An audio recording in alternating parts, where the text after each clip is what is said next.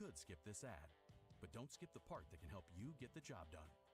At Grainger, we're here for you with supplies and solutions for every industry. Call, click Grainger.com.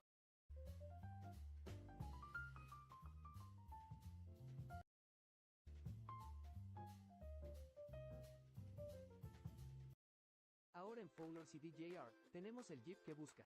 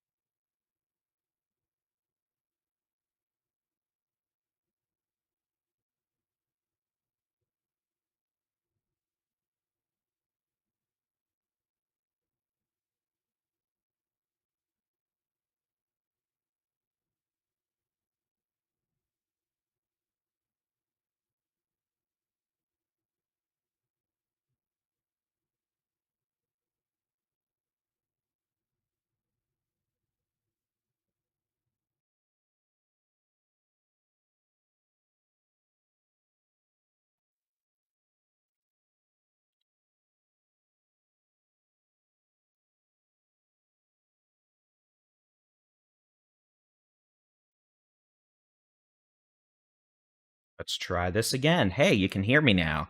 All right, apparently the USB puck was being rather unhappy with itself, but you should be able to hear me now. My apologies. It's 2:04 p.m. on this, the 27th of April, 2024. I'm Texas Storm Chasers Buddy-in-Chief David Reimer. We have a tornado warning now. That does include Benjamin, Texas, and Northwest Texas. Before I was so rudely interrupted by the muted microphone, let me go ahead and recap what I said. The cap's held across Texoma, North Texas, Central Texas. Y'all are going to have to wait until tonight for thunderstorms to deal with. So with that being said, North Texas, DFW, Central Texas, unless something changes, y'all aren't going to have storms until late tonight, early Sunday morning. That is not the case in Northwest Texas, Western Oklahoma. We now have our first tornado warning of the day in the state of Texas. This is going to include the city of Benjamin. Let me go ahead and turn this off, get some things set up here, and we'll chat with you. We were originally just going to be live on the TW, or the Texas Weather Center YouTube channel. Talk about what was going on today, but since we have a tornado warning, we'll go ahead and get started. This is going to be a tornado warning for a possible tornado now crossing over Highway 6, a couple miles north of the city of Benjamin. This is a supercell thunderstorm capable of producing golf ball to tennis ball size hail, damaging winds of 70 plus miles an hour, and a tornado. It's moving northeast at 26 miles per hour. Outside of areas out here, Trescott, you're going to get the hail core on Highway 6, but the tornado, if we get one, will be to your south. If you are in Benjamin, you've got a circulation passing just a few miles north of town.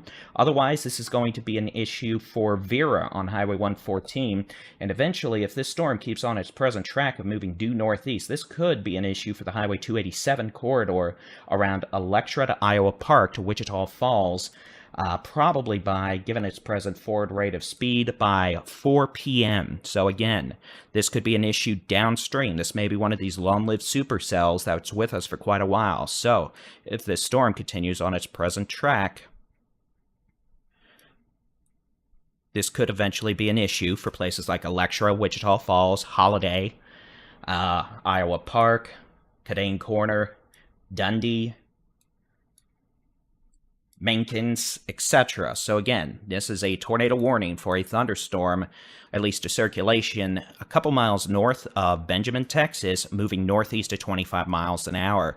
We note another supercell southwest of Benjamin. This is going to be, you know what, let's just put it in relation to Aspermont. This is going to be about 11 miles northeast of Aspermont, moving northeast at 30 to 35 miles an hour. If the storm keeps on its present track or turns a little right, this could be an issue for Knox City, O'Brien, and eventually the city of Benjamin itself. We note this thunderstorm is capable of producing All these storms today, honestly, out here. If there's a supercell out here in northwest Texas, bet on golf ball to softball size hail, winds over 70 miles an hour. Can't rule out tornadoes. A tornado watch is in effect until 8 p.m. And we do note that this is a unique tornado watch in the aspect of it is a particularly dangerous situation tornado watch. Particularly dangerous situation tornado watch is PDS tornado watch is issued for northwest Texas, western, and central Oklahoma until 8 p.m. And I promise you, we will have many more watches in Texas tonight and to tomorrow morning. A PDS tornado watch, particularly dangerous situation, stands for a situation that is particularly dangerous. I know, ironic, right? It means there is a increased threat, a significant threat for strong EF2 to EF5 long-track tornadoes, if we deal with tornadoes at all. And clearly, if we're going to be doing that, there is a heightened threat for tornadoes. We note the storm prediction. My weather radio is going off.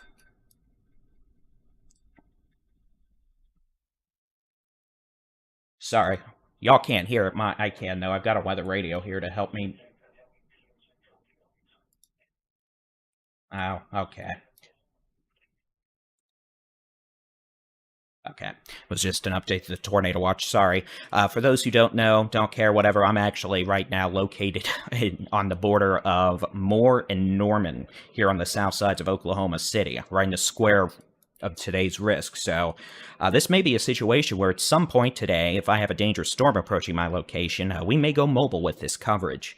I've actually got the chase vehicle ready for that if it becomes an issue. But let's take a look at the severe weather outlook.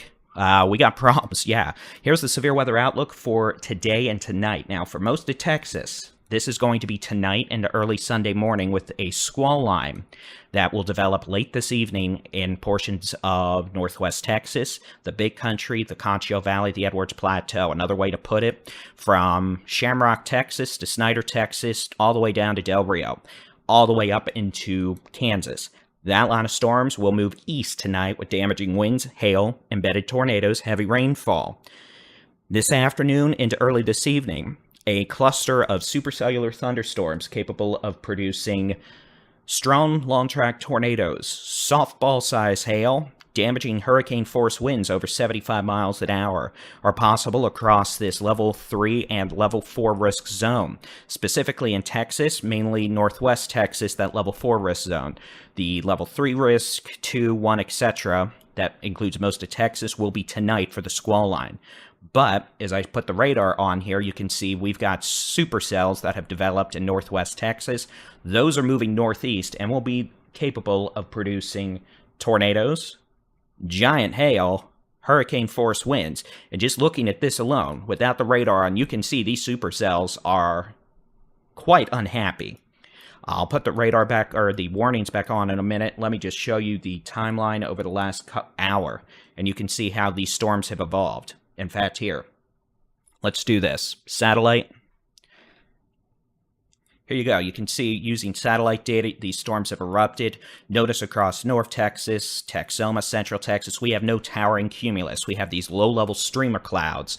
The low levels are still a bit capped here, and we don't have that upper level lift needed to break through that cap, which is why we have no storms in North Texas, Central Texas. That was a low possibility, but one that would have yielded big problems with tornadoes. Fortunately, that is not happening.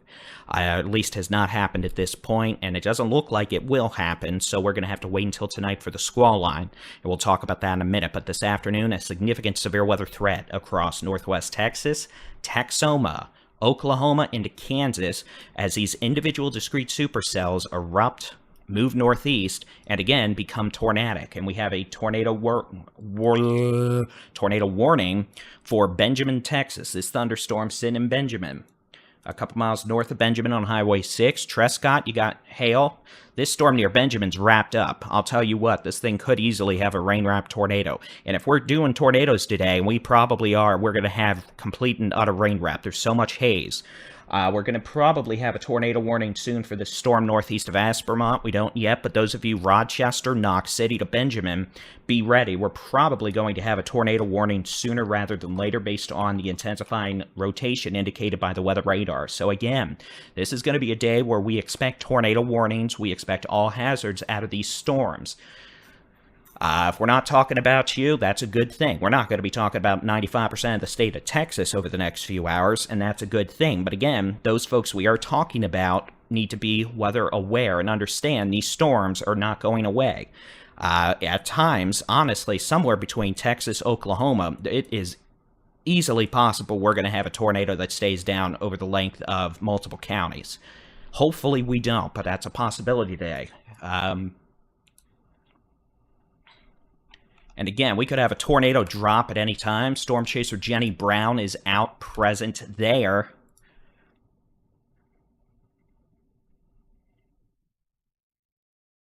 And in fact, let me see if this is working. Okay, I just need to update that.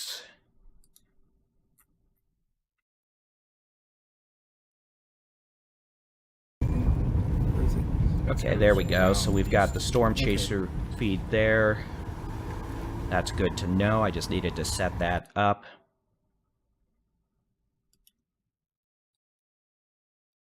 Oh! The dog's not having a good day with the storms. So anyway, back to this. Yeah, y'all, this thing northeast of Aspermont's gonna get ready to drop a tornado soon. Tornado warning or not, we're getting pictures in out the wazoo of this thing with a dangerously organized wall cloud. Thus, we're probably going to be having issues with this sooner rather than later. Thank you, Jason. Let me get that set up. I'll make sure my Zello is open. It is now. Alright, let me get this scene edited.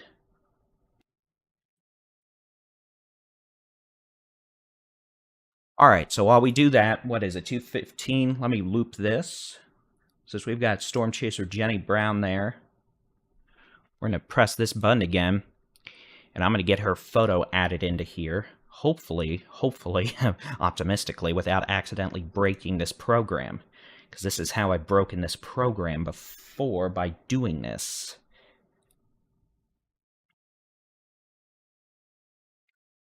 Alright.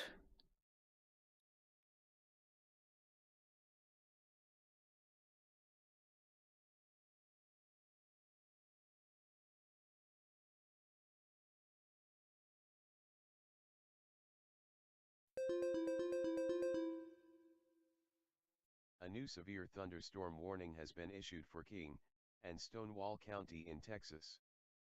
Okay, that's good to know. Fix that. Jason, let me know what folder you have that picture in, by the way, when you have a chance, if you're listening. Or if it's on a feed I'm supposed to pull up, but...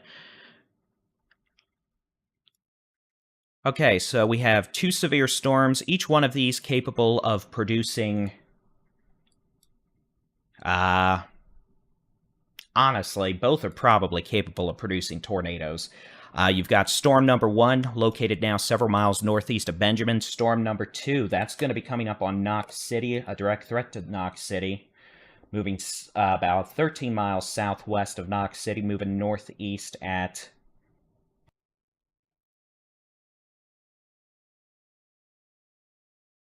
about 30 to 35 miles per hour. Thank you, Jason.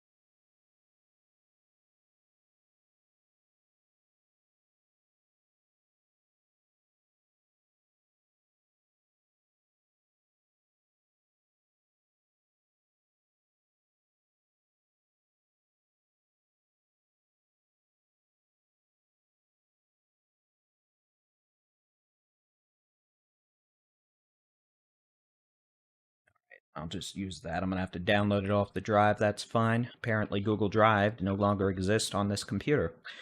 That's easy peasy. I can pull it up just as easily. Do live photos. Thank you. Yeah, that was easy peasy. All right. Let's copy that link.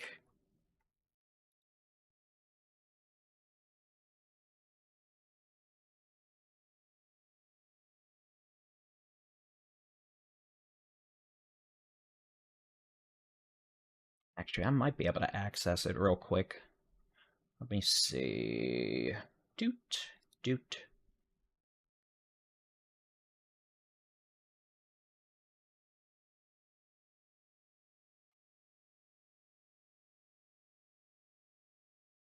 There's the one I needed. All right, maybe now it'll let me actually use this as a virtual drive. Or it'll just not open at all. It's a Monday. So again, we have 2 severe thunderstorms capable of producing large hail, damaging winds, and perhaps tornadoes.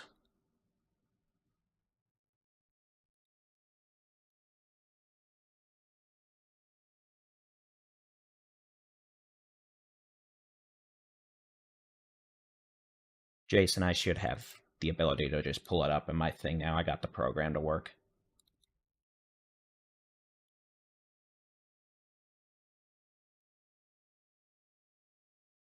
I'm just adding it to my thing real quick, and we'll show you the photo from Jenny Brown.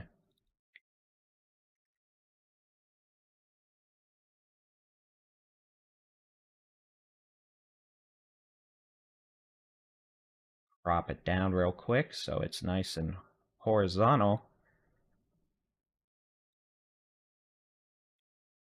We'll just show you that real quick.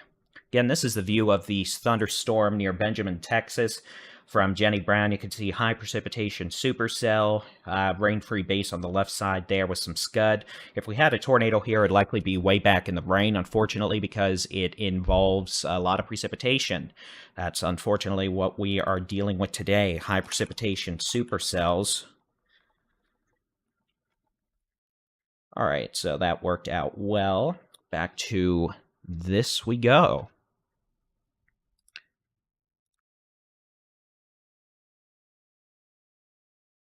All right, so the time now is 2:20. We've got a thunderstorm capable of producing a tornado now. Oh, it's really going to be about 4 miles southeast of Trescott, moving away from Trescott. This is way northeast of Benjamin. Benjamin, you're not in a tornado warning any longer. You're clear to come out, though you're going to have another storm coming up from your southwest soon.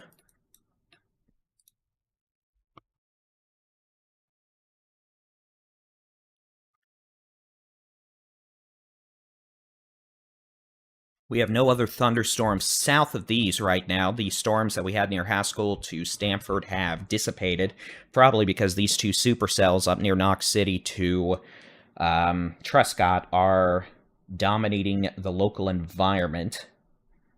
So with these thunderstorms, they're going to be with us for a long time, probably. These 2 individual storms, both are capable of producing large hail, damaging winds, the potential for some tornadoes as well.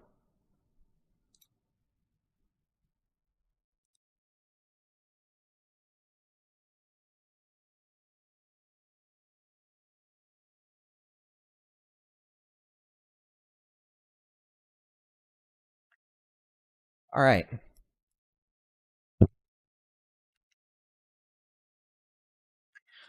So let's go ahead and clear this off. And again, looking at the state, you can see 95% of the state. It's a nice day out. It's windy. We've got some clouds streaming northward across the eastern 2/3 of Texas, east of the dry line where it's hazy. It is windy. It's humid. It's muggy. It's warm. West of the dry line, you can see we've got mostly clear skies, bit of dust, high fire danger, but dry. What we're going to do now is we're going to clear everything off, and we're going to switch over to the high-res rapid refresh model. And that'll allow us to see what we expect for tonight.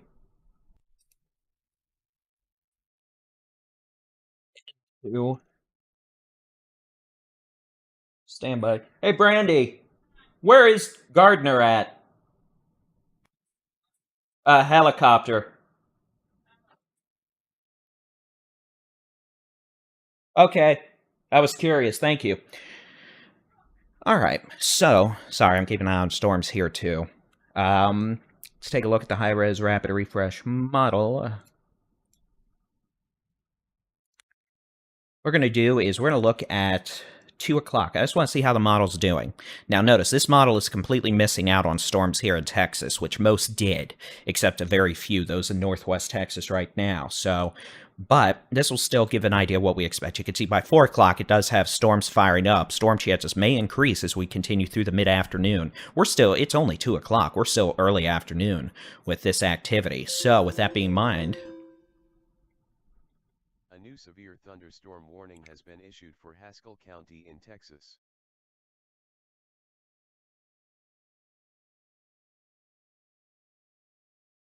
we could see additional storms develop through the mid to late afternoon. And I'll tell you this, any supercells we have in northwest Texas, if we have supercells at 6 o'clock out by themselves in northwest Texas, there is a significant risk of tornadoes, some of which are going to be strong and long-lived. If that's the case, the potential for giant hail, damaging winds. But for most of Texas, we're still quiet at 6 o'clock.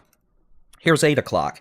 Line of supercells still northwest Texas, the potential for tornadoes, very large hail, damaging winds as we continue to 10 o'clock. That is when we start seeing the line of storms that will eventually impact a majority of the state over the next 36 to 42 hours. These thunderstorms will erupt quickly late this evening, 9 to 10 p.m. on the dry-line Pacific Cool Front across the eastern Permian Basin, into the Big Country, northwest Texas, eventually the Edwards Plateau. They will move east. In fact, here, I'm just going to let it loop for you through tomorrow morning. It'll take a second to load, my apologies. You can see, scattered supercells northwest Texas this afternoon, all modes of severe weather. Big old line of storms tonight, the potential for damaging winds. The strongest storms, honestly, some of these may produce hurricane-force winds over 80 miles an hour. The potential for large hail in spots and embedded spin-up tornadoes. Heavy rainfall with the threat of flooding. The National Weather Service in Norman notes an increasing threat for all modes of severe weather, including giant hail up to 4 inches in diameter. The potential for strong tornadoes is increasing across northwest Texas, with ahead of the 2 supercells we're watching. That does include the city of Wichita Falls. Okay, let me go back and show you. Again, we have 2 storms right now, but I want to make it abundantly clear these are in an extremely dangerous environment in terms of what they are moving into. Things are ramping up now. Low-level wind shear will increase, and the overall environment will be favorable for tornadoes, potentially EF2 plus tornadoes, long-lived tornadoes, giant hail up to the size of softballs, and damaging straight-line winds. And again, I want to emphasize, this does include the 287 corridor and Wichita Falls. These storms are not going to go away. In all likelihood, these are going to make it into Oklahoma in about 2.5 to 3 hours. But before that, they have to move through all these communities. Seymour, Holiday, Wichita Falls, Iowa Park, Electra, Vera. A new severe thunderstorm warning has been issued for Knox County in Texas.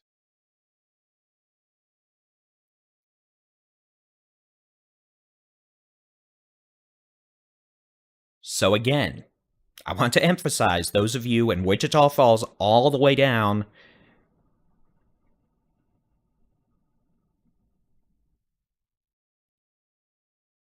Highway 82 to Seymour, all the way to where these storms are, you need to be on guard. And if we have tornadoes, they're not going to be easily seen. We're dealing with very high precipitation supercells, which combined with all the haze, it's going to be very difficult to see a tornado in person. So I know you're looking at radar, you're looking at all this, it's like looking at a bucket of spilled paint. But if I'm telling you there's a big tornado and you better get your butt to shelter unless you want to end up lofted halfway over towards Archer City or the lake, or Lake Arrowhead, you better do what I tell you to do in terms of getting to shelter.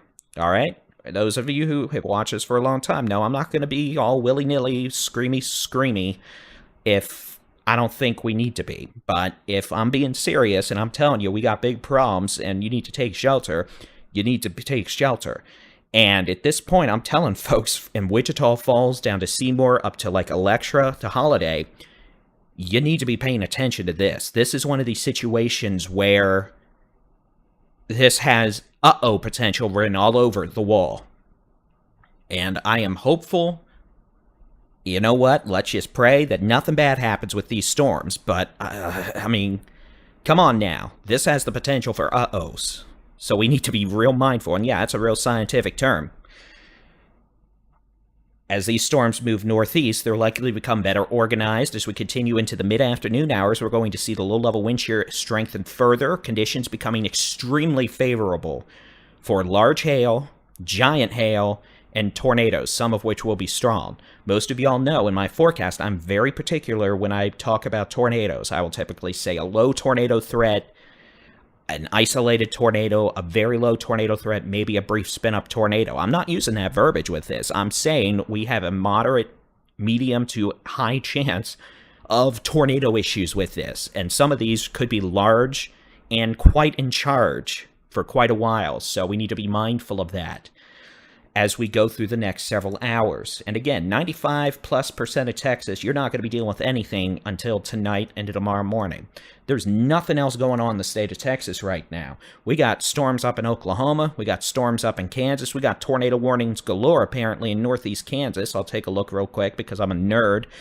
And yeah, there's supercells up here. In Oklahoma, we have no tornado warnings right now. That is probably going to be coming to a quick end at some point. That's map's going to be lit up like a Christmas tree with tornado warnings later. And then here in Texas, we have a tornado warning over rural portions of northeastern Knox County. This thunderstorm is moving northeast. This northern storm is probably going to be an issue for Electra to Iowa Park. This southern storm is probably going to be an issue. If it moves more northeast, it's going to parallel Highway 277/82 all the way up to Seymour, Holiday, and eventually Wichita Falls. Both of these storms are moving northeast at about 35 miles an hour. So what I'm going to do is I'm going to put a time on here. Let me see if I can't get this to go out. I'm going to have this go out 2 hours. Again, 35 miles an hour. And I'm going to just draw it like this. 35. All right. So Seymour. Now, you know what? That's not right. Let's do this.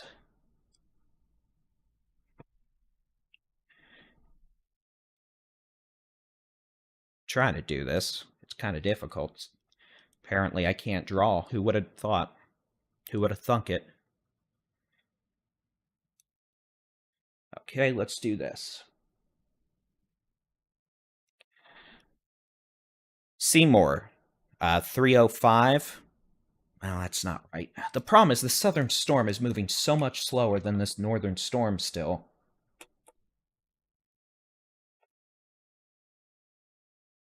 Okay, they think they're moving at 25, so let's just do that for now.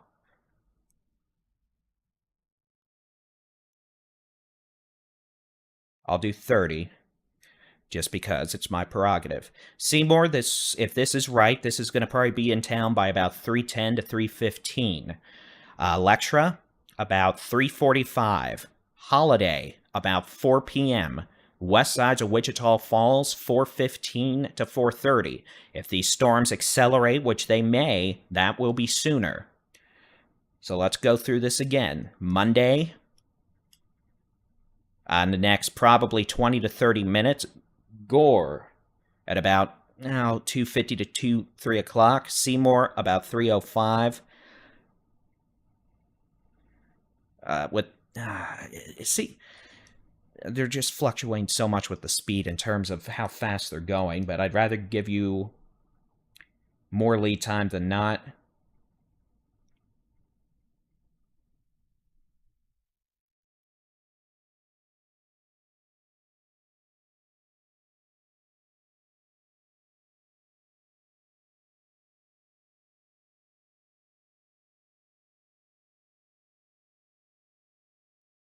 But again, this could be a problem for Northwest Texas. At this point, we only have one tornado warning. It is for a supercell circulation 10 miles east of Trescott, moving northeast at about 25 miles per hour.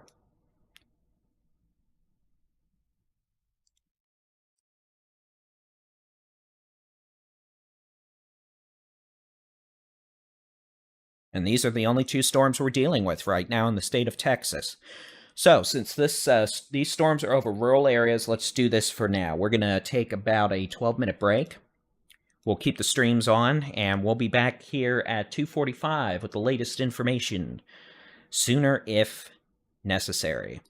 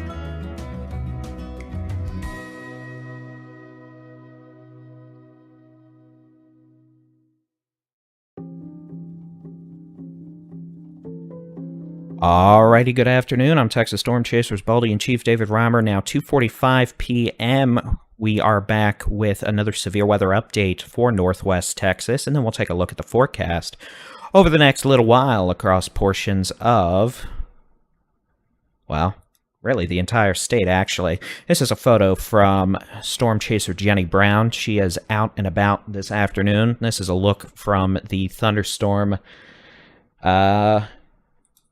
south of Knox City. You can see a pretty decent wall cloud there in the background. In the foreground, you've got some wildflowers. Jenny's a very good photographer, so she knows how to find foreground. Thunderstorm.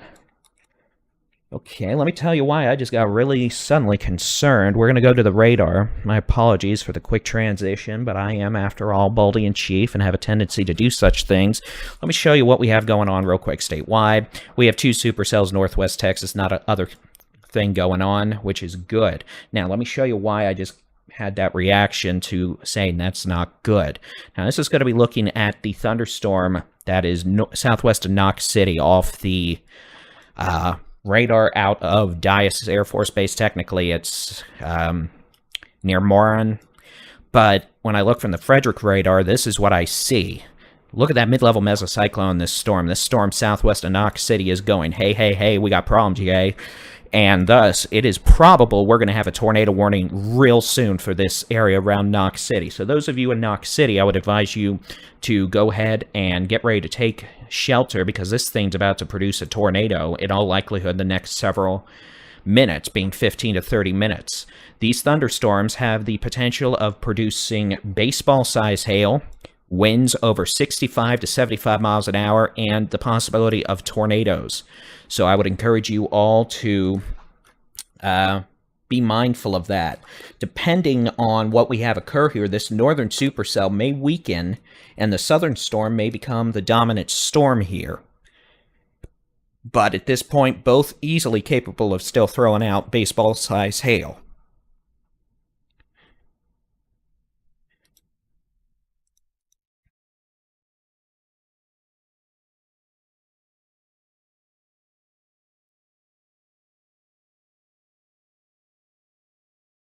So again, if you're in Knox City, O'Brien, and northwest of Rochester, this thunderstorm is quickly showing increasing potential of low-level rotation and the potential for it to go tornadic soon. That's the area we're looking at. We're looking at the which way the winds are blowing mode here. Back on reflectivity, you can see that appendage here. You've got your warm inflow being sucked in. You got southeast winds gusting up to 45 miles an hour. We'll look at the which way the winds are blowing mode. And again, these pinks are moving away from the radar. Green's moving towards the radar. That's your rear flank downdraft. So we take a look at the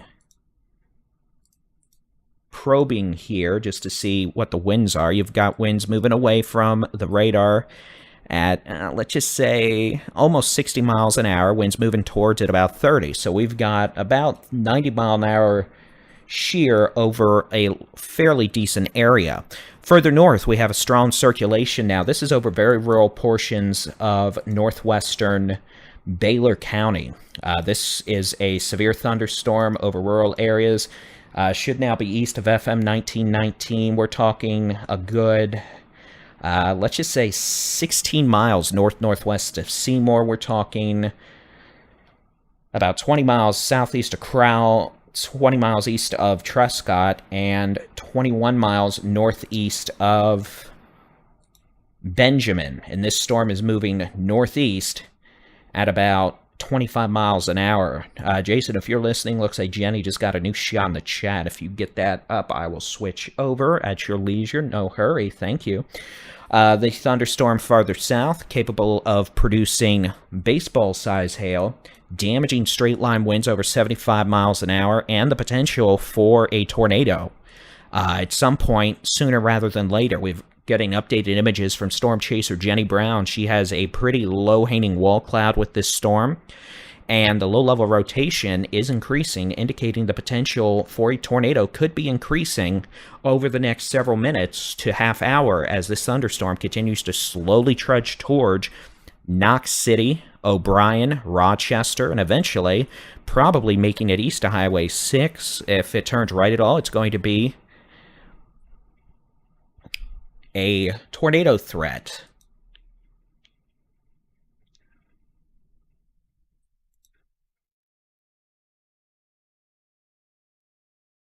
So again, these are the only two storms we're dealing with in northwest Texas right now, and really in Texas itself. You can see we had a storm earlier, drop some hail on 287 around Quanah. That was about $half size hail. And then we've got these two supercells now. One supercell about 20 miles northwest of Benjamin, one supercell a few miles southwest of Knox City. Now, this is the photo Storm Chaser Jenny Brown took at 2:49 p.m. This is near Knox City. You can see a well-defined wall cloud, low-level circulation developing, and combined with the low-level rotation we're seeing, the potential could increase sooner rather than later for a tornado. Looking at the image, here, I'm going to try to draw on this, and this is probably going to bite me in the butt.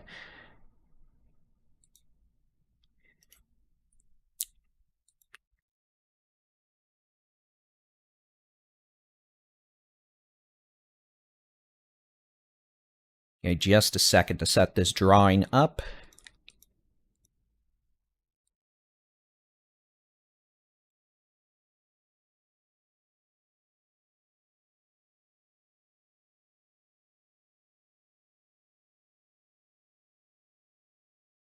There we go. This is your beaver tail. You can barely see it. This is air being sucked in. There we go. Now you can actually see it. Let me...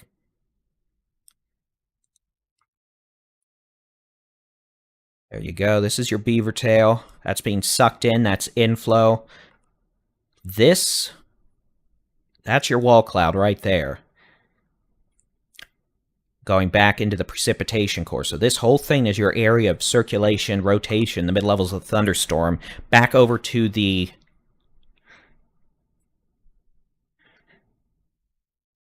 radar, and you can see two supercells. Northern supercells moving northeast pretty quickly. That might be closer to 30, 35 miles an hour, moving up towards Electra. That currently has the potential of large hail, damaging winds, at time pockets of low-level rotation. This southern storm is the one that may become problematic here soon, with the potential for low-level rotation, and we note it looks like it almost ingested a shower, which probably is why we're starting to see some increase in low-level velocities. So we'll have to keep an eye on that most definitely, as this thunderstorm is capable of producing all modes of severe weather.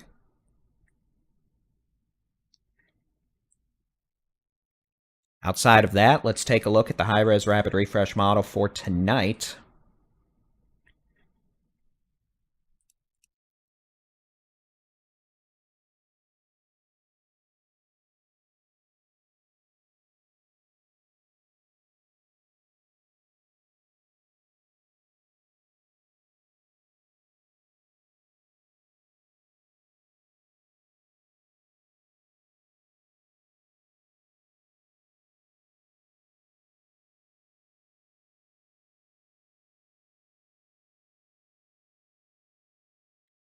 First thing we're going to look at is the model at 2 p.m. Now you can see that's showing that pretty well. Notice we're mostly quiet across the rest of the state. And here, I'm just going to load a loop here and let it run.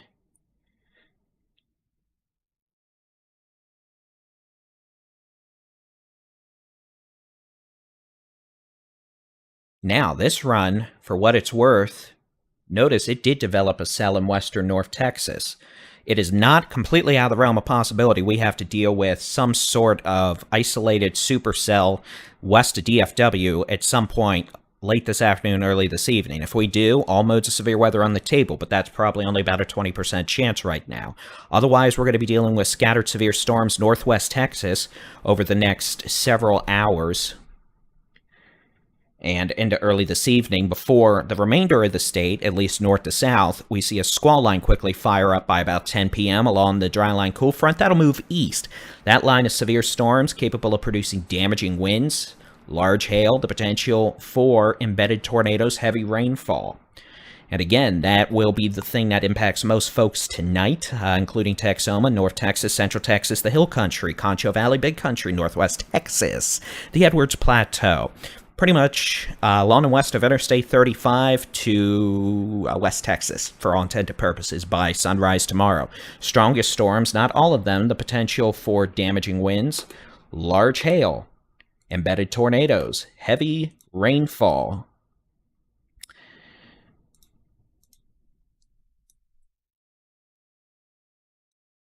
So again, that's what we're expecting tonight and tomorrow morning. So while the threat for severe storms remains localized over northwest Texas right now, that will not be the case tonight and tomorrow morning, with the potential for damaging winds, hail, embedded tornadoes, heavy rainfall. But for now, you can see we have two severe storms, each capable of producing large hail. The storm approaching Knox City could have baseball to softball size hail, moving northeast at 25 miles an hour, the potential for 70 to 80 mile an hour winds. And both these storms are capable of being tornadic. The northern storm has a tornado warning that is over rural portions of northwestern Baylor County, moving generally towards Highway 183. That'll probably cross over 183 a good, it's going to be 15 to 20 miles south of Vernon. And then from there, it's going to be on a beeline for the city of Electra. And we'll see how that goes, but that's probably about an hour out from Electra. I'll put the timestamp back on here. A new tornado warning has been issued for Knox County in Texas. Okay, so that's the storm near Knox City. We now have a tornado warning. These thunderstorms both capable now of producing a tornado. Those of you in Knox City, Rochester, Monday to Benjamin, you need to take a shelter. That's going to be lowest floor, center room, away from windows. Put as many walls between you and the outside as possible. Here's a view from Storm Chaser Jenny Brown a few minutes ago. This thing's got more structure than a cinnamon bun. You can see high precipitation supercell back here. You can see this whole thing. These are plates. This whole thing is just spinning and spinning and spinning. Back here is your area of circulation back in the rain. If we have a tornado drop, it would be back in here, and that has the potential to be completely and utterly wrapped in rain. This storm, moving into Knox City in northwest Texas, also has a increasing probability of producing tornadoes, softball-size hail, wind gust over 75 to 80 miles an hour. And this thing's going to keep on booking, and this could pose a threat to the city of Seymour at some point. But again, this is a well-structured supercell now northwest of, approaching Knox City. Yeah, Jason, I figured you'd enjoy the fancy little whiteboard. Let me see if I can make it any bigger. Ooh, look at that. Okay. Sorry, I'm learning how to play with toys. Don't hate. So again, you can see this thing, this is just, all this air is streaming right in here, into this updraft. That's your updraft. And this whole thing up here is rotating. So again, it's a very intense supercell thunderstorm now approaching Knox City. And looking at the radar, you can see this thing's definitely got a hook echo. This thing's got attitude. This thing could have softball-size hail. And this thing could put a tornado down extremely close to Knox City. I cannot emphasize enough, as we did last year in the Panhandle, towns, Perryton, Matador. I realize out here it is more easy to find a cow than a human sometimes, but we have towns, and Knox City is a decent-sized town. Y'all in Knox City need to get your butts in the shelter. I don't care if you normally get to go look outside and see 20 miles away. A new severe thunderstorm warning has been issued for Haskell County in Texas. I don't care if you can look outside and typically see 20, 25 miles away. You can't today. This thing's got rain in it. This is more like a supercell you would see in Mississippi. There is more rain in this updraft than hairs on top of my head. That's not real hard to achieve, mind you, but this thing's completely rain-wrapped. If we get a tornado, it is likely going to be completely obscured by rain, darkness, and hail. You're going to have to trust me when I say if there's a tornado here, it is going to be wrapped in rain. You're not going to see it. It's difficult enough for experienced storm chasers out there to see it, and typically if you're going to see it, you've got to drive into the bloody thing. And I encourage you not to drive into the bloody tornado. It will throw you, and you will have a bad day. So please take shelter if you're in Knox City to O'Brien. I would hardly recommend traveling anywhere around here right now. Don't be going south out of Benjamin on Highway 6. Benjamin, you're technically just north of this storm. You've probably got hail in Benjamin, maybe definitely much larger hail south of Benjamin. Hey, Brandon, guess what? The sun's coming out on satellite. Yay! Nowhere near this storm. For those of you who don't know / care, too bad, you're going to find out. I technically live up here around Norman. So the sun coming out in the middle of a severe weather outbreak, not good, just destabilizes things. I'm actually having to keep an eye out on nearby storms myself just to make sure I don't need to go mobile to avoid being attacked by spinny doom-dooms. I see we do have some new storms firing nearby. But again, we have 2 tornado warnings. One, we're going to find out what the Weather Service is going to do with this thunderstorm southwest of Electra soon. Electra, I'll tell you what, you guys are going to have problems with this little stormy coming your way. Hopefully, it quits trying to be tornadic, but at least right now, it's still producing golf ball-sized hail. Back near Knox City, this thing's got more attitude than a politician going in front of a inquiry. I don't know what the political terms are. I have better things to do with my life. This thing's got attitude. This thing's got rotation, and this thing's got one heck of a mesocyclone. Notice it's kind of broad right now. When I talk about gate-to-gate couplets and tornadoes, typically we're talking bright blue against bright pink. This is another example of what a more broad circulation looks like. This is a great example where I get to use my little ballerina example as soon as I probe the little data. Come on, come on, come on. Thank you. You can see we got winds moving towards the radar at 70, winds moving away at 70, 140 mile an hour shear spread over the mesocyclone, probably a few miles. If that is able to concise, that's not the word I'm looking for, is it? Contract. If that is able to become a smaller, more tight area of rotation, it's like a ballerina or a skater. They're out doing their thing, dancing along, skating along, going whippity-doo, whippity-yay. But then when they start spinning, they spin slow at times. They bring their arms in, they start spinning like a little twister in a soda can. That is what can happen with this. Clearly, I need more caffeine. My vocabulary is limited by my own inability to think today.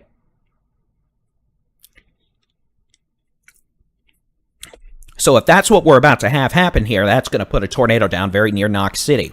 Storm chaser Jenny Brown is there. If something happens and she sees it, she'll let us know. She'll send us a picture. We'll get it on air.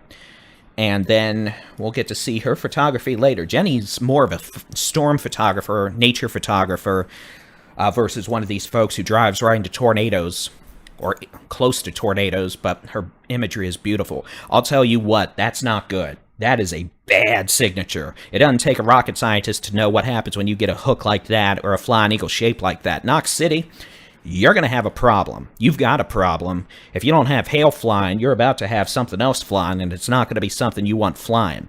You need to be in a safe place if you're in Knox City. This is way south of Crowell, way south of Quanah, way north of Haskell, north of Anson, north of Abilene, and these storms as a whole are on their way to say hello to, well, more northwest Texas. So please take your appropriate precautions. We're blessed in the sense we only have 2 storms to deal with right now. That probably will not be the case later. Let me see, 73 from there, 62, so the Dias radar remains closest. You want to look from the closest radar because we're trying to look as low as possible in this storm. Yeah, this storm has got attitude.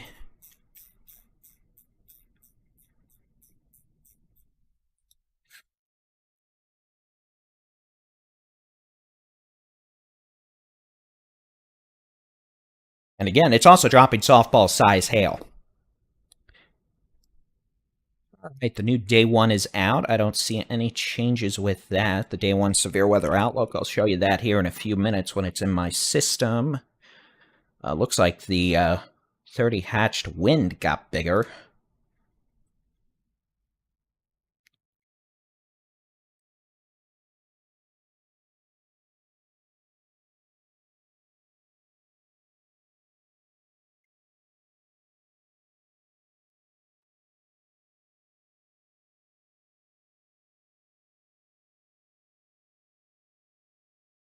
All right.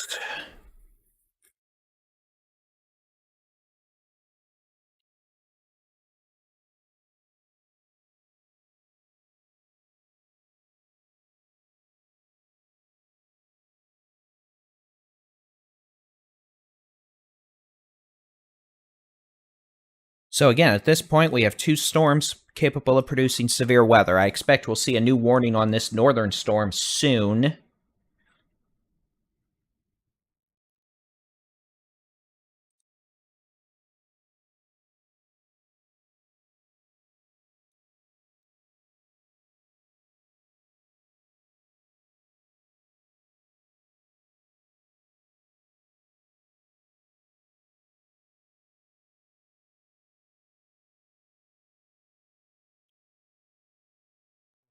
Switch to this. Let's take a look at this storm closer to Electra using a closer radar. We'll look from the Frederick radar. Out of the 2, this one's definitely weaker, but looking from the Frederick radar, you can see it also has a much more impressive low-level reflectivity signature, hail signature.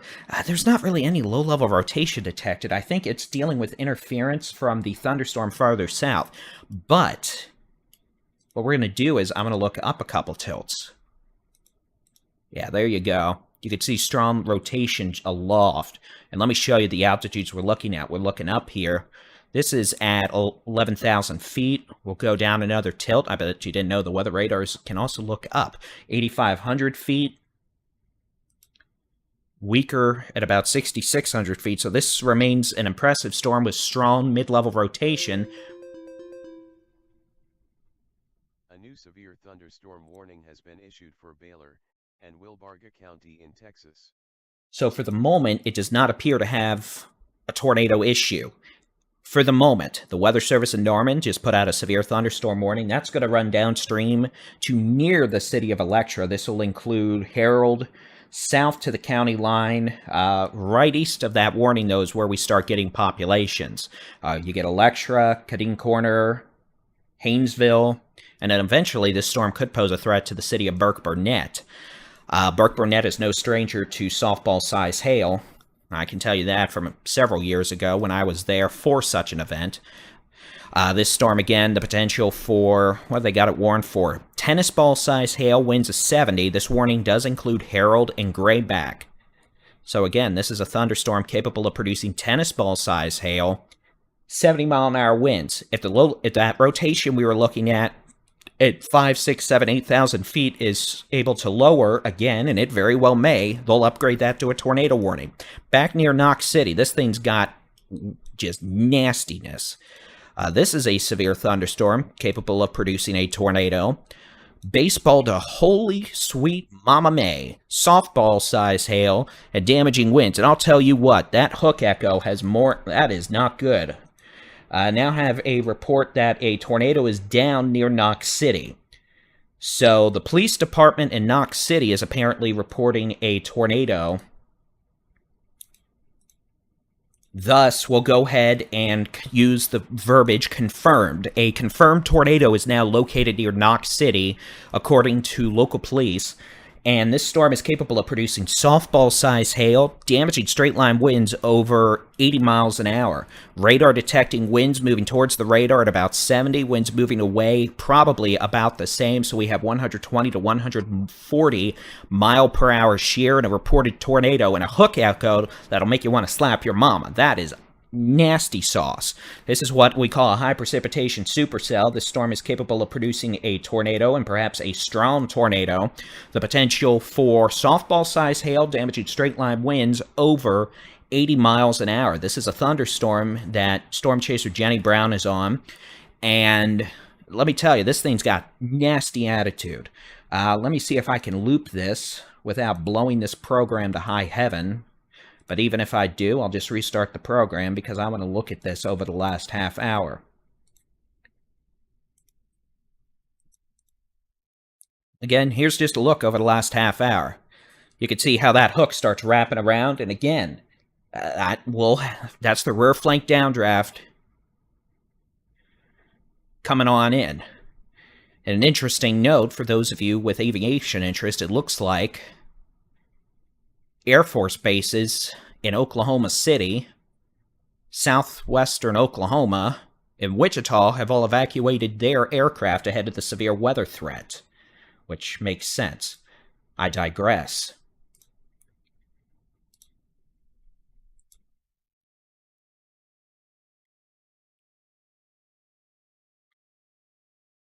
So again, thank you to Ryan Sheff for that information. This storm continues to exhibit strong rotation. We're seeing the potential of a tornado near Knox City now. Local police reporting a tornado down. Definitely wind-driven hail up to the size of softballs possible. The potential for straight-line winds.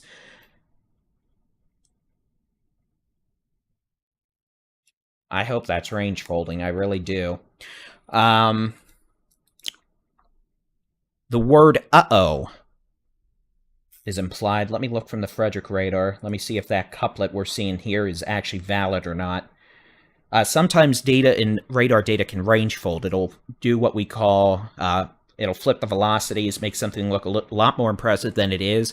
So in that case, I look from a different radar site to see if we have that kind of a couplet, and, I mean, yes. So again, very strong velocities now being indicated around Knox City. We've got winds moving towards the radar down in Mullen, Abilene, about 80 to 90 miles an hour. Winds moving away at about 80. So we're now up to 150 mile per hour shear.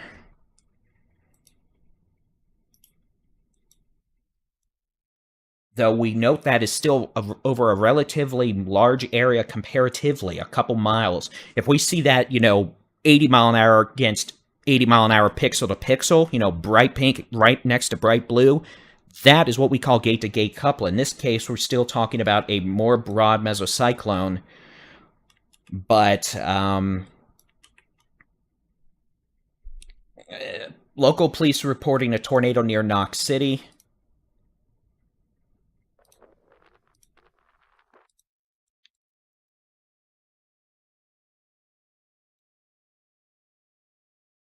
Jason, let me know if you're listening. If you are, let me know if you're able to run that video as soon as I switch you over to it all. As soon as I see you switch, I'll get it on. Or I could just download it and run it.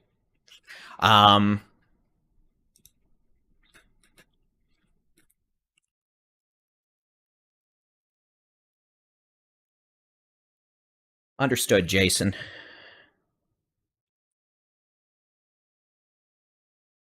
Okay, so again, we're going to switch to video here in just a second from Jenny Brown that just sent in. It's about a 45-second clip from Knox City. We'll show you what that is.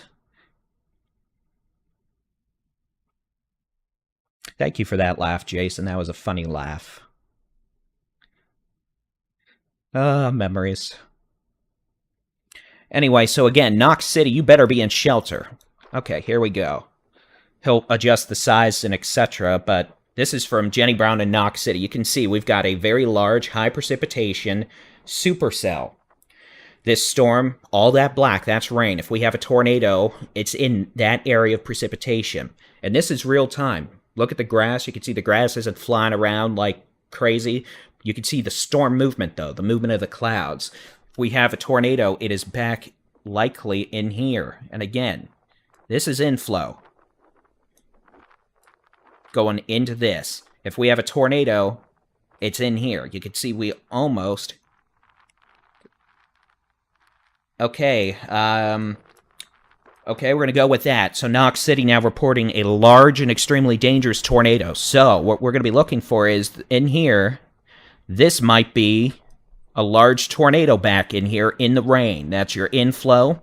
The potential for a large and extremely dangerous tornado now reported very near Knox City. So again, thank you to Storm Chaser Jenny Brown for that photo. This is what I mean by rain-wrapped tornado. When I say rain-wrapped tornado, that is exactly it.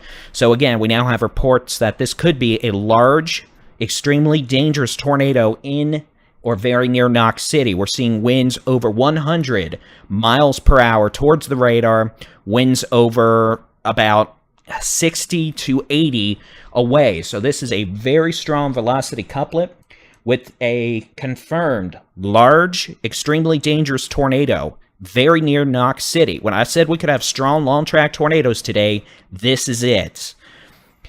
We now have, at 3:12 p.m., a confirmed large and extremely dangerous tornado is located over Knox City in northwest Texas, moving northeast at 25 miles per hour. This is a particularly dangerous situation. Weather spotters have reported a tornado near Knox City. To repeat, an extremely dangerous and potentially deadly tornado is on the ground. To protect your life, take cover now. All right? Tornado likely now near or just east of Knox City. It's going to be on Highway 222. Those of you in Monday, you're up next. Monday, urgent call to action. We have a large, extremely dangerous rain-wrapped tornado reported now near or just east of Knox City. And again, I'll show you the video again we got a few minutes ago from Jenny Brown. You can probably make out part of that tornado. When I say rain-wrapped tornado, that's what I mean. Probably back in here. Now, this whole thing is probably not the tornado, but you can see inflow going in here. You can see your very significant rain curtains here. Notice how we go sharp delineation there, kind of lighter here. If we have a tornado, it's probably right back in here. And again, this whole thing is part of that high precipitation mesocyclone. Those of you in Knox City, large, extremely dangerous tornado likely near or now just east of Knox City, moving along Highway 222. Monday, this is a call to action. If you know anyone in the community of Monday in northwest Texas, southwest of Seymour, southeast of Benjamin, east of Knox City, anyone between Knox City and Monday, this is a call to action of a large, extremely dangerous tornado wrapped in heavy rain moving east at 20 to 25 miles per hour. This is a confirmed large, extremely dangerous tornado. Back northeast, let's make sure we're not missing anything. We do have a severe thunderstorm capable of producing tennis ball size hail. This storm well southeast of Vernon, moving northeast at 25 miles an hour. This storm could have quarter to golf ball to tennis ball size hail. It is moving northeast towards the city of Electra, now 14 miles southwest of Electra, moving northeast at a brisk 35 miles an hour. That would place it in Electra around 3:45 p.m. We're going to have to keep an eye on it. If it's able to organize, the potential for a tornado could increase with that storm. Further southwest, a thunderstorm capable of and reportedly producing a large tornado now just east of Knox City. Knox City, tornado should be east of you now, but you're probably getting annihilated by west rear flank downdraft winds. Let me see if we have a Mesonet station there. I think West Texas Mesonet has a station in Knox City. And if they do, we can at least get a wind report. Oh, they have. Maybe not. Where's that? No, they have one northeast of Monday, though. They do have one just northwest of Knox City. Let's see what the wind. Peak wind gust at the Mesonet northwest of Knox City, which is storm mist, is 59 miles an hour. We have a Mesonet station just northwest of Gorey, near Hefner. That'll be good to note for later. But again, this is a thunderstorm with a tornado, now just east of Knox City. I'm going to put some county roads on here. Now, we're looking probably 6,000 feet plus above the ground here, so I don't want to get too specific, but I can at least get specific enough to let y'all know some of the roads out here. I know it's a pretty rural area between Knox City and Monday, but I can at least try to give you all some references. This is northwest Texas. 95% of the state of Texas has nothing going on right now.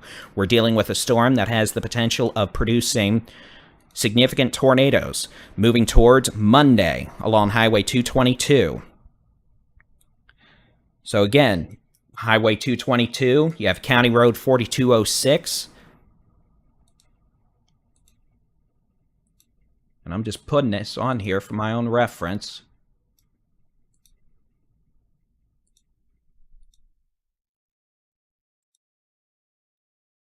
I'm just putting roads on here as I find them. Coming up to County Road 4237 east of Knox City, you can see very impressive hook echo. Velocity couplet, this thing's got attitude, reported to have tornadoes with it.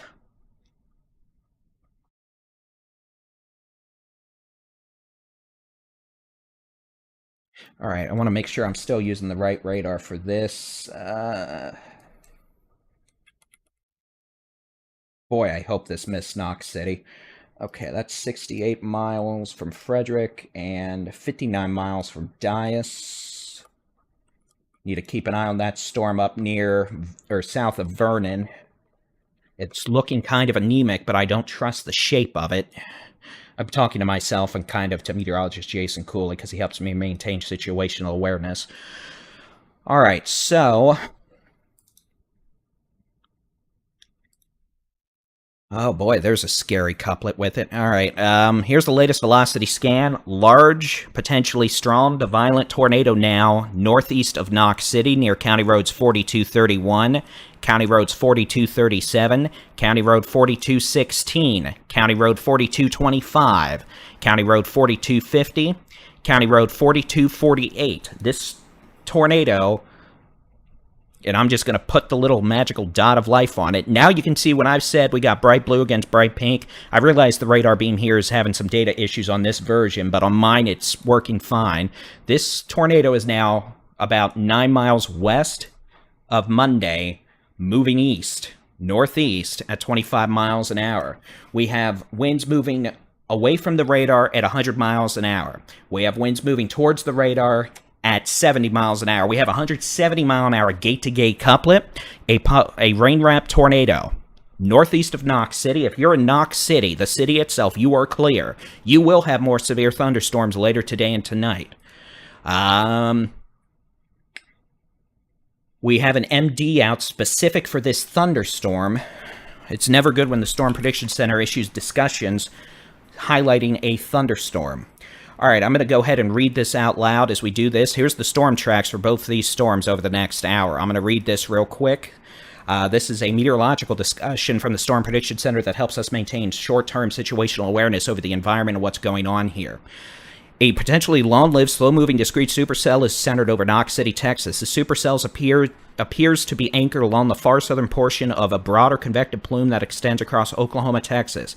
With full insulation in the warm, moist sector inflow to its southeast, it's plausible that a long-lived supercell will persist for the next 2 to 3 hours. When I said long-lived supercells, that's what I mean. A cyclic tornadic supercell could evolve beyond the very large hail threat, and it has, with baseballs reported so far. The supercell to its northeast in Wilbarger County will also have the potential to further intensify as it spreads towards the northwest or Wichita Falls vicinity, given storm relative helicity of 1 kilometer storm relative helicity of 200 meters squared second squared. That's just them saying the environment's favorable for tornadoes. Back to this. Large and in charge. I'm going to actually do something here I don't typically do. Give me just a second to press this button. It's not going to be pretty, but we're going to do it.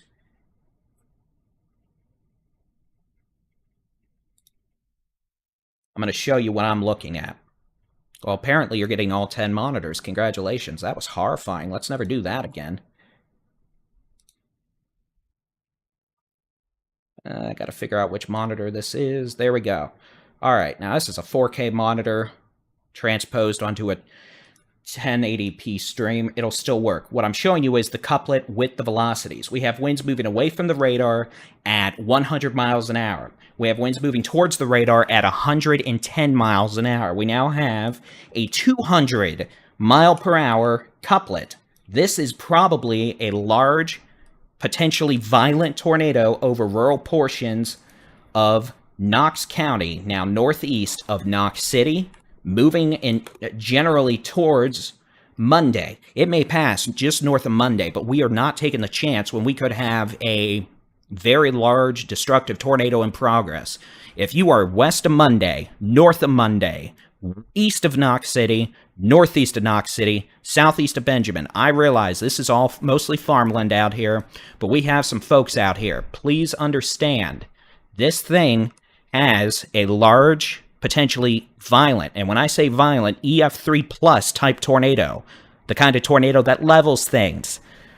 This thing could be down for quite a while.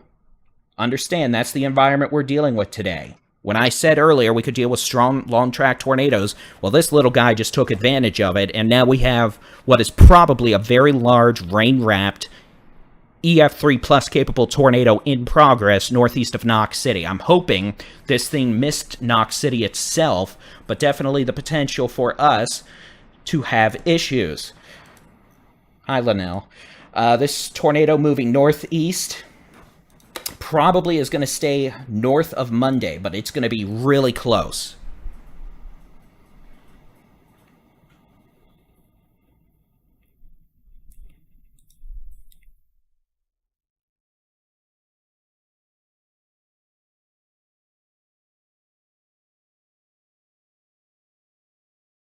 And Jason, since I know you're listening, do you want me to plug in the old WSV computer and turn it on so you can use OBS on that for that picture stream? I'm sure your computers are on fire by now.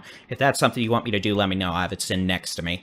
So again, a large tornado in progress now. This is going to be a large tornado that is now 5 miles northwest of Monday, 5 miles northeast of Knox City, moving east-northeast at about 25 miles an hour.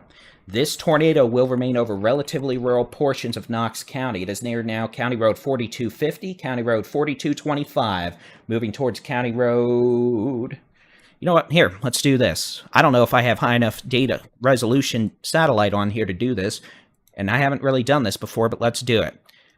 You see what's out here? We got farmland, which obviously means we have houses out here. Everyone northeast of Knox City, northwest of Monday, west of Monday, in Monday, west of Gorey, southeast of Benjamin, needs to be in a safe place now. I realize there are probably more cows out here than people, but I want you to understand this is the kind of tornado that will do bad things, okay? Now, we're not going to have a tornado debris signature. Again, we're in a rural area of farmland out here. Out in, East Texas, Louisiana, Mississippi, where we have trees galore, we'd see a tornado debris signature with this. That's because leaves and all that would get lofted, tree branches. Out here, we got blades of grass. That's not going to get picked up on a tornado debris signature on this kind of a scale. It would have to hit buildings, and we don't want it to hit buildings, so we're not going to see a tornado debris signature.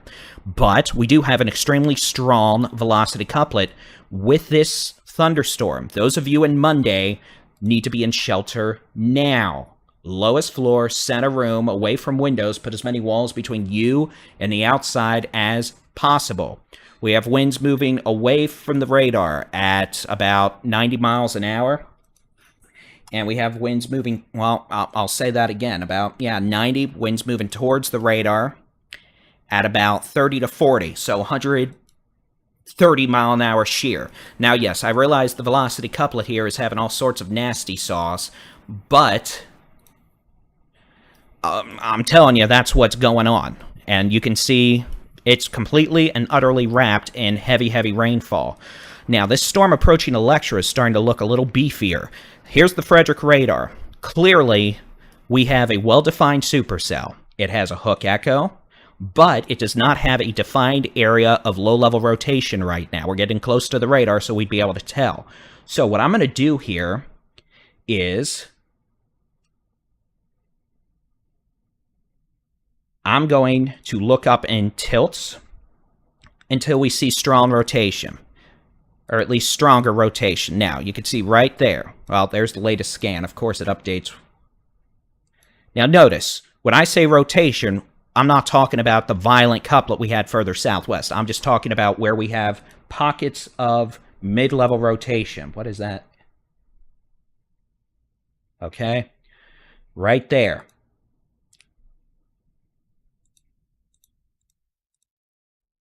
And we're looking here at 5,000 feet. So earlier, the strongest rotation was at about 6,000, 7,000, 8,000 feet up. It is now lowered to 5,000 feet, which means we're going to have to keep an eye on it. This storm will impact the city of Electra and Burke-Burnett over the next 1 hour. The potential for golf ball-size hail, the potential for damaging winds. If it intensifies, the potential for a tornado just like this storm further southwest.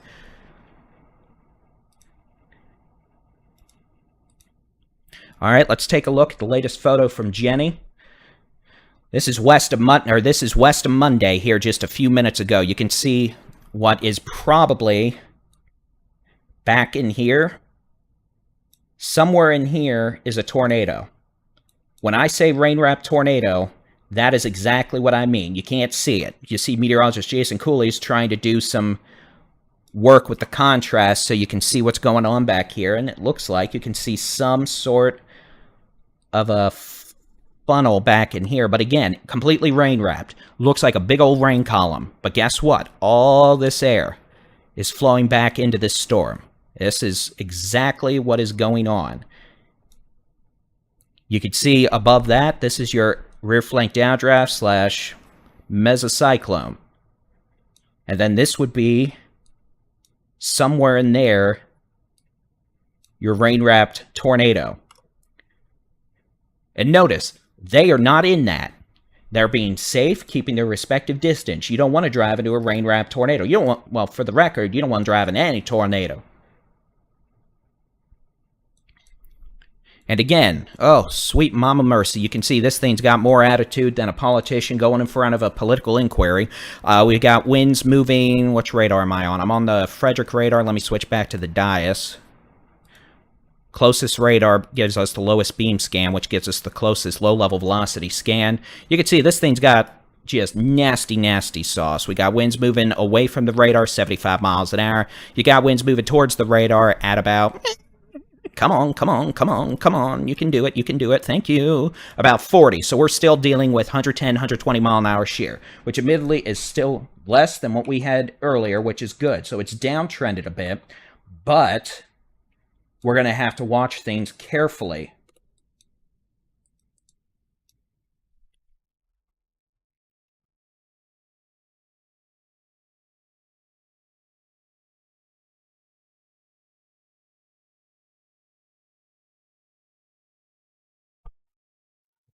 Well, you know.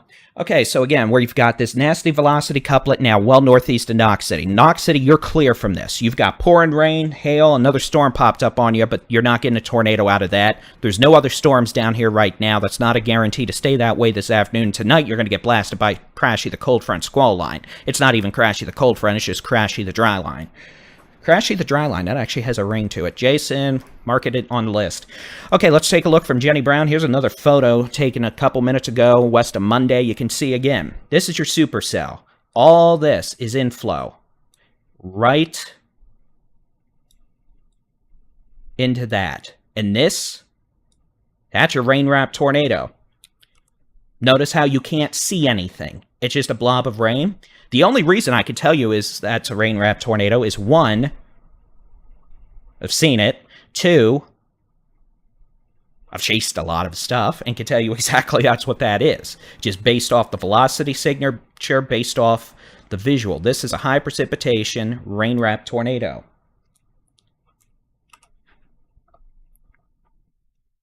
And again, back to radar. I'm going to play this message from Jenny Brown. Hopefully it's nothing containing bad words. Yeah, I can't see shit, but... Of course it is. Well, apologies, but we're never going to do that again. Okay, looking northeast. Again, we're going to keep a very close eye on this storm southwest of Electra.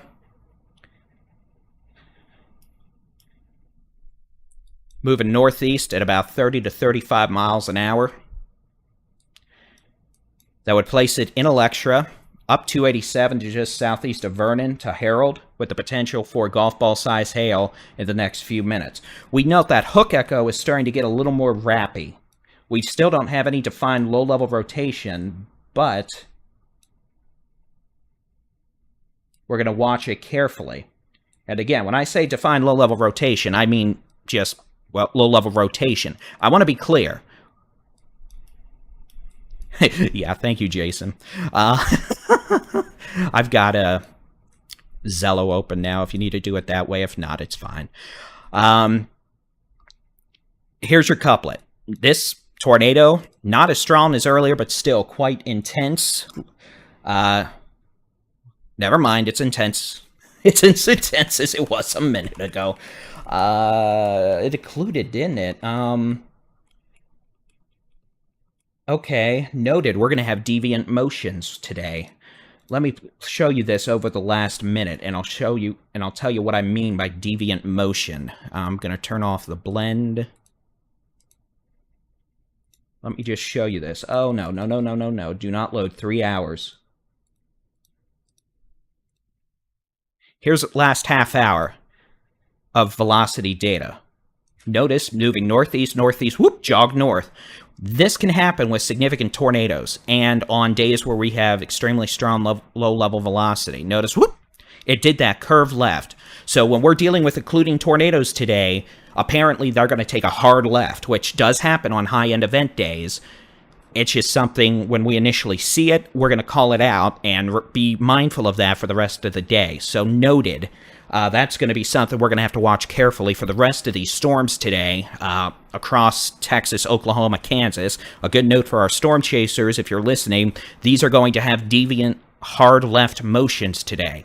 Now we're going to have to watch for is how long it takes for this to dissipate, or if it's going to dissipate or just keep on going for a while.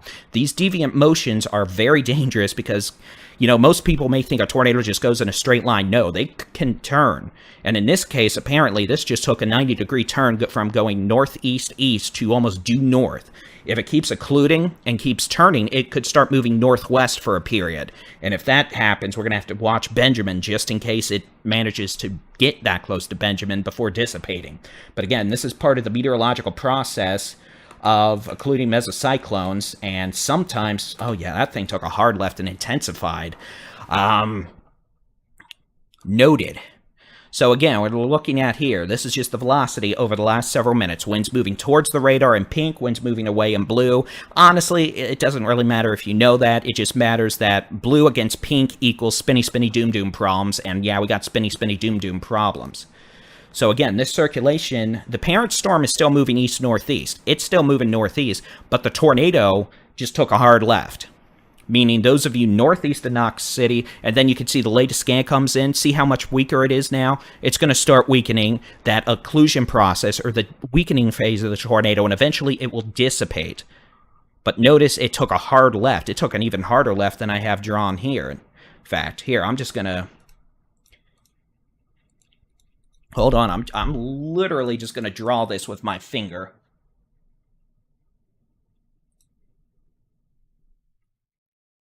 No, I'm not.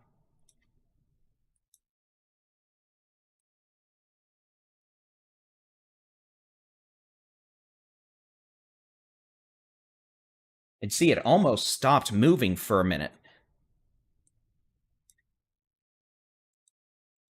See, it took a hard left, and now it's starting to move a little more northeast again with the parent mesocyclone. So again, we're going to see some pretty nasty deviant motions today with these tornadoes at times, meaning they can take hard lefts when they start their weakening phase.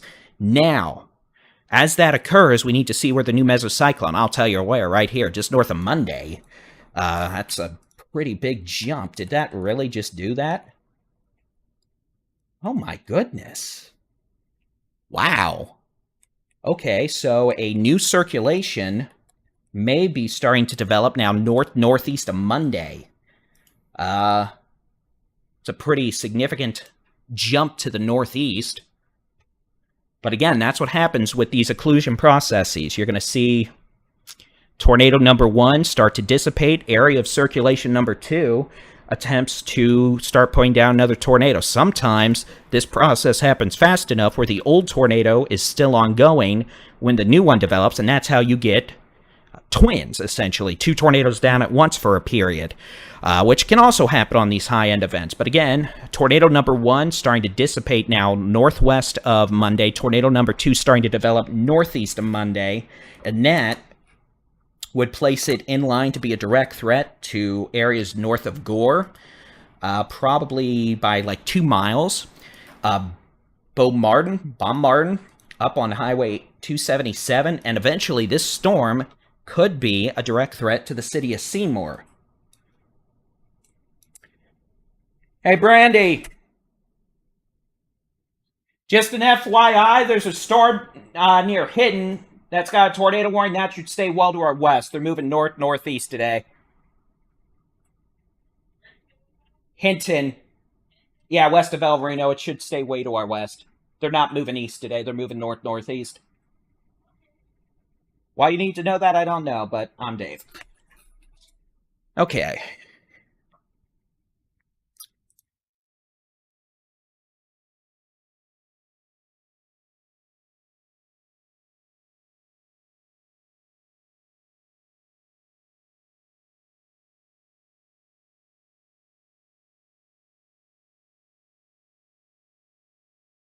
Alright, so it is 3:40. We've got a tornado down northwest of Monday. We've got a second tornado developing northeast of Monday. Apparently we have a tornado down, a pretty strong tornado down north of Stillwater, Oklahoma. Not in Stillwater for all you parents. This would have been way north of Stillwater. Let me close my door real quick.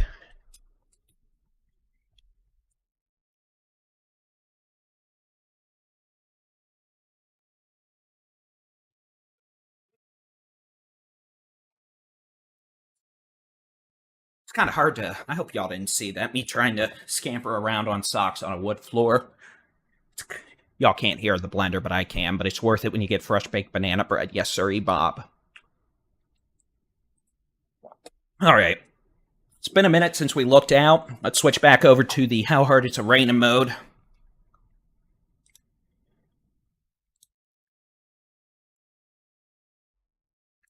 And real quick, while we have a moment, I want to thank all our moderators working so hard in all the chats. We're running multiple streams today. We've got this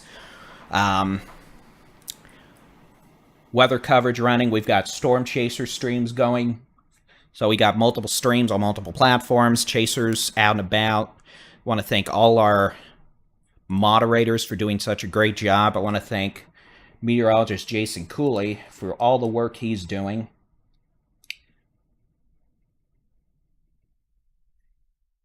He had a daughter 3 days ago. So he's juggling. A new tornado warning has been issued for Baylor and Knox County in Texas. So he's juggling all this work with a 3-day-old. And thank you to Barisa for not absolutely annihilating me for this. I'll take her bowling. It's okay. All right. So, noted, we've got a tornado down, a pretty sizable tornado down, about 15 miles north of Stillwater, Oklahoma. We have a new tornado warning now for southeastern Knox and southwestern Baylor counties.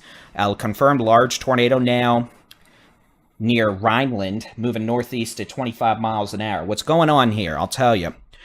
And I'll say this, Seymour, urgent call to action. Guess what, Seymour? You're next. At least the next big town.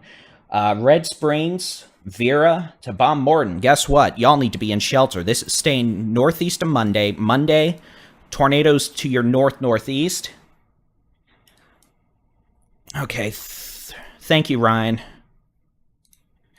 And apparently, yeah, we're gonna start having an issue with this. So this storm near Electra is starting to become problematic. We may get a tornado warning on this in a minute. So those of you in Harold, Haynesville, Electra, you're probably about to have your horns go off.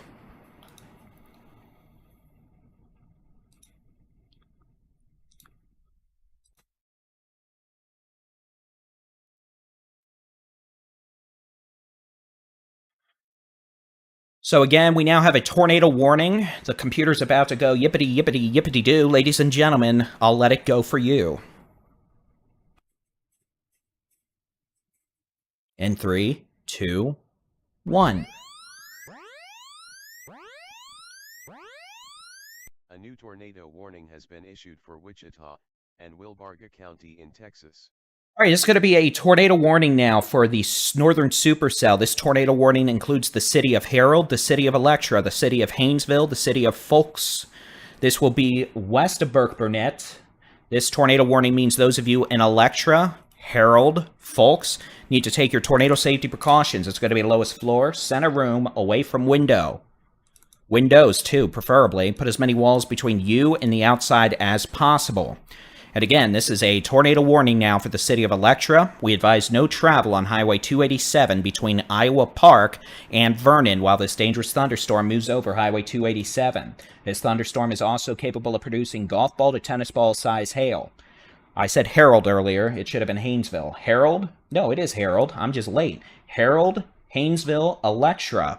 Tornado safety precautions now. That's your lowest floor, center room, away from windows. Put as many walls between you and the outside as possible. We are starting to see that area of rotational loft lower and become more prevalent in the lower levels, meaning a tornado may develop at any time with this thunderstorm. This thunderstorm is moving northeast at not 76 miles an hour. That's a load of hoopla.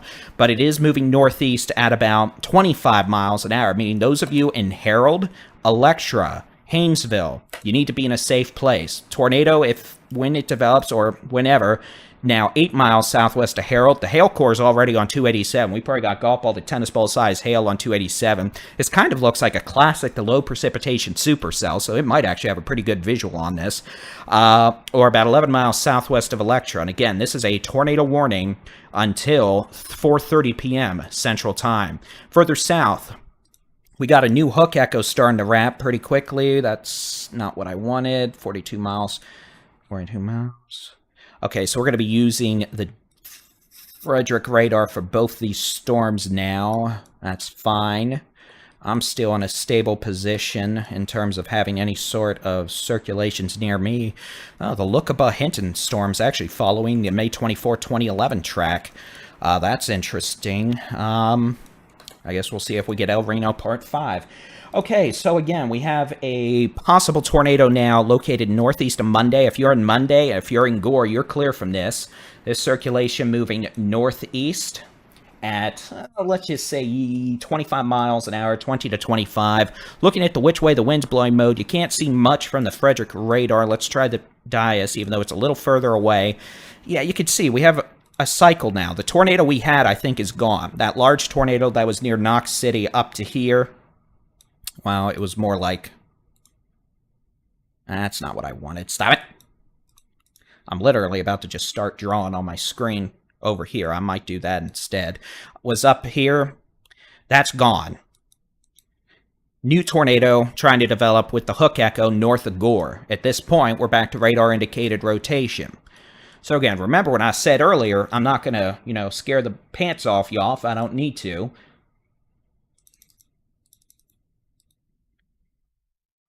But if I need to, I will. So again, this is going to be a thunderstorm capable of producing a tornado. I'll give you the exact location in a minute.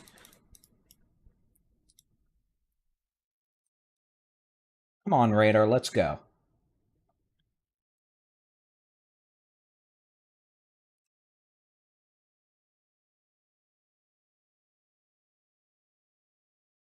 Okay, so possible developing tornado. Notice I said possible and developing is now 6 miles north of Gore, 6 miles northwest of Beaumartin, 7 miles southwest of Red Springs, 4 miles southeast of Vera. Hail core is attacking Vera on 114. We advise no travel on 114 between Vera and Benjamin. Or let's just say Benjamin and Seymour. It's probably flooded anyway. And the possible tornado is 13 miles west of Seymour. Based on the current trajectory, unless this turns hard right, which admittedly it always could, this is going to stay probably northwest of Seymour. But I want to emphasize, if this turns right at all, this is going to be a threat to Seymour. So Seymour, you still need to be on guard. Most definitely. And real quick, I know it's been a minute. We probably have half the state watching. 97% of the state of Texas has not a thing going on. It's windy. The eastern 75% of Texas, it's humid like it would be in July. You'd rather be on the Gulf Coast because at least you'd have a beach. We got low clouds streaming north, but a cap's in place. Not a thing's going on. Notice we don't even have any towering cumulus across the eastern two-thirds of Texas right now to indicate imminent convective development. The cap is holding in North Texas. Texoma, at least east of Wichita Falls, the cap is holding. The cap is holding in central Texas, the hill country. And most of the big country in the Concho Valley. We're going to probably see additional storms develop across northwest Texas over the next few hours. And then tonight, we're going to get crashy the dry line with a solid line of storms from Del Rio to Kansas. That's going to move east across the state. In fact, let's do this. Let's take a look at the high-res rapid refresh model. And to do that, I'm going to press a few magical buttons in the land of Buttonville. Press some buttons over here, press some buttons over here. Here we go. Yippity-doo. I can make up songs. Okay, so here's the high-res rapid refresh model at 4 o'clock. Why? Because I want to see how it's doing. Now, it's not doing too bad, honestly. It's a little overzealous with the big country stuff, but to be honest, it's not bad. So let's load it up. Let's see what this shows from 5 o'clock through tomorrow morning. I'm going to let the data load real quick. And we note at 5 o'clock, it does try to develop a few isolated storms in North Texas. They don't do much, but we're going to watch just in case, because those would have a risk of all hazards. Notice that kind of here at 8 o'clock, so we're going to watch. I'll say this, we're going to have to watch it carefully just in case this threat spreads further east into North Texas before the line tonight. But now that I've talked enough about conditional threats to cover my behind, let's play the radar. You can see line of storms fires up 10 to 11 in northwest Texas, the big country, the Concho Valley, down to the Edwards Plateau, and then moves east to Interstate 35 between 5 and 8 a.m. across Texoma, North Texas, Central Texas, the Hill Country, South Central Texas. Notice we have some Boeing line segments with that line of storms tonight. That means damaging straight line winds. Some of the wind gusts could be hurricane force over 75 miles an hour out of the most intense storms. The potential for quarter to golf ball size hail, driven by wind, I might add, because that's so much fun. And embedded tornadoes are possible. Notice that we have supercells continue most of the evening northwest Texas, and Oklahoma just gets clobbered. I mean, we've already got tornadoes underway in Oklahoma. We've got tornadoes 20 miles north of Stillwater. We got a tornado about 50 miles west of Oklahoma City, and then we're just going to get all sorts of stormy problems in Oklahoma later on. So it's not a good day to travel to Oklahoma. At least I-35, 67, 6/75, 67, no, 69, 75.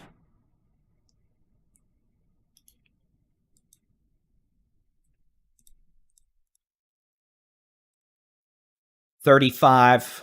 It's just not a good idea. And of course, you don't want to be going up 81 right now through places like El Reno, Chickasha, all that. It's just not going to be a good idea this evening. You don't want to be out with this dangerous severe weather up in portions of Oklahoma.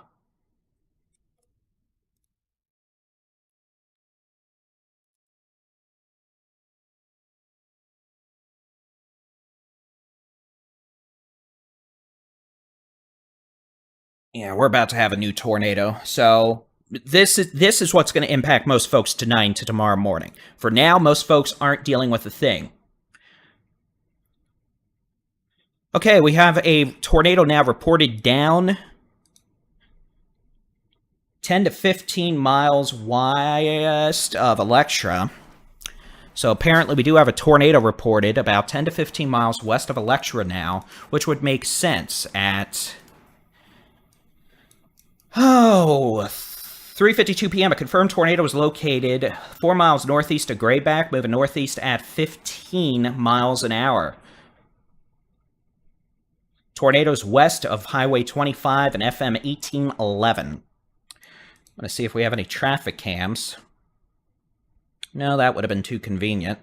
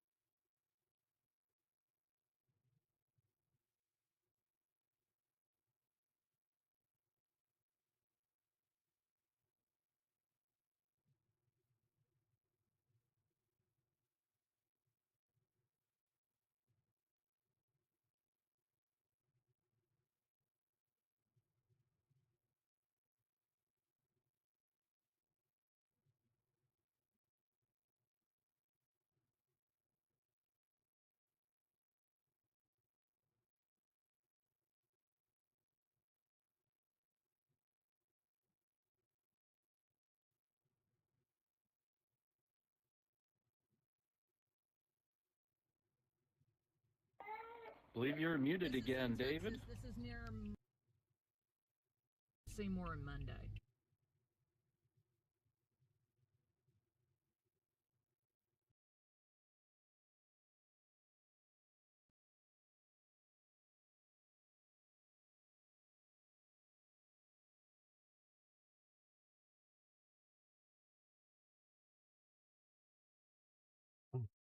Oh, la la la lay. Guess what? I lost my mic again because it hates me. Viva ve.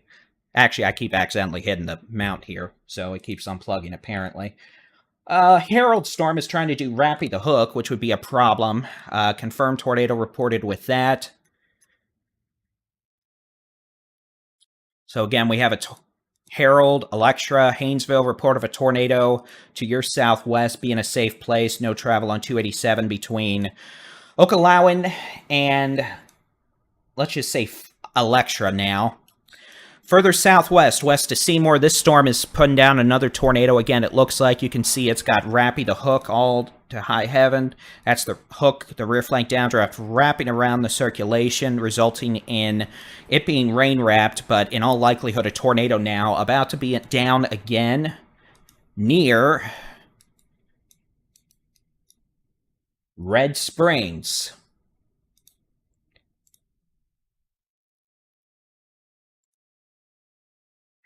Yeah, thank you, Jason. When you say that, I'm able to look at my mic meter and see when it comes back. I usually just have to unplug and plug the mic back in. Because technology hates me so much. I need to drink water. I'm dehydrated. Meet the mega bottle. So again, while I drink water and I'm not actually verbally talking, what I'm going to do is put roads down on here so we can at least see what we're talking about. It's a rural area, but still, y'all deserve coverage as well. And while I do this, I'm going to drink my water. And then I'll tell you verbally the roads.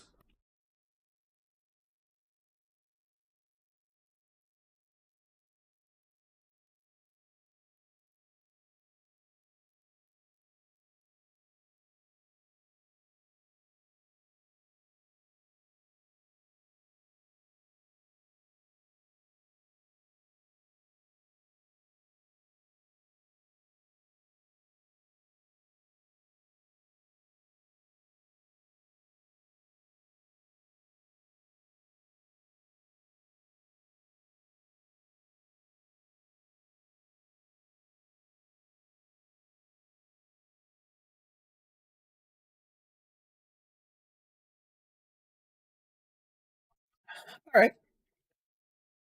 Okay, so it took a little east jog there on that last scam. Near County Road 175, County Road 165, outside of Seymour on Highway 82. A tornado is likely developing or underway at this time, with this thunderstorm producing damaging hail tornado. So in all likelihood, Red Springs, you have a tornado in proximity of your town, in progress or dropping. This is now 8 miles west of Seymour, moving east, northeast. I'm trying to make sure this didn't jog east. It did jog east. It needs to stop jogging east or we're going to have issues in Seymour. Yeah, Seymour, Seymour, I said earlier you were doing okay. I'm really not happy at how far east it's starting to jog. So Seymour, you need to keep an eye on this, all right? If this jogs too far east, this is going to be a direct threat to the city of Seymour. Right now, this is probably, 8 to 10 miles west of Seymour, moving east-northeast at 35. Electra, tornado down now, approaching Harold. This is reported by spotters. If it makes you feel better, it doesn't look like it's a super strong tornado if it's down. The velocity signature would indicate something a lot stronger, but we'll see what's going on here sooner rather than later. And again, we've got tornado down approaching Harold at Highway 287.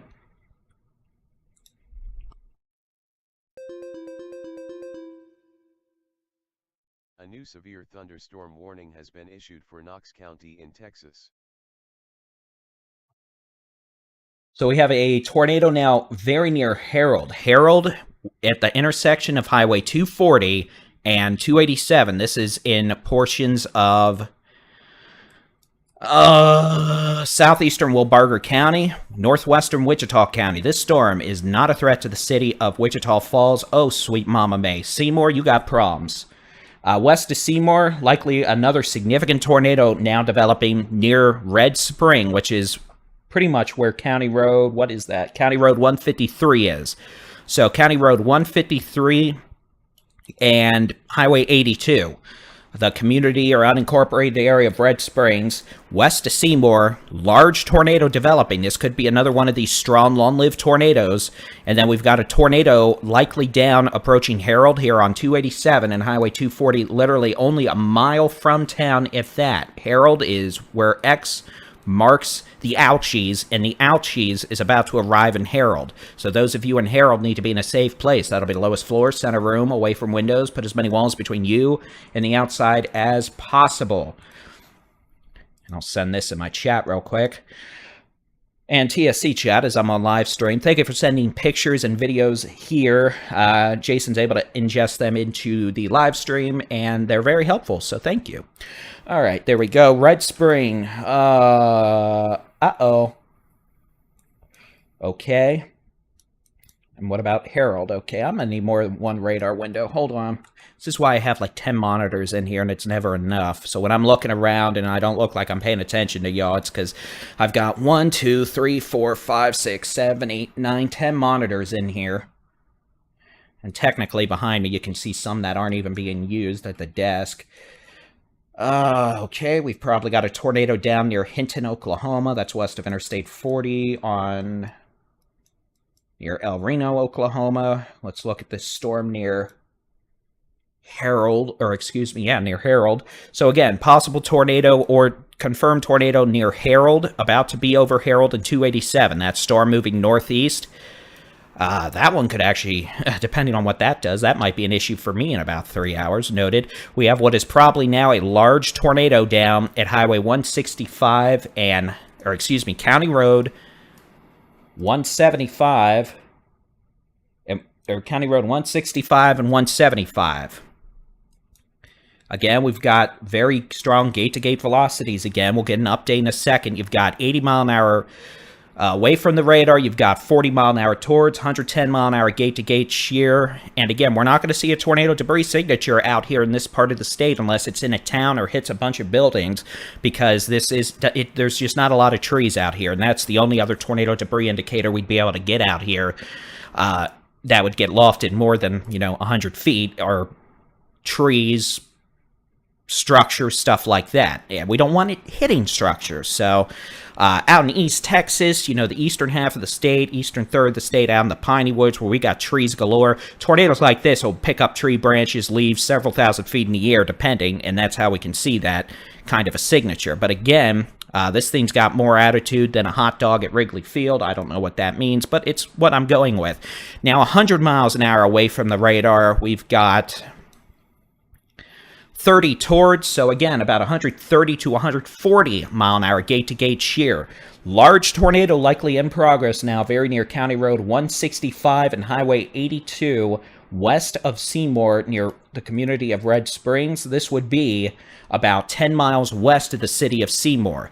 Seymour, this is going to be a close call for you. I'm hoping it's going to be moving more northeast than east, but it's going to be a close call. Tornado likely in progress now, very near Highway 287 and FM 240 near the community of Harold. We haven't had a recent report of this, which is probably good. We got a lot of chasers out here, but again, the possible tornado now located near Harold on Highway 287, moving northeast from Harold. It's going to stay way northwest of Electra. This isn't going to be an issue for Electra. This is going to stay west of Haynesville. And in all likelihood, this is going to end up becoming a monster tornado producer as it moves into southwestern Oklahoma. Hollister, Oklahoma, Chattanooga, Oklahoma, Cache, Oklahoma, there on, what is that, Highway 60? No, I don't know why that'd be Highway 60. The east-west highway that goes from Snyder east to Lawn, big tornado potential in the next hour. After that, it may ride up Interstate 44 towards Oklahoma City. So again, the potential for this storm to produce a tornado near Holiday, and then it's going to be a pretty nasty problem for southwestern Oklahoma. After it passes Holiday over 287, it's going to be moving northeast towards, again, the Red River, east of Davidson, Oklahoma. Severe storm number 2, capable, if not likely, producing a tornado near County Road 165 and Highway 82 west of Seymour. Storm number 3 is a thunderstorm now capable of producing probably quarter to golf ball size hail, heavy rain, wind. And besides that, let's make sure we have no other storms.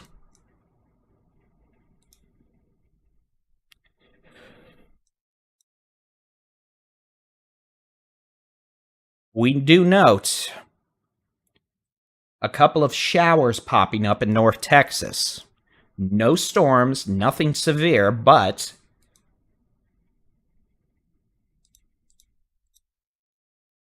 let me switch to the satellite.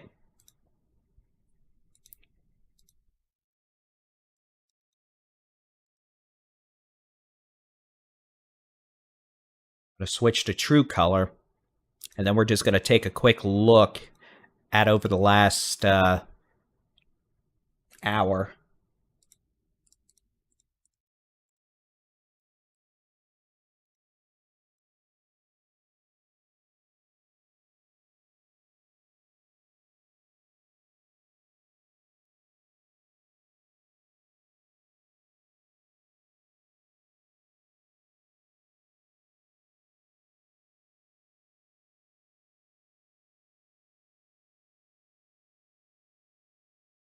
So again, here's just a satellite look with radar over the last hour. Now, we do know we're starting to see some increasing towering cumulus along the dry line back down into portions of the Permian Basin, the big country. We're going to have to watch that for areas of developing thunderstorms. For now, no, but we'll have to watch it. Another thing we're starting to see out here in North Texas, we're starting to see showers pop up. That is an indication we may be starting to see a little bit of lift arrive. And if that is going to be an issue, that leads some credence to the high-res rapid refresh model that was trying to develop a storm or two out here in North Texas over the next few hours. There's nothing going on right now, but we're going to need to carefully watch this just in case we end up with any rogue thunderstorms.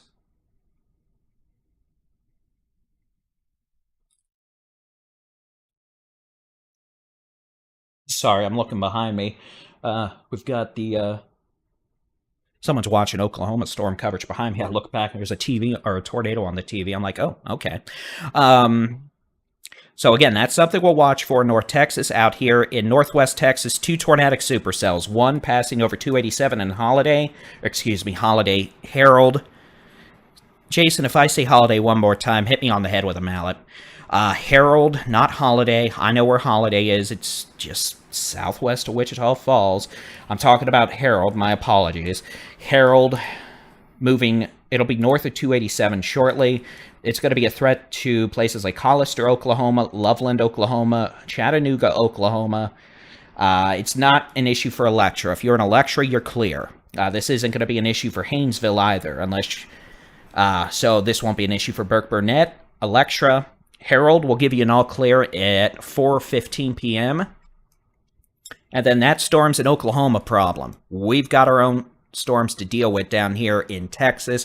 Notice we had a third storm develop back over Benjamin. That one is now severe. The potential for 60 to 70 mile an hour winds, quarter to golf ball size hail, and the possibility of a tornado. At least with the storm farther east. But we'll keep an eye on the storm further west as well. All right, what do we got going on here?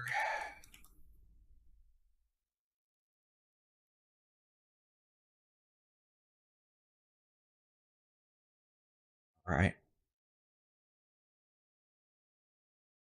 So again, if you're down in Red Springs, which is west of Seymour,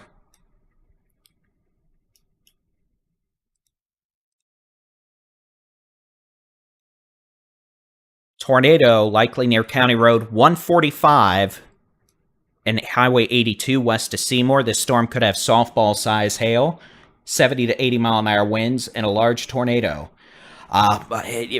Jason, let me know. What do you think? It looks like it turned a hard right. It looks like it's moving more east-northeast just to parallel 82, or take 82.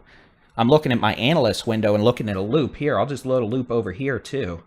That's something nice about this new beta version of this program I'm testing. It looks like I'm actually able to play this higher res radar data on a loop now, and it doesn't crash the program.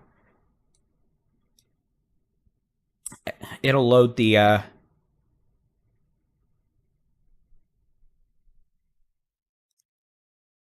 Okay, so...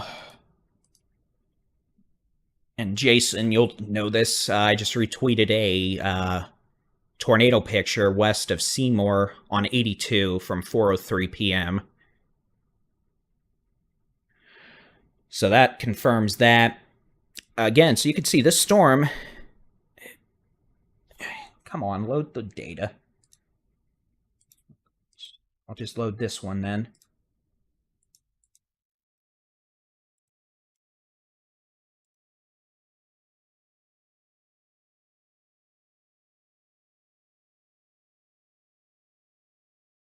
It does seem to be trying to trend farther east, which places Seymour at risk and really places Maybell at risk of a tornado. Not possible. There is no possible. It is a tornado.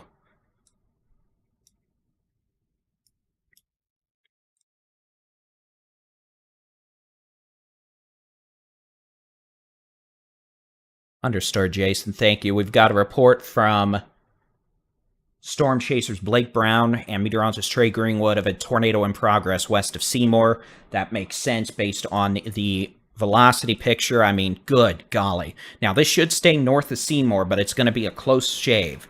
We got winds moving away from the radar at 95 miles an hour. Winds moving towards the radar at... Come on. At about 30, so we've got 120 to 130 mile an hour gate-to-gate shear. We've got a very classic hook echo. And for what it's worth, this storm, if it does do its whole northeast jog, this is going to be a direct threat to someone between Electra, Iowa Park, Holiday, and Wichita Falls by 5:45 p.m. And this storm is not going away. I want to make that perfectly clear.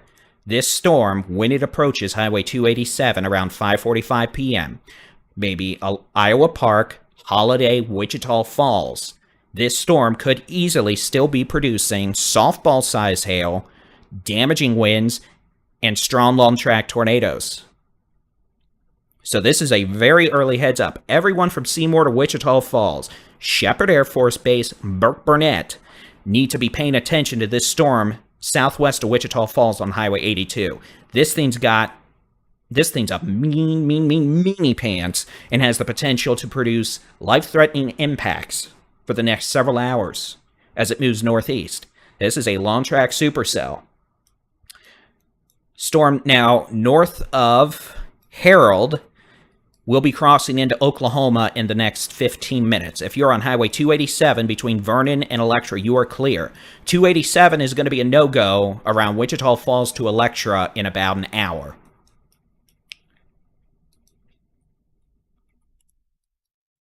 And then we're about to have a real big tornado west of El Reno, Oklahoma, near Hinton, Oklahoma.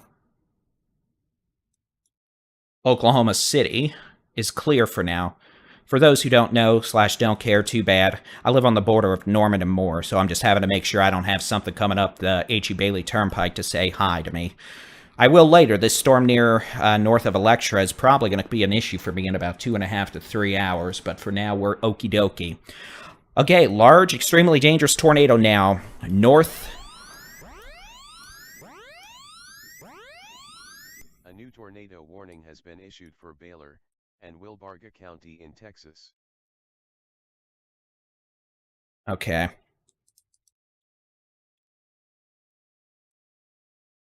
What I'm going to do here is I'm going to take a storm track.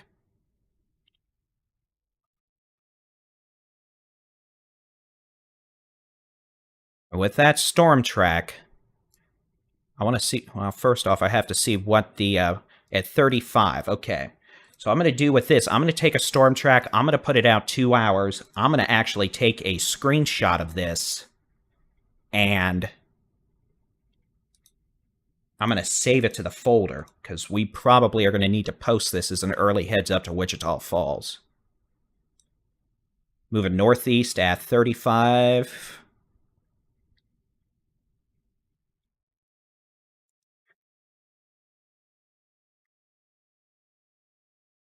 Let me take a screenshot real quick, do some quick editing of the picture, and I'm going to save it to the folder.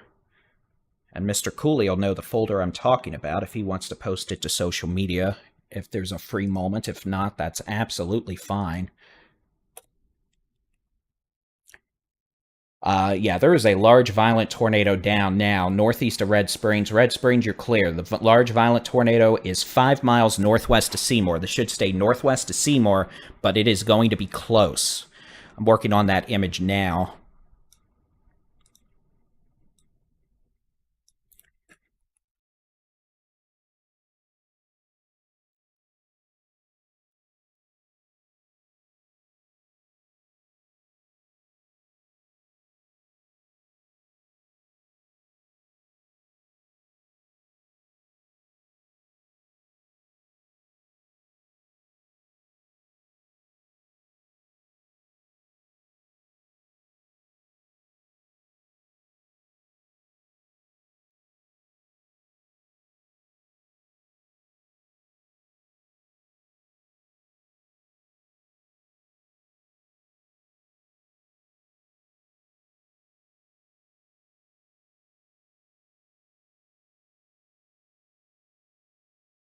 All right.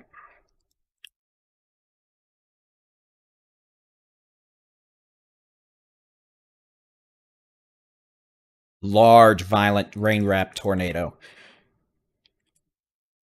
Okay, Jason, I just put that live tornado west of Oklahoma City. Okay, I just saw that coming across the Twitter from our Twitter, which means one of our chasers must have a tornado. Understood. It should be in the folder, Jason. Thank you. I'll go back to work here.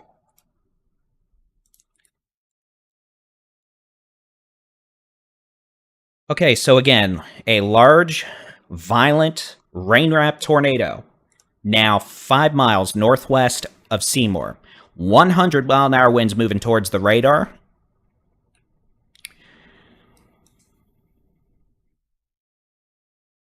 .65-mile-an-hour winds moving towards a 160 to 165 mile-per-hour couplet with a large, extremely dangerous tornado. This tornado warning now includes Maybell. And understand, this thunderstorm is on a beeline to directly impact Iowa Park, Holiday by 5:15, the city of Wichita Falls to Burke-Burnett by 5:30 p.m. I want this to be known at 4:18 p.m. We're given over an hour's heads up. This is the kind of day we're dealing with where this storm is easily going to still be capable of producing strong, long-track tornadoes, softball-size hail, hurricane-force winds when it reaches places like Holiday, Iowa Park, Burke-Burnett, and Wichita Falls around 5:15 to 5:30 p.m. Understand that this storm will still likely be producing high-impact, life-threatening impacts. I said impacts too many times. But understand, y'all downstream of this, Burke-Burnett, Wichita Falls, Iowa Park, Holiday, all the way to Maybell, Dundee, Menkins, Cadine Corner, Lakeside City, maybe even Jolly if this turns right anymore, will be a thunderstorm capable of producing a life-threatening tornado. Softball-size hail, damaging winds. You need to be ready. Get ready. If you need to clean out your closets, do it. Have somewhere safe you can go. The lowest floor, center room, away from windows. Understand, if you are around Wichita Falls, you need to take the time now to get to where you need to be to protect your family. when this storm approaches in the next 60 to 90 minutes. This is a storm that could produce life-threatening impacts. So have your closet cleaned out, have wherever you need to go cleaned out. If you know somebody with a storm shelter nearby, give them a ring-a-ding and be like, hey, can I come over and hang out for a while? If you live in a mobile home or trailer, get out of the way. Just do not take this storm lightly. And A new tornado warning has been issued for Tillman County in Oklahoma, Wichita, and Wilbarger County in Texas. Okay, this storm that's north of Electra, northeast of Harold, it's an Oklahoma issue now. We're going to leave it. That's moving into southwestern Oklahoma, moving towards Hollister, Loveland, Chattanooga, Faxon. Could eventually be a direct threat to the city of Lawton, west to Cache, and Indiahoma there on Highway 62. I remembered the highway after all. Back here, this storm passing just northwest of Seymour, Texas. Large, destructive tornado just northwest of Seymour. Seymour, you scraped by, but I really don't like the fact this storm has turned more northeast. All these other storms, notice this storm north of Electra, north-northeast. This storm northwest of Seymour, moving east-northeast.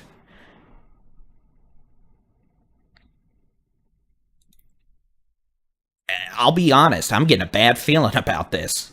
I don't like where this is going. And I don't like that it is an environment to do some pretty bad things. So I'm not trying to freak anybody out here. I'm just telling you the truth. Those of you who have been with us a long time, years and years, know when I think something's not super duper serious, I'll be jovial, joking, etc. But when something's going down, I'm going to tell you. And this is one of these situations where we could have a really big problem. This storm now has a large, destructive tornado 4 to 5 miles north of Seymour, moving east-northeast at 35 miles an hour. It's going to take Highway 82, northeast it looks like, right up 82, towards Iowa Park, Wichita Falls, Holiday, over the next 70 to 90 minutes. This is a situation where in 1 hour we could have a thunderstorm with a history of producing multiple large, destructive tornadoes, still producing tornadoes, softball-size hail, damaging winds. If you know anyone in Iowa Park, Holiday, around Wichita Falls to Burke Burnett, please give them a message. Make sure they're paying attention to this, all right? This is really where I want folks to pay attention, where normally I wouldn't necessarily be worried about a storm that's an hour to an hour and a half away from someone. This is a case where I don't think this storm is going to be dead. This storm could easily continue on all evening and make it to near Ardmore, Oklahoma tonight, still producing tornadoes. That's the kind of environment we have today. If you saw any video from Nebraska yesterday, you saw incredibly violent tornadoes. We have the same parameters in place across northwest Texas today. So that is why we are hitting the alarm bell with this.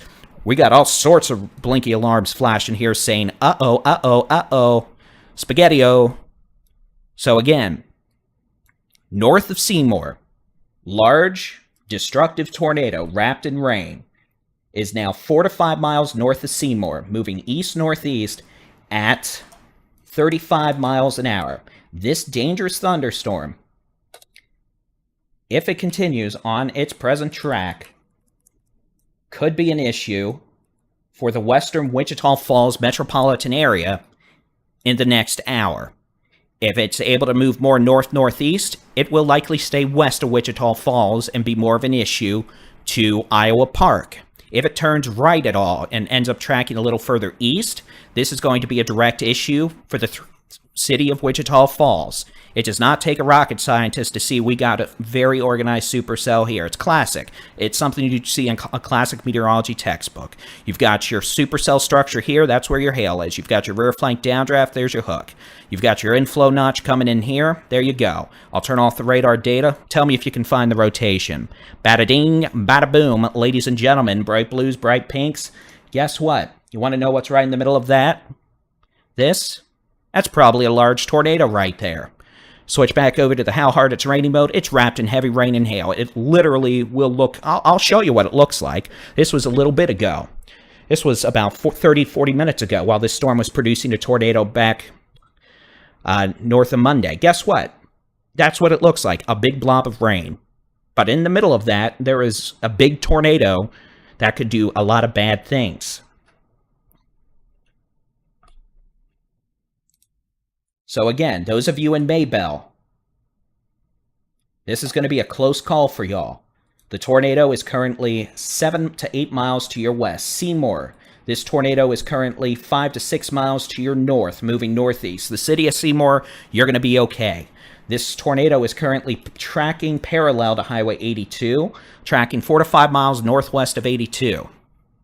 If this tornado wasn't wrapped in rain, you'd probably be able to see it 30 miles away, but it's wrapped in rain. You won't be able to see it unless you're within the bear's cage in this heavy rain. And guess what? If you're in that, you're in big trouble because this thing could easily run you over.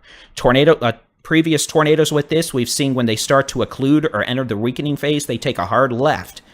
And that hard left is what gets a lot of chasers in trouble from time to time.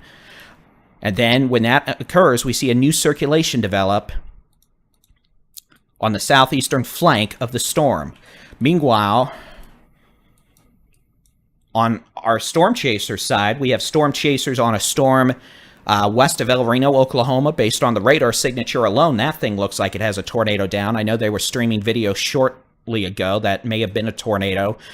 Here, I'll just show you real quick. Again, they're on this storm. This thing's got more attitude than a Humpty Dumpty as well. This thing is northeast of Hidden, west of El Reno, west of Calumet, near Gary on the classic tornado track. Down southwest, we have a severe storm capable of producing a tornado now north of the Red River, north of Electra. This is near Hollister, Oklahoma, very near the radar site near Frederick. That is going to be a direct threat to Indiahoma, Cache on Highway 82, Medicine Park up there at the Mount Scott. The wildlife preserve over here by Medicine Park, Mount Scott, west of Lawton. That could be an issue that, if it turns right at all, that's going to be an I-44 ride around up the H-Bale Turnpike, straight towards Oklahoma City. And then we've got big, bad, very mad supercell here with a history of producing multiple long tracks, significant tornadoes. Currently have a tornado likely underway 5 miles north of Seymour that's going to be moving east-northeast at 30 miles an hour. So again, 30 miles an hour, this storm keeps moving east-northeast. It's going to be an issue for places like Iowa Park, the west sides of the Wichita Falls Metro, in about 60 to 70 minutes. It's 4:30 now. That storm could be an issue, again, by about 5:30. West sides of Wichita Falls, be ready. In the big country, we have other thunderstorms that are behaving themselves for now. We've got storms from Benjamin to Knox City. Knox City, you're probably flooding. Y'all have had storms galore today, and we have some damage out there. We've got a storm near Haskell that's behaving. In North Texas, the only thing we have are a couple of fast-moving showers to the north. Nothing severe with that. And then Oklahoma, we got a tornadic supercell. That's probably about 45 miles west of Oklahoma City, moving northeast. That'll probably be an issue for places like Okarche, Kingfisher, northwest of Oklahoma City. We got a line of severe storms, northern Oklahoma and southeastern Kansas. We got some tornado warnings out here, way southeast of Wichita. We got circulations, I assume. Oh, sweet mama mercy, that's a nasty looking circulation there near Howard, Kansas. And then again, we got tornado warnings up on I-35 between Des Moines and Kansas City. So this is a multi-state severe weather outbreak with multiple tornadic supercells capable of producing large tornadoes, damaging winds, and big, nasty hail. And again, by far, the biggest issue we have had today has been with this tornadic supercell that dropped a big tornado near Knox City, now moving northeast towards west sides of the Wichita Falls metro area. It's going to be passing north of Seymour now. It is north-northeast of Seymour. Specifically, this tornado is probably now 7 to 8 miles northeast of Seymour. Seymour, you're all clear from this storm. Can't rule out additional storm issues later. Those of you in Maybell, this is likely going to stay to your northwest based on current trek. It's 7 to 8 miles northwest of you. Maybell is where Highway 283 and Highway 82 intersect. In fact, I'll just put a... Oh, let's do this. Let's just do this.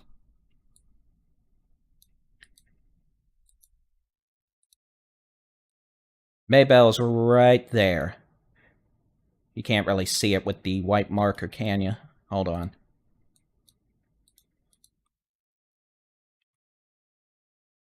Maybell's right there at the intersection of 283 and 82. This storm, again, moving east, northeast, 30 miles an hour, has the potential to directly impact Highway 287 around Iowa Park to west sides of Wichita Falls by 5:30 p.m., with the potential of tornadoes, softball-size hail, damaging winds, heavy rainfall, and flooding. That's not good.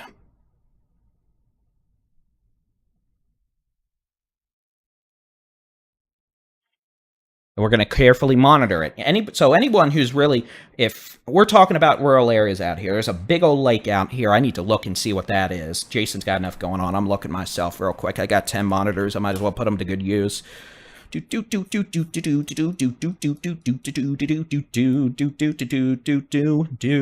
Kemp. So this tornado is about to move over Lake Kemp. The storm's going to move over Lake Kemp. It's pretty rural out here, but if we got folks at Lake Kemp, you better be in a safe place, and that does not include an RV or a tent. Tents get launched 40,000 feet in the air or squished by softball-sized hail. RVs, well, they have the similar fate as... Sorry, I looked behind me and saw a tornado again. RVs have a similar fate as trailers and mobile homes. Great affordable places to live, but they just do not have the aerodynamics to survive tornadoes well at all. Even if they're tied down, yes, that doesn't matter very much, especially when you're talking about these kind of tornadoes, which have a tendency to destroy most things, including well-built buildings, so your RV is not going to handle that well.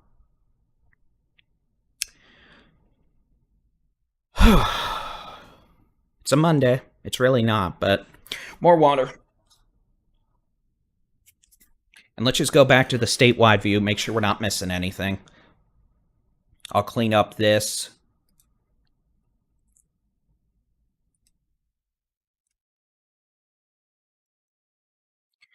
And what we're going to do real quick, it's 4:32.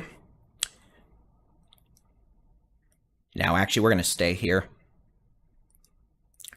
I'll just drink my water, mute my cam real quick.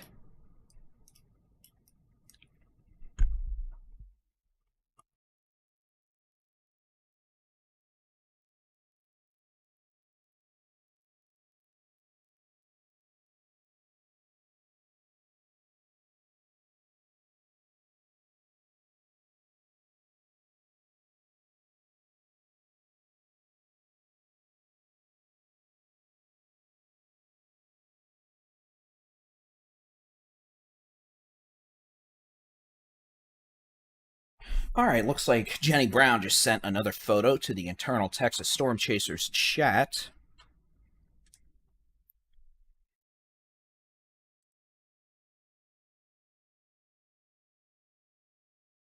Oh, excuse me.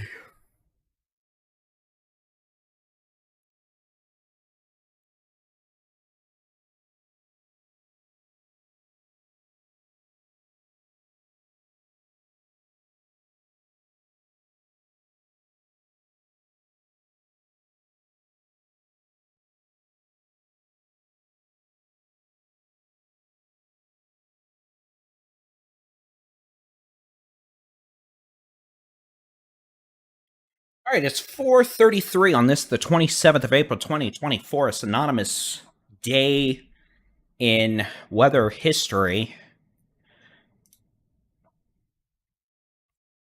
Let me see what the one-on forecast is showing. And again, this I'm just got it on the overview for now, so y'all know nothing else is going on in the state.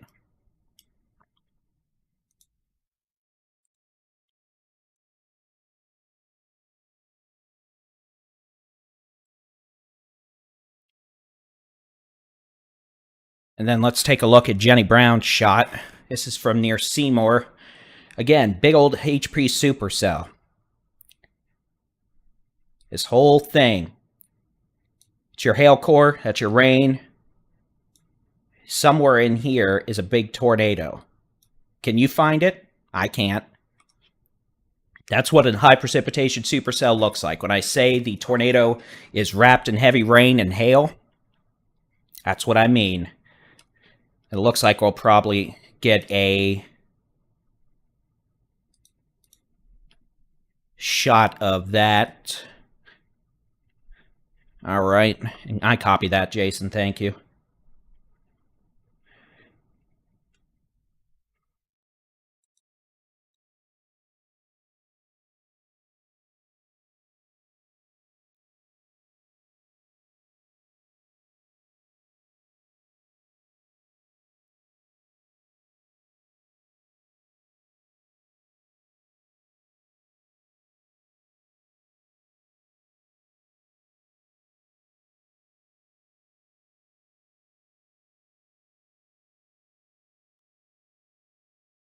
Okay, so it's 4:35 on this, the 27th of April, 2024. Let's go over what we have going on right now. We've got a storm. Now, let's just say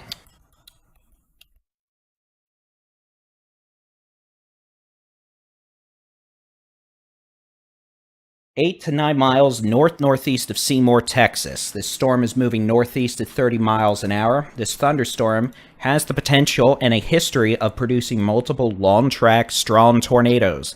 This thunderstorm continues to have the capability of producing tornadoes. In fact, it's got a strong gate-to-gate couplet. I think it's about to undergo a recycling where the old tornado is going to dissipate and it'll probably fire off a new circulation. That may draw it a little further north. We'll see. Any north jogs we can get would at least keep it out of Wichita Falls. We'll take a quick shot from Trey Greenwood. You can see there's the supercell. Again, bit of contrast added. You can see back in here. This is your supercell structure. Notice the striations. Your striated structure back in here. Look. This whole thing could be... I mean, if you look in there, this whole area, can you find a tornado? Because there's probably a tornado back in here. But guess what? You can't visually see it. It's rain-wrapped tornado.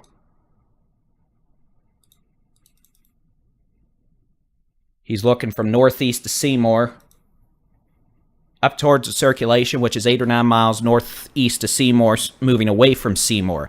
Back to the radar, this thunderstorm moving northeast now at 30 miles an hour. The potential for baseball to softball size hail. The potential for tornado. The potential for damaging winds. A direct threat to Iowa Park, west sides of the Wichita Metro, Wichita Falls Metro. We're not in Kansas anymore. And as we move north, if this ends up passing west of Wichita Falls, it's going to pose a direct threat to Burke-Burnett and Shepherd Air Force Base.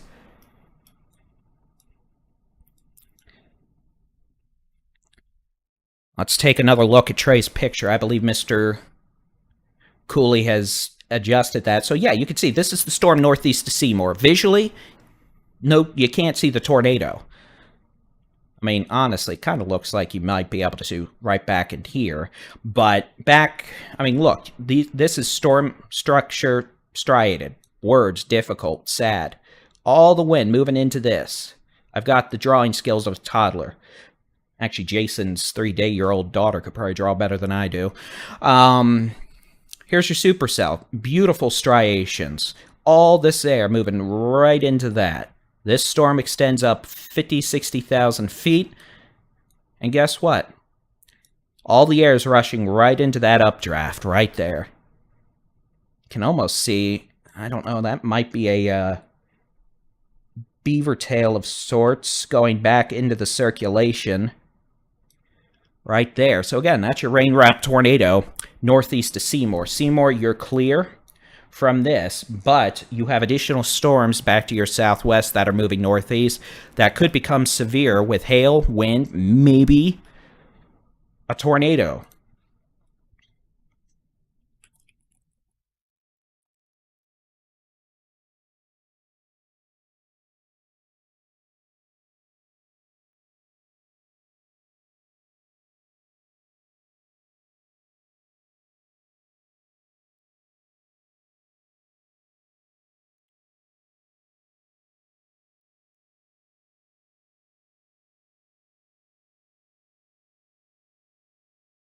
Okay, so we've got a severe thunderstorm. It looks like it's doing a cycling bit. Notice the velocities have come way down, but we still have a pretty intense circulation right there.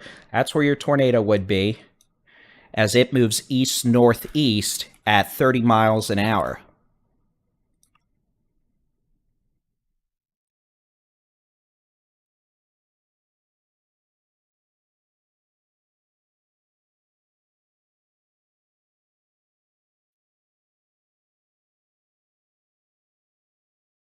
You know, I should have probably have checked this an hour ago to make sure the coverage was on the website. I don't see it.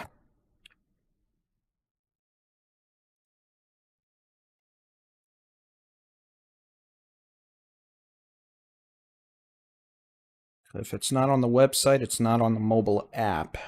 Well, technically it is if you click under videos, but...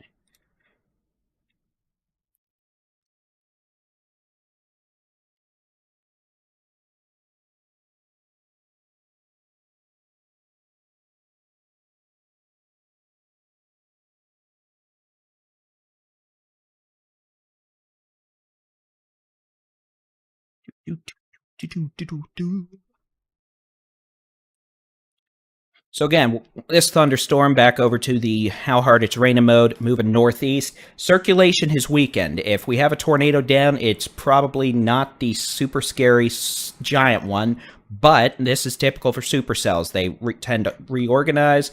Okay, so that is on the website. It just didn't show up originally. Oh well. I can fix that.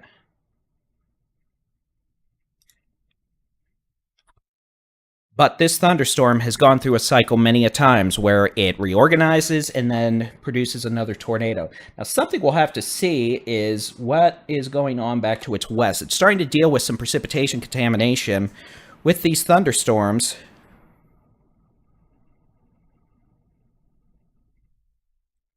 Back to the west. We'll have to see if that has any impact on this storm. A good impact would be if it disrupted the updraft and prevented additional long-term circulations from developing, and maybe actually diminished the rotation threat completely. But I don't think that is a particularly likely thing. Hopefully it is, but...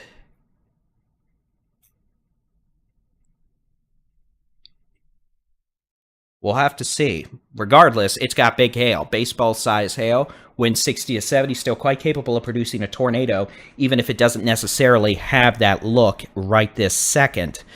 It still has rotation, mind you. It just doesn't necessarily have a tornado with it this second, probably. Back further southwest. I'm going to mute that so I can listen to this real quick.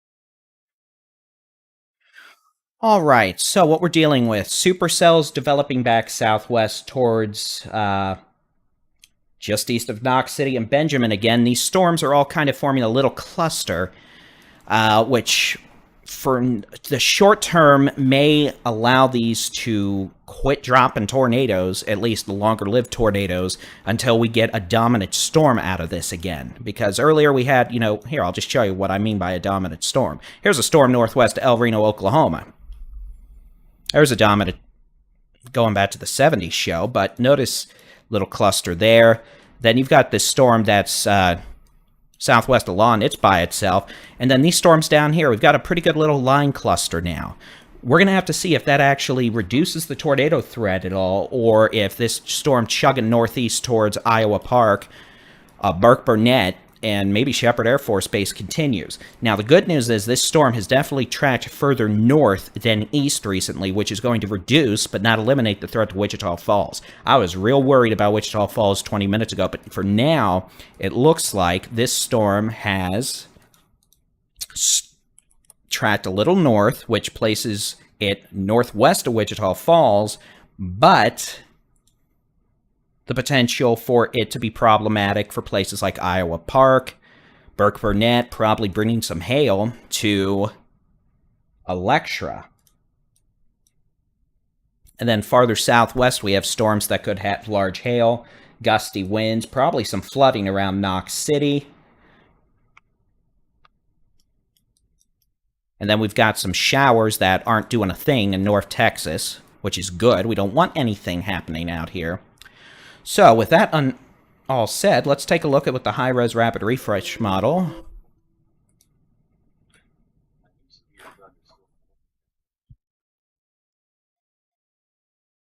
is doing with this stuff tonight.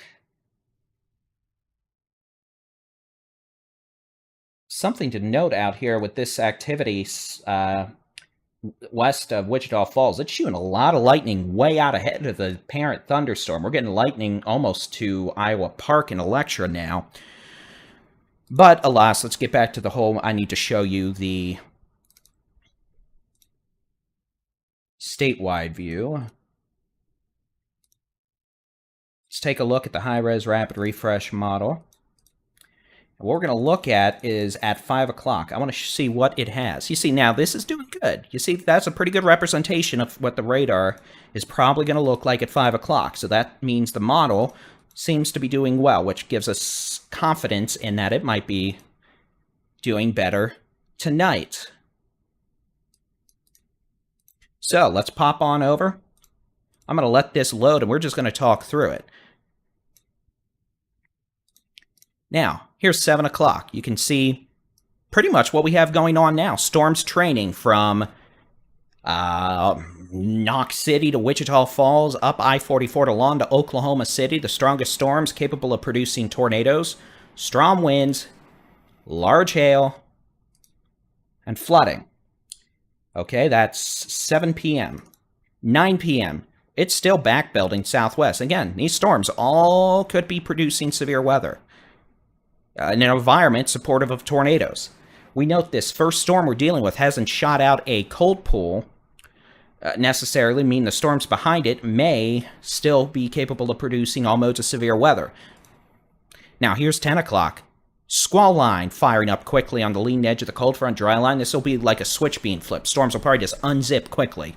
All the way from Wichita Falls to Snyder to Big Lake down in the eastern Permian Basin. Guess what? Here's 11. It's down to Sanderson. Line of severe storms from Sanderson to Sweetwater to Wichita Falls up to Oklahoma City, Tulsa. Now, for what it's worth, we're going to have flooding issues from Wichita Falls back to Knox City.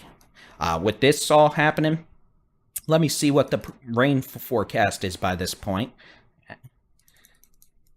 By 10 o'clock, I'm not changing the color scale, but, I mean, this model has rainfall amounts northeast of Knox City up near 6 inches, so that's going to cause flooding. Anyway, back to the radar. So that's 10 p.m., and after I'm done blobbing, I'll let it loop off and play. Here's midnight. Line of strong to severe storms. Oklahoma City, west of Ardmore, Oklahoma. Henrietta, Oklahoma. Abilene, Henrietta, Oklahoma, Henrietta, Texas, Abilene, Texas, all the way down to Ozana. Strongest.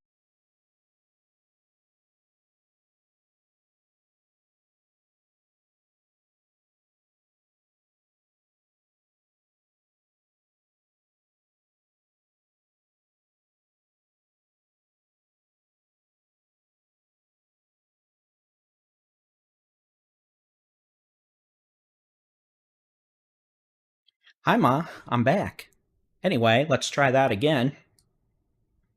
Without the whole crashy thing this time, preferably, but sometimes you just never know. Alright, so I'm just going to loop the her again.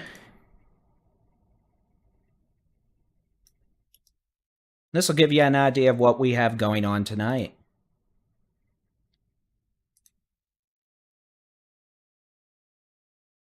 Yeah, my program crashed. I'm gonna have to do some modifications on the computer over here. I think it's because I'm using the integrated GPU for one of my monitors.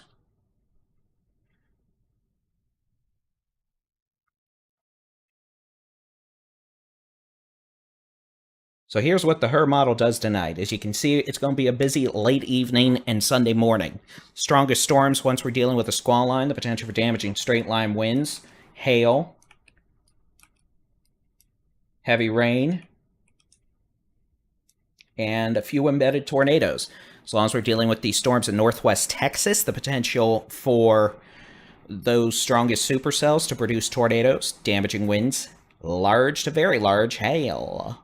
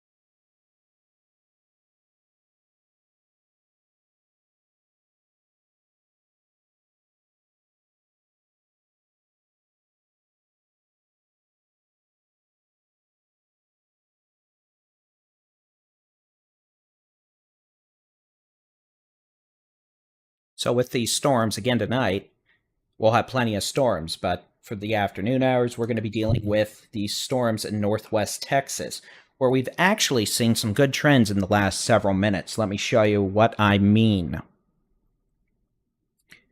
I'll switch the radar back on. Notice we went from 2 discrete supercells to kind of a line that's formed now across portions of northwest Texas from Electra to Vera to Knox City. Notice we're kind of losing that individualistic supercell structure here, which has helped to drastically weaken the low-level circulation of this thunderstorm now southwest of Electra for now. It still has a hail core, but we no longer have that persistent, intense, low-level circulation that was responsible for producing multiple significant tornadoes, which means hopefully, for now at least, we may be transitioning, at least temporarily, to a lower tornado risk. It's not over. Make no mistake, I think this is just a short-term storm having to figure itself out thing versus a end to the tornado issues.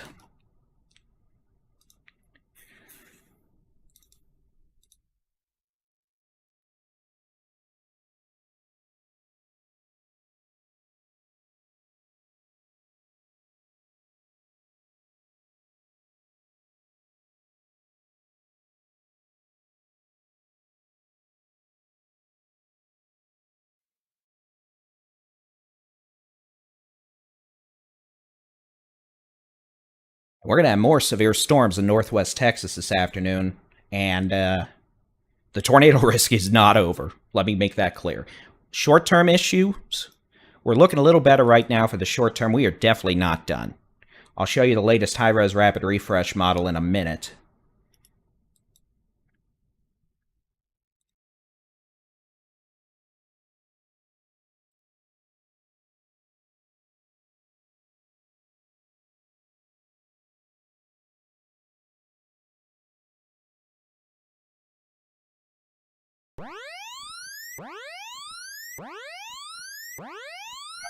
A new tornado warning has been issued for Baylor, Wichita, and Wilbarger County in Texas.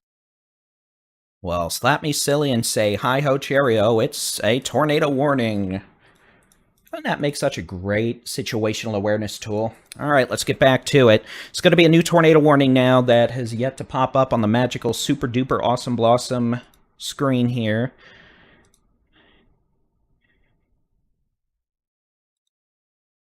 And you know what? Ooh, I'm gonna have to rip that monitor cable off. I'm about to have to do a real quick surgery on this computer. It doesn't involve me turning the computer off, but I think I know what's messing with me. And I'm gonna try to kill it with fire. So in a second, we'll get a new tornado warning. In fact, I'm just gonna restart this program real quick. By the program, I mean the radar program.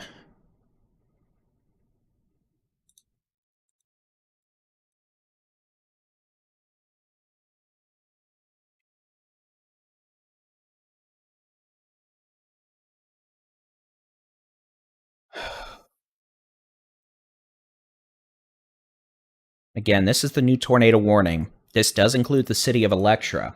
This tornado warning includes Electra to Cadane Corner. It is north of Mankins. Oh, come on. Now, the county lines aren't showing up. It's a Monday. Again, this storm has temporarily looked less impressive. Temporarily being the key word here. It's not done. No, sir. It is not done at all. We're just having more storms fire up near it, and at some point, these are all going to probably become their own problems and their own rights. But you can see the storm now southwest of Electra has developed a new hook echo. This is now east of Highway 183/283, moving northeast towards Electra and Folks once again. So these thunderstorms will stay west of Wichita Falls. This could be more of an issue for Burke Burnett. Notice the hail core is increasing in intensity again, back up to 3 inches off the radar indicated algorithm. Let me clean that up a bit for you, hopefully. I'm trying. Here, we'll just do this. Storm moving northeast at 30 miles an hour. It's going to be crossing 287 between Folks and Iowa Park. About 5:30 p.m. Wichita Falls, you're clear from this storm. This storm. There will be many more, and y'all are going to have issues in a few hours from all these other storms. But this first storm, you're clear from this. So those of you on 287 from Electra to Folks to Iowa Park, you're getting pelted by lightning now. You're going to have this severe storm cross the 287 by 5:30. The potential for baseball-size hail, damaging winds, the potential for a tornado. Though the encouraging news is right now, this low-level circulation looks much weaker than it did. We got severe storms with hail, heavy rain, strong winds extending all the way back to west of Seymour, to Monday, to Benjamin. All moving northeast at about 30 to 35 miles an hour. And again, this first storm is tornado warned. It could develop a new circulation down to the surface at any time. In fact, I'll just show you. I mean, here, you just saw that scan come in. This is a loft. Let me show you what we're looking at. We're looking 9,000 feet. The mesocyclone aloft is intensifying again, and as that rotation intensifies aloft, it's going to lower down to the lower levels of the storm, and eventually that's how you get tornado genesis. So, pretty big reorganization phase ongoing right now, which has temporarily reduced the threat of a tornado, but it has not eliminated it by far. And even if this storm were done with tornadoes, we're going to have more storms with tornado issues this evening. Notice this supercell west of Lawton. That was the one that was previously tornado warned near Electra. It's moving northeast. All right, what we're going to do now while we have a minute is I'm going to take a quick 9-minute breather. Streams aren't going anywhere, but I'm going to go visit the little boy's room while we have a minute, and I'm also going to rip some cables out because I'm tired of this computer having issues with that. So, hopefully I don't blow this whole thing to garbage while I do that. But, again, I'm going to let this play in animation for just the last hour, and we'll be back by 5:10, if not sooner.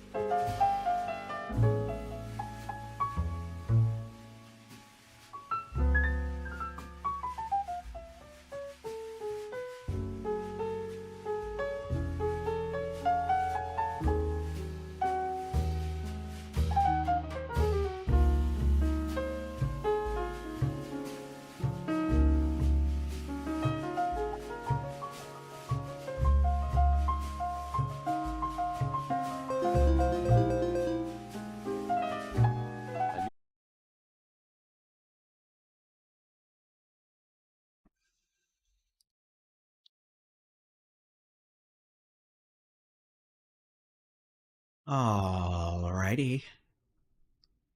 We should be back. Given the fact all this crashed the minute I pulled that cable out, that might have been the issue that was causing the crashing, and thus perhaps we're done crashing. Maybe, maybe not. Be nice.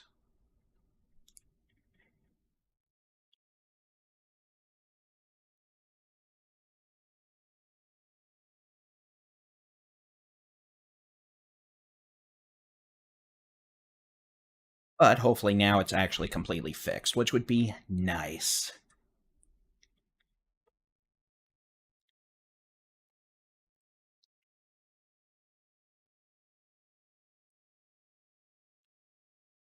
Just go ahead and show you what we've had going on this last hour.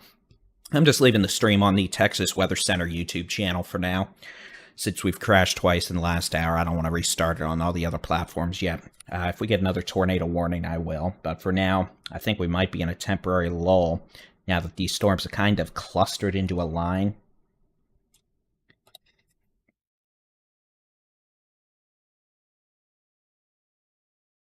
The thing is, I don't see any massive outflow boundaries being sent out. That storm may be getting ready to do it again. We're going to watch for real closely is south of Electra. It's this thunderstorm. The minute it looks like it's about to start this again, we're going to get back on Facebook, Twitter, TSC, YouTube, etc. But for now, I'm just dealing with this. To be honest, I probably should have just made a permanent key for streaming on TSC YouTube. And to be honest, that might be something I just do right now because it's not that difficult. It'll probably mess Jason up a bit, but it's Jason. He'll be okay. Jason gonna be mad that this crashed a bunch. So again, my apologies for the interruptions and the crashing, but hopefully now it's done. I had an external USB device that was powering a monitor, and I think the driver was causing some of this to short out and crash from time to time. So I just disconnected it, and yeah, it seems to be doing better now. Well, sigh, but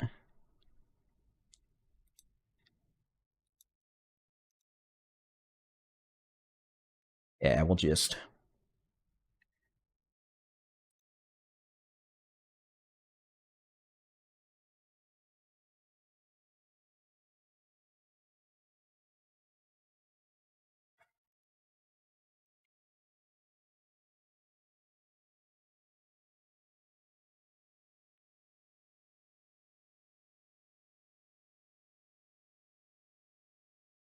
What I'll do, and here, I'll stop this loop. We do have... Great, I didn't mean to hit that button.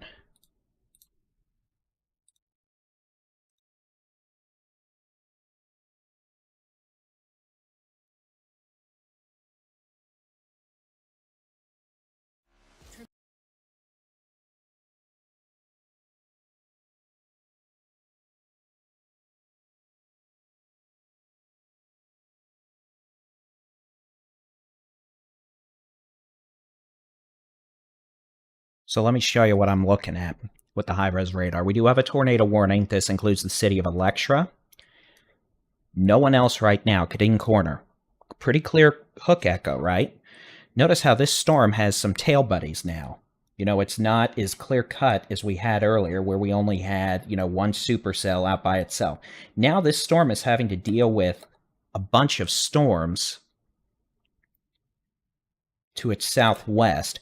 And the question is, have all of these shot out an outflow boundary or established what's called a cold pool? If so, they're going to be a bit elevated, reducing the tornado risk. But from reports I've heard in the area, it doesn't sound like that is what we've had happen, which means it could still be plenty unstable out here. And clearly this thing has a hook echo. The storm northeast of Seymour has a hook echo. And that one south or northeast of Seymour's taken off really quick. It may be moving a little more to the east than these other storms too, and if that's the case, that's going to be our new problem maker, or at least a problem maker, over the next 30 minutes. So again, we do have this tornado warning.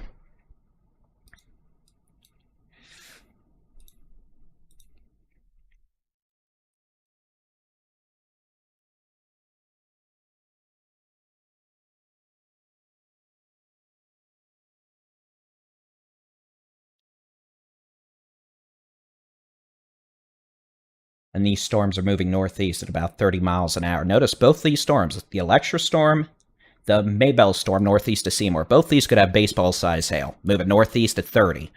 Electra storm moving, or this storm's northeast of Seymour is moving almost on the same path as the Electra storm, like a train on the tracks. And both these storms are showing indications of some low-level rotation. Take a note at this, just because we're starting to see a bit of low-level enhanced signature again south of Electra. I don't think we have a tornado down this second, but we may be getting close to having one again, which means I probably need to turn the streams back on everything else. So let me go ahead and get that set up.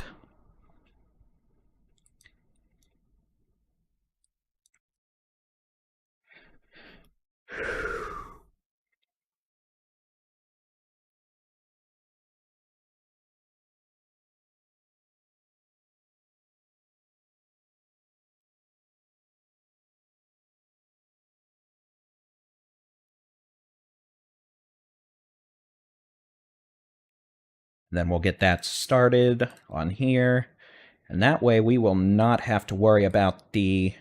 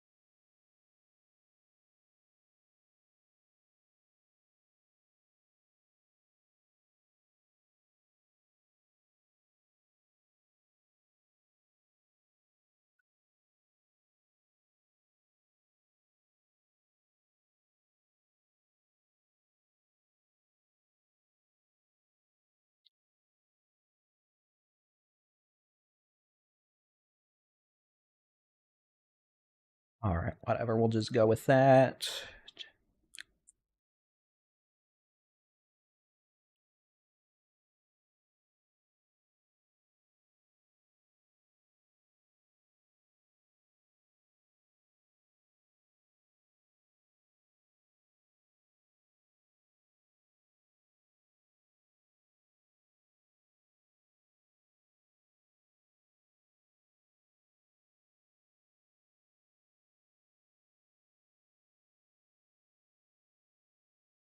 So again, we have a thunderstorm capable of producing a tornado along with baseball-sized hail entering the city of Alexa at this time.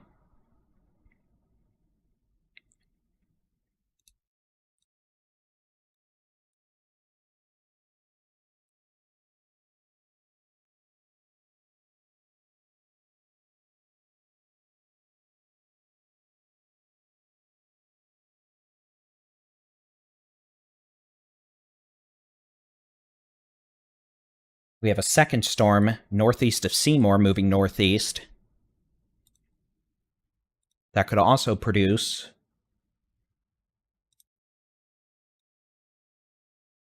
damaging hail, strong winds, and we'll see. It may try to go tornadic at some point.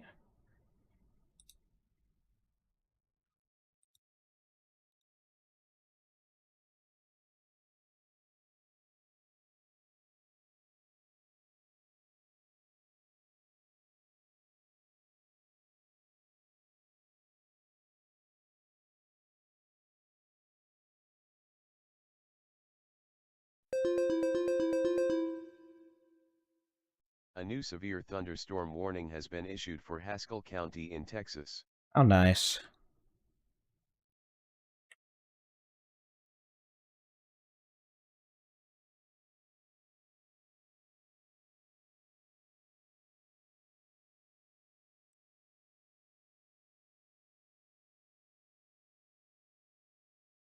So let's zoom back out. We'll switch back to this view, give us a nice loop. So we get all the streams turned back on.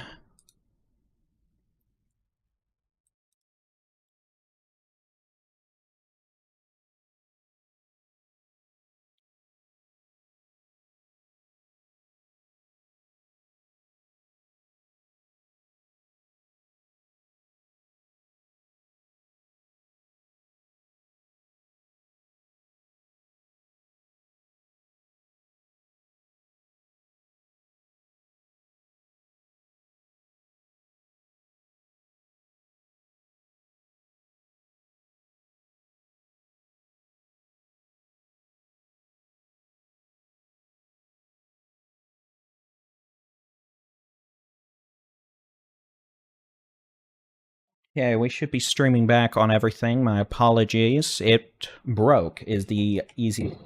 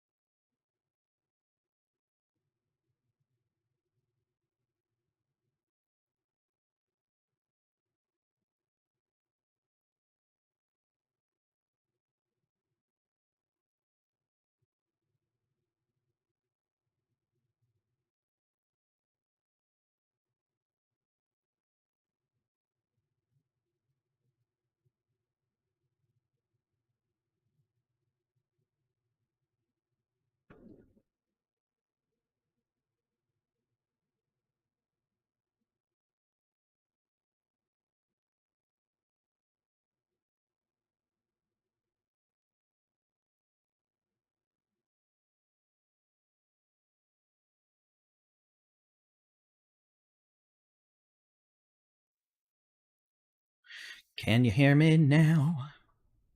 Now the camera's frozen.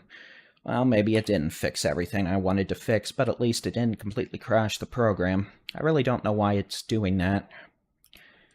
It's always something, isn't it? This rate, I'll have to make a custom RTMP for Facebook Producer so it doesn't auto-stop whenever bad things happen, but... Alright, let's try that again. It is the 27th of April, 2024. I'm Texas Storm Chasers Baldy-in-Chief David Reimer, off and on live coverage since 2 p.m. We've got scattered severe thunderstorms now across portions of northwest Texas. These storms have kind of congealed into a cluster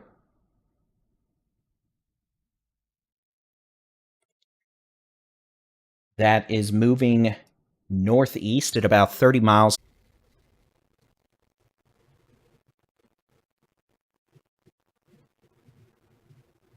Is the question.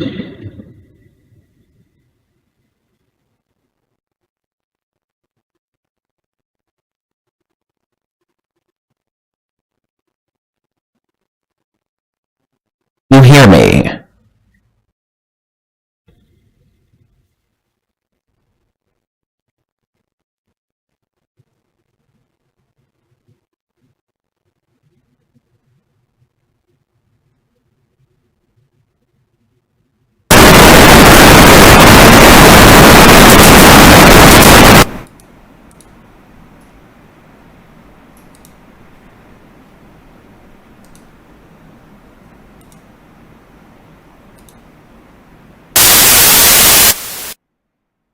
This is a test.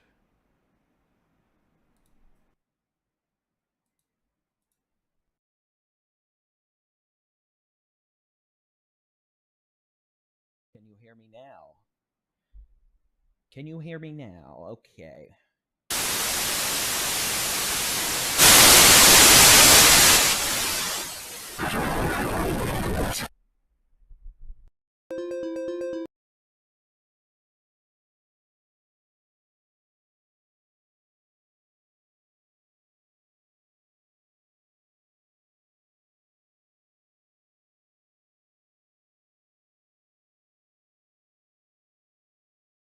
Texas local storm report from Electra in Wichita County, Texas.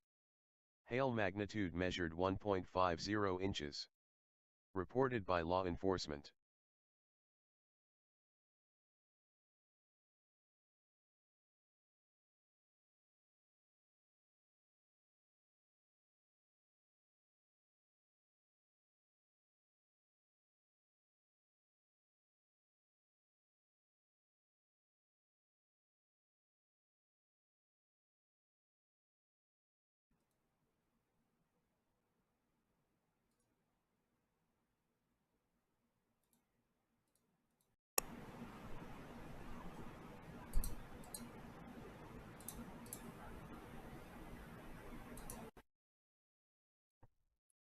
Alrighty, ladies and gentlemen, I think this is actually working now. I do hope so, at least. We shall see. My apologies. Nothing ever works at a convenient time. We may be alright now. Let's find out. Yes, I know y'all can't see me. That's intentional. I'm still getting the software set up. Jason's gonna be yelling at me. Rightfully so.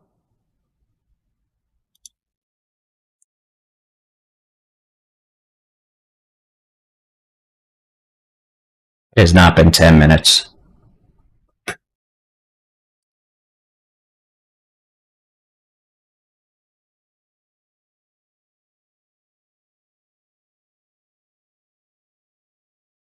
Microphone is overloaded.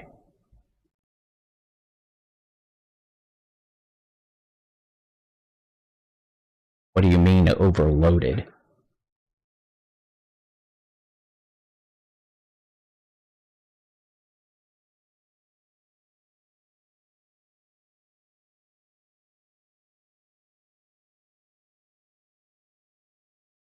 Overloaded.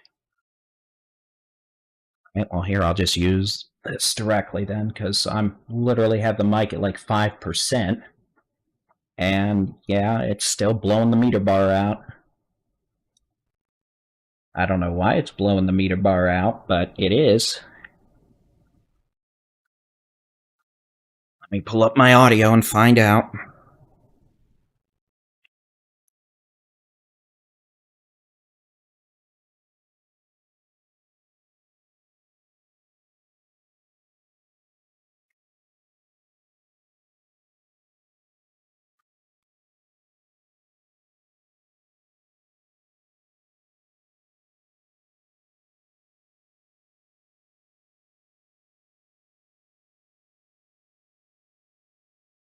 At least let y'all look at me in the radar now.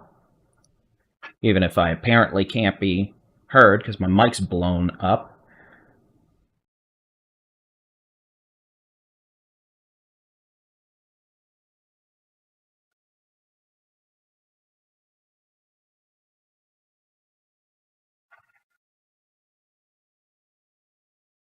Please let y'all look at me in the radar now. Even if I apparently can't be heard because my mic's blown up. I just turned the sensitivity down. I agree, that was pretty loud, which is really shocking because the mic volume on the computer is like 20%.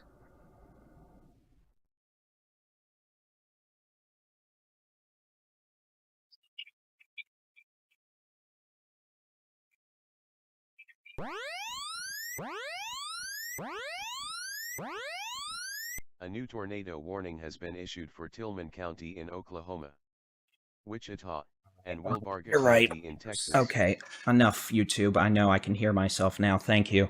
All right, we're just going to go with this, and if something breaks again, oh well. It's 5:36 p.m. Everything broke. We have a tornado warning now. This does include the city of Burke-Burnett, Electra. This includes... it's going to stay west of Iowa Park. I need to make sure my Zello's open so people can talk to me if they need to talk to me. So Burke-Burnett, north side is the Shepherd Air Force Base, north of Iowa Park, and southeast of Electra. The potential for a tornado to develop at any time as that storm moves northeast at about 30 to 35 miles per hour.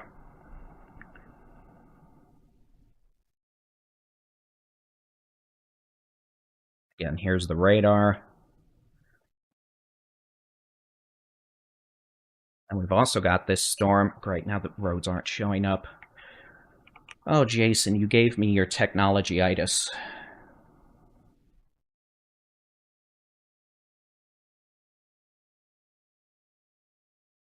Remind me to Google this when this is all over and see what's going on.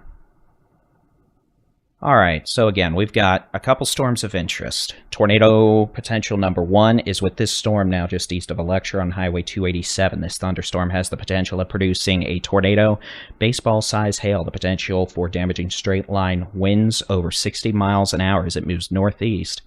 at about 35 miles an hour.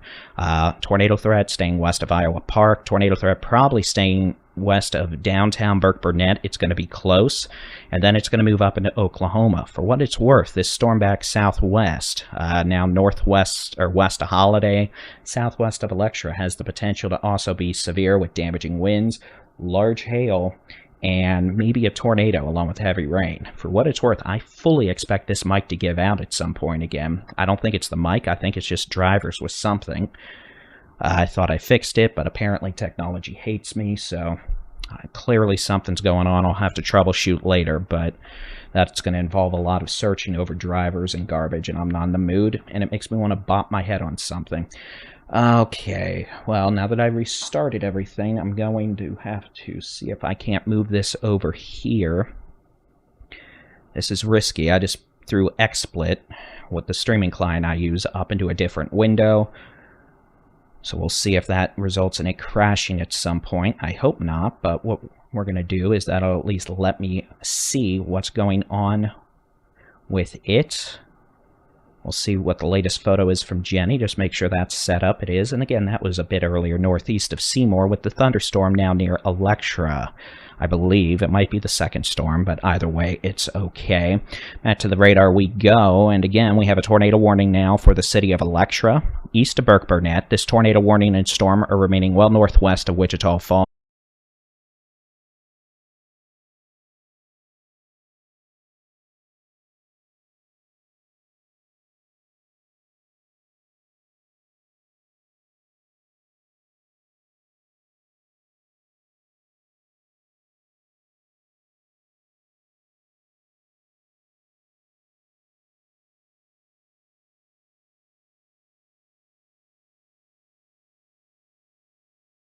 Alright, well, y'all can hear me. Y'all can see me. Congratulations. I believe the appropriate terminology is I broke stuff. Not necessarily me, but let's just say the mallet's going to come out and things are going to get hit if this happens again. Let's get that back on the monitor I want it on.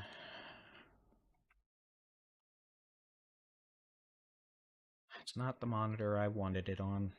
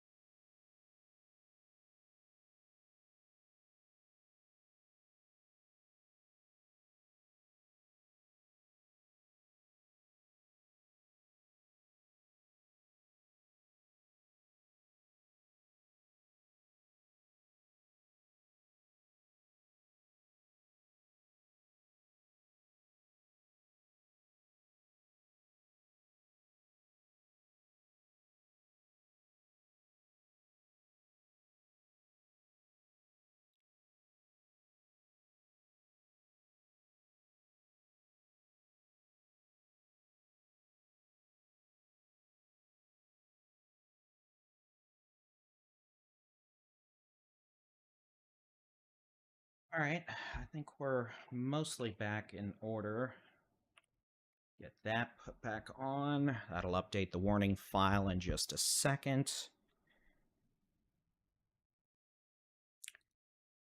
I think we're set up. Y'all should be able to hear me. I'll turn the mic back up further.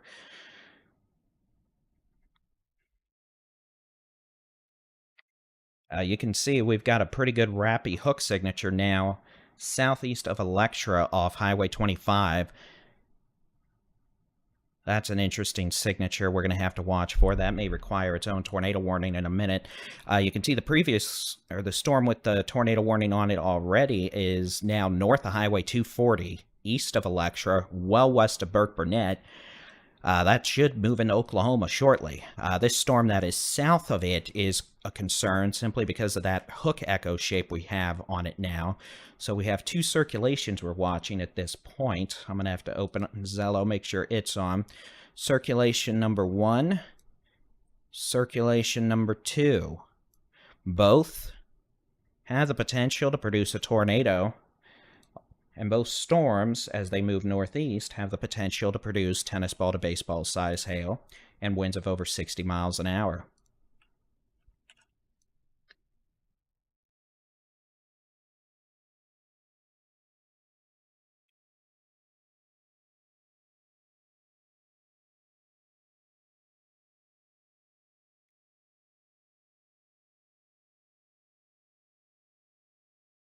Get my radars back up. We'll get everything back up.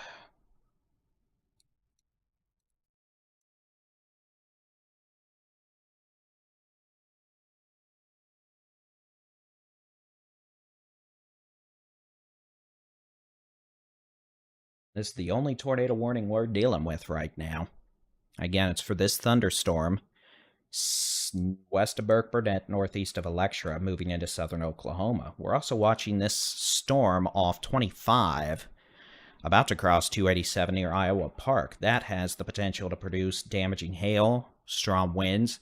We're watching for indications of low-level rotation, and it looks like we have a tornado warning on that now. So that's going to be a tornado warning for Iowa Park, Cadane Corner, Folks, Burke Burnett, areas just west of Wichita Falls. We got enough warnings on here to make it confusing. But again, yeah, you can see that couplet there for sure. We're starting to see indications of a developing tornado just east of Highway 25. That'll be a few miles southeast of Electra now, moving northeast, about 5-6 miles southeast of Electra. It's going to be moving towards Folks and areas west of Iowa Park.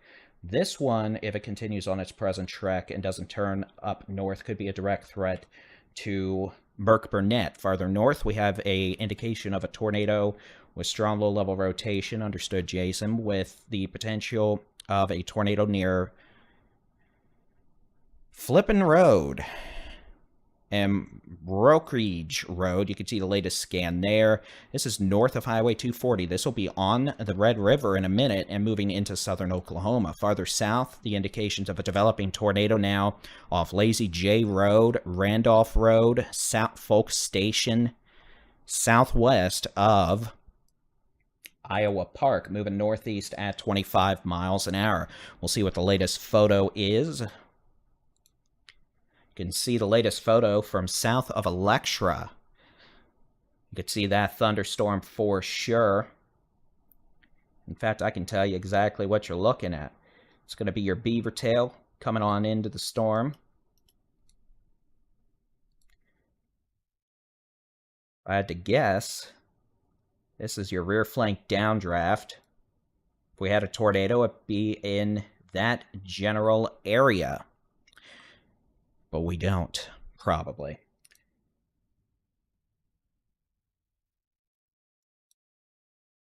So again, we have two storms capable of producing tornadoes. One tornado on the Red River now, northeast of Electra, moving towards Grandfield, Oklahoma. One circulation now southeast of Electra by, we'll say about 6 miles, moving northeast towards 287. It'll probably cross 287. Near or just east of Folks, hopefully passing about 7 miles west of Iowa Park. These clearly are taking on a more northerly component of motion. We're seeing a bit of a northwest turn with that northern circulation. So again, there is a possible tornado located near Brookage Road and Flippin Road, northeast of Haynesville, well northeast of Harold. We're talking 11 miles northeast of Harold, 5 miles northeast of Haynesville, and a good 13 to 14 miles west of Burke Burnett. That storm's not going to be an issue for any of those communities. It could be an issue for Grandfield. And then, again, that's this northern storm. Southern storm is located north of Cadane Corner, south of Folks, moving northeast, north-northeast pretty slowly, only at about 20 to 25 miles an hour. Then otherwise, looking out, we have other severe storms with flash flooding, a hailer north of Seymour, a severe storm west of Monday. Until proven otherwise, I'm going to consider those behind the outflow boundary and say they don't pose any tornado threat in the short term. I'm willing to bet they're in the rain-cooled air, in which case they're not our problem. Or I should say they're not a problem for tornado potential in the short term. We'll see. I've got that back open. Jason, it's up to you whether you want to turn the Facebook and all that back on.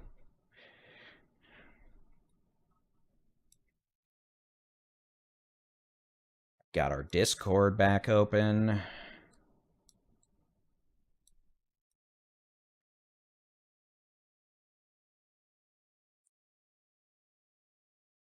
Let's see what the Storm Prediction Center's been saying, and while I do that, I'm going to zoom out to the state view, let y'all see what we have going on. You can see we're starting to see additional thunderstorm development farther southwest.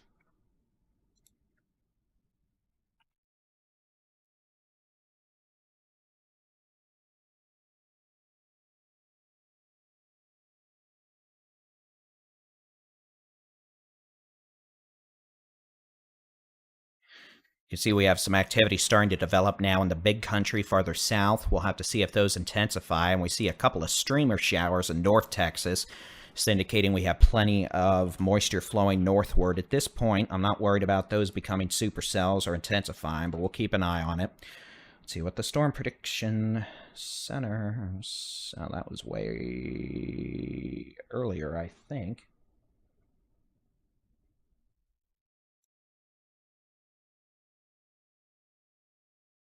That's just now.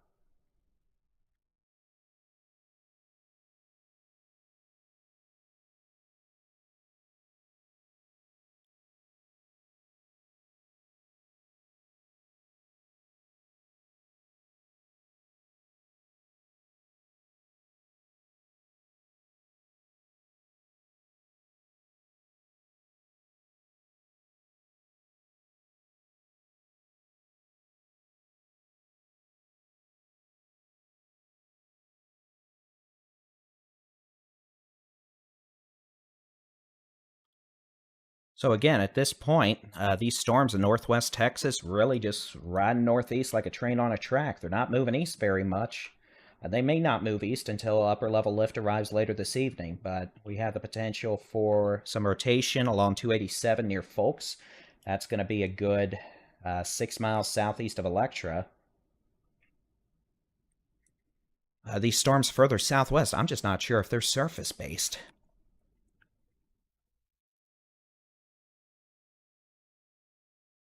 Look at the mesonet and see what the conditions are.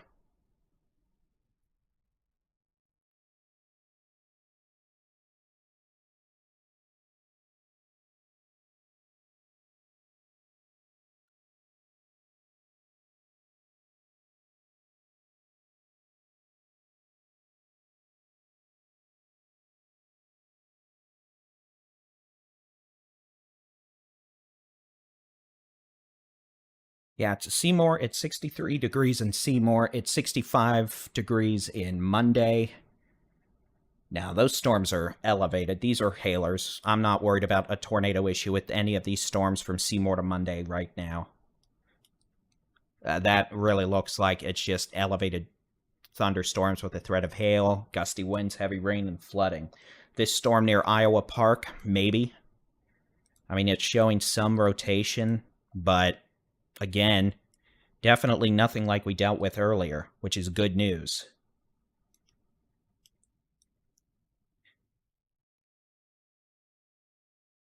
But still, can't rule out a spin-up tornado around Folks, west of Iowa Park, east of Electra, moving northeast towards Burke Burnett. Could also have quarter to golf ball size hail. These storms again southwest Seymour to Monday, large hail threat, not a tornado issue. Right now, probably not, because they're behind an outflow boundary. It's in the low 60s in Seymour. That is just pure cool rain-cooled air. Symbolic of what I'd expect to be elevated storms with a hail threat, a heavy rain threat, but not a tornado threat, which is good news. And you can see these are moving northeast at about 30 miles an hour. This storm near Granfield, a little bit of rotation, but again, these storms clearly after being quite intense earlier in the tornado department, have chilled out. Yes, we still have some tornado warnings, and yeah, we're going to be keeping an eye on it, and definitely no, we're probably not done completely. We're going to have to keep a close eye on these storms developing further southwest. Let me see what the wind profiles are at the radar site there near Moron. And then tonight we're going to have a squall line. That's going to move from west to east with damaging straight-line winds, pocket change size hail, a few embedded tornadoes, and heavy rainfall.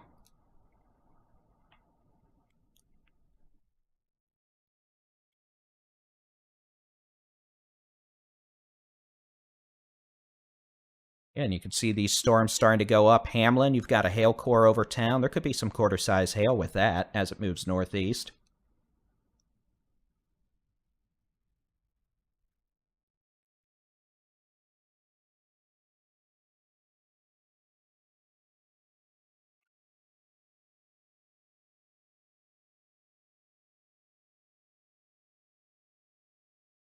But otherwise, we're doing better right now.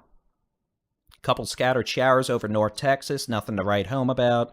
And then we've got this line of storms producing severe weather at, well, pretty much now, just southwest of Burke Burnett to Seymour to Knox City. Knox City's just been getting storm after storm after storm all afternoon with heavy rain, hail, flooding. These storms from Knox City to Seymour are not tornado issues because they're behind an outflow boundary. It's pretty chilly down there right now. This storm around southwest of Burke Burnett, yeah, we're going to have to watch it carefully. It's definitely got a hook, but it's not really looking too intense in terms of low-level rotation, but we're also looking at a radar right up the road. If I switch over to the Dias radar, you can see the updrafts, you can see some rotation, but even then, it's not a mid-level, it's not an impressive mid-level mesocyclone. So clearly, we've transitioned, at least for now, from a tornado issue to more of a heavy rain, hail, strong wind issue.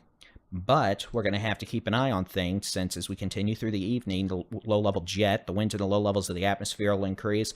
We'll also have to keep an eye on these storms in the big country, since they're developing in a ripened air mass that would support severe weather. Large hail, damaging winds. Let me look at some data down here and see what the overall conditions are.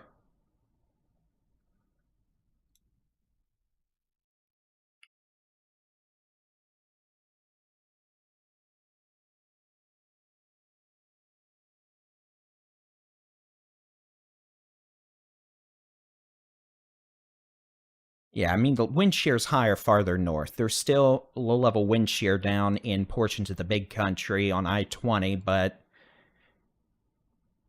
So we're going to have to keep an eye on these storms for sure, developing down into the big country for signs of organization into supercells, which is probably a good bet as these storms move to the northeast, the potential for hail, damaging winds, and some threat for tornadoes, especially if we get a well-organized supercell.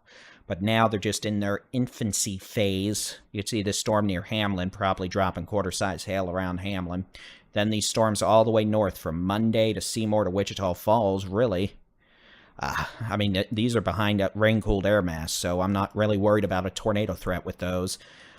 Minus this storm that is near and east of Electra. It's the one that seemed to have generated that outflow boundary, but to be honest, it's not even looked that... Well, let's look up. We're looking real close to the ground here. I mean...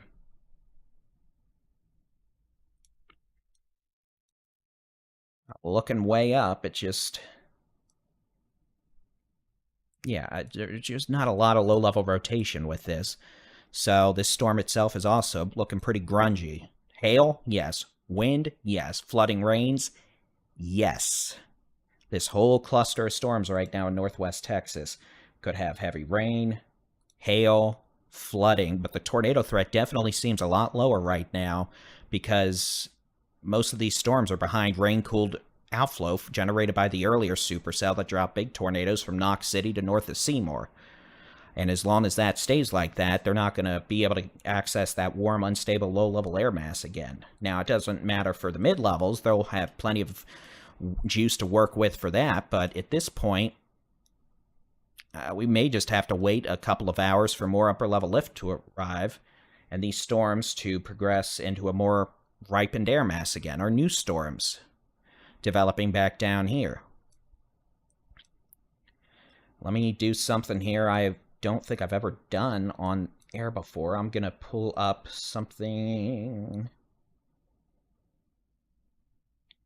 I mean, here's surface-based instability. This is just a measure of how much lift is available.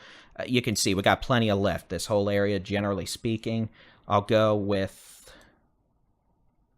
this is called the Significant Tornado Index, or the Significant Tornado Parameter.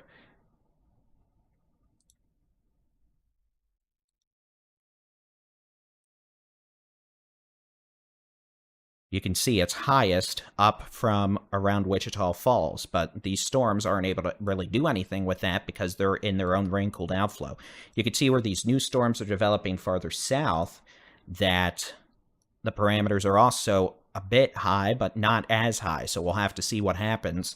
The tornado threat not as high with those storms developing in the big country right now, but we'll have to keep an eye on it. And again, some indications of rotation east of Electra, but we have no ground truth, no ground reports, and to be totally honest with you, I think most of these storms are behind their own outflow now, which drastically reduces the probability of tornadoes, at least in the short term. Could that change? Yes. But hail, wind, heavy rain? Oh yeah, absolutely. So let's see what the latest high-res rapid refresh model does for tonight.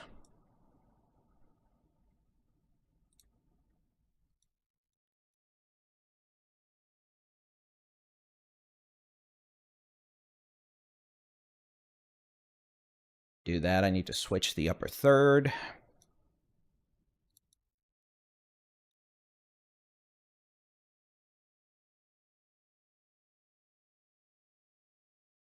Clear everything off the screen. We'll go back statewide view. I'll turn off that.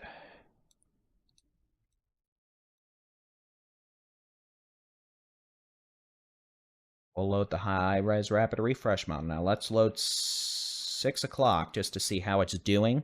You can see it's actually doing pretty well, all things considered. So what we're going to do now is I'm just going to let this load from 8 p.m. through tomorrow morning, 10 a.m. Sunday at 10 a.m. You can see we're going to have a line of storms fire up tonight. Now, this model also thinks some of those storms in those showers in North Texas may evolve into supercells. If that happens, they're going to have a pretty high tornado risk. But for now, nothing like that's happening. You can see by tonight, we're going to have a line of storms develop all the way down to the Mexico border from Kansas. They're going to move from west to east. The strongest storms capable of producing damaging winds, large hail, nickel to maybe quarter-size hail, maybe ping pong, and the potential for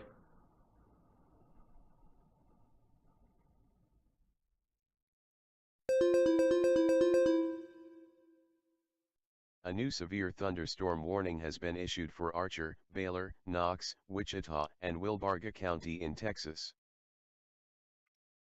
heavy rain that could cause flooding. So again, that's what we're going to be dealing with later tonight. That line will not have anywhere near as high of a tornado threat as these individual storms earlier did. But again, can't rule out embedded spin-up tornadoes. And I still can't rule out a few tornadoes with these storms in northwest Texas this evening, especially if they quit sitting in their own rain-cooled air mass. If they get access back to that unstable, low-level air mass where all these southeast winds are pushing in instability, then they're going to be off to the races again with the threat of tornadoes. But for now, we seem to have hit a lull in that, which is good, with damaging winds, hail, heavy rain. But we've also got new storms trying to fire up in the big country. And we've also got a few of these showers in North Texas that this model seems to think could see one or two of those evolve into a storm as it moves into southern Oklahoma. We'll see. Either way, we're doing better now than we did earlier, but we're still going to have severe storms tonight into Sunday morning, and then the threat for some severe storms tomorrow afternoon across East Texas, Northeast Texas. So back to the radar we go. And again, Here, I'll just turn this on. Turn on the warnings. You can see a big flash flood warning from Knox City up to Seymour to Cadane Corner to Electra. A small tornado warning for areas of Burke Burnett, northeast of Fowlers, northwest of Iowa Park. With that thunderstorm, you can see if we switch over to the how hard the rain's blowing mode, there is a bit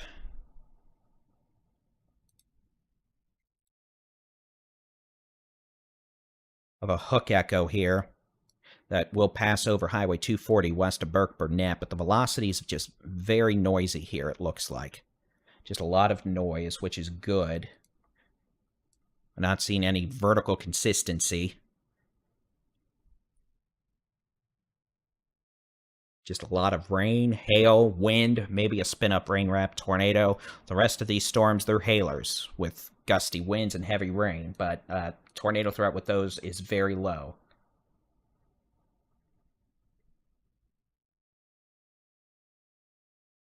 Until or if these storms manage to get out from the rain-cooled air. If not, well, we're done seeing tornadoes with this activity, minus this storm southwest of Burke Burnett. Now, we've got to watch for these new storms developing farther south in the untapped air mass. Some of these storms may try to become supercellular, and if so,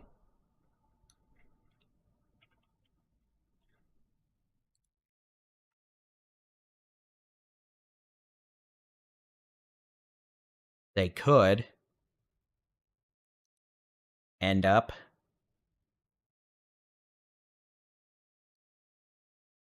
becoming severe with large hail, damaging winds, maybe a tornado threat.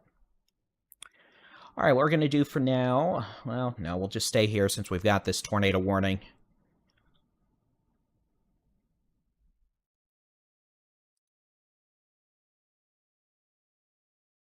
A severe storm capable of producing a spin-up tornado. This is going to be located northwest of Iowa Park. Iowa Park, you don't need to worry about this storm. It's not going to be an issue for you. It's moving northeast.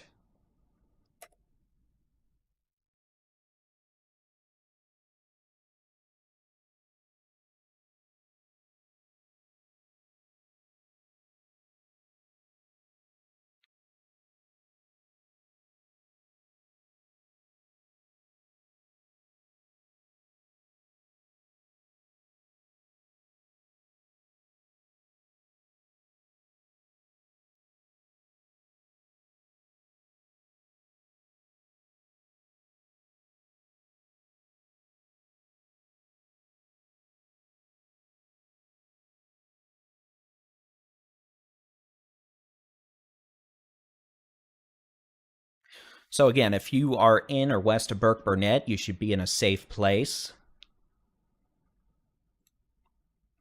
Lowest floor, center room, away from windows. Put as many walls between you and the outside as possible in case we get a spin-up tornado out of this.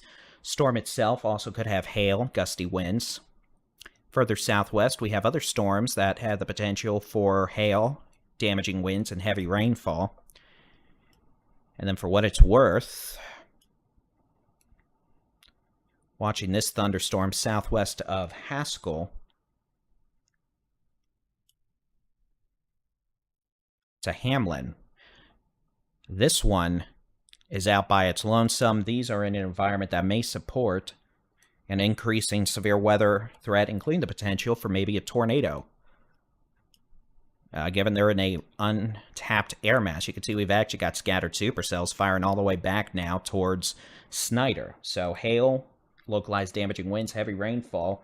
We may even see some threat of a tornado out of these storms as they mature over the next hour in an environment supportive of severe thunderstorms.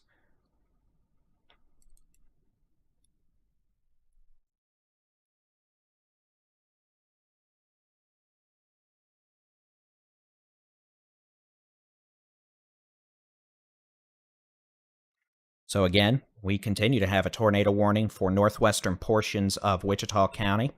This is going to be for a possible rain-wrapped spin-up tornado now located. I'll just put some roads on here.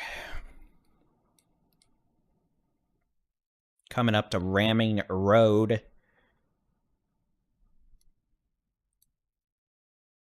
It's Hall Road, Morgan Road.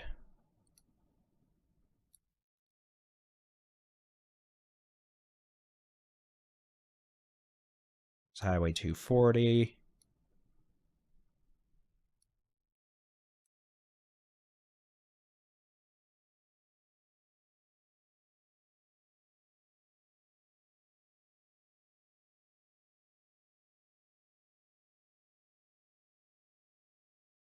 So again, these are moving towards Hall Road, Morgan Road, Bonner Road, Highway 240 west of Burke Burnett.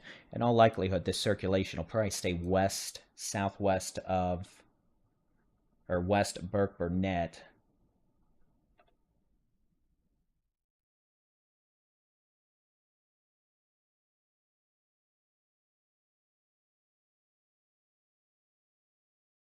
Starting to see some development of scattered showers out here east of Archer City. And this storm, specifically near Seymour, seems to be moving a little further east now. Let's loop and find out. I would find that interesting because that would generally suggest it may be able to get back into the uncontaminated warm sector. And if that happens, then we're back off to the races in terms of a tornado threat. But I'm just not sure if it is actually... because there's like a boundary extending southwest out of this, so this storm back over Monday should be elevated. But we'll just have to wait and see, honestly. That's what we're going to have to do. Back southwest, you can see these supercells are starting to mature now, northeast of Hamlin, back near Rotan, back to Snyder. These storms moving north could have the potential of becoming severe. Large hail, damaging winds, the potential for a tornado. Then we've got this thunderstorm.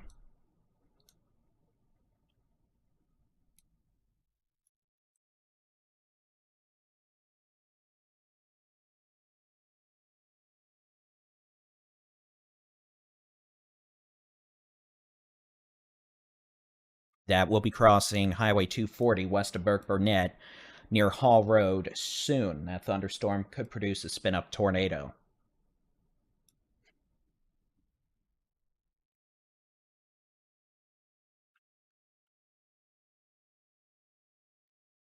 So again, this storm will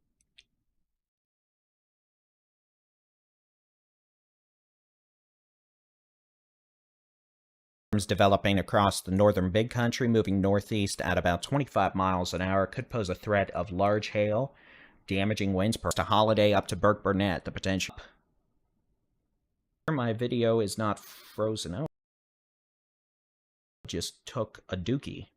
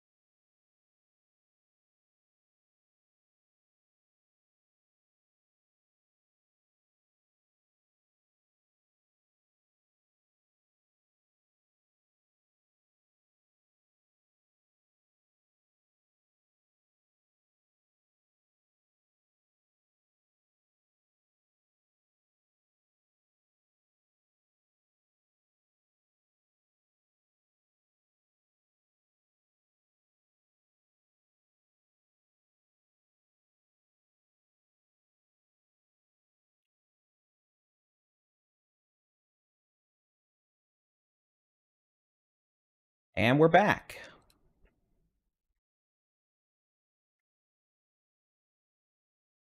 Sorry about that. For some reason, the upload speeds went haywire.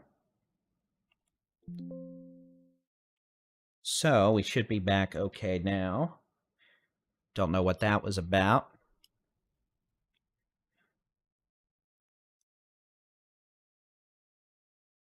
Alright, let's go back up here. We're seeing a bit of a signature in the low levels now.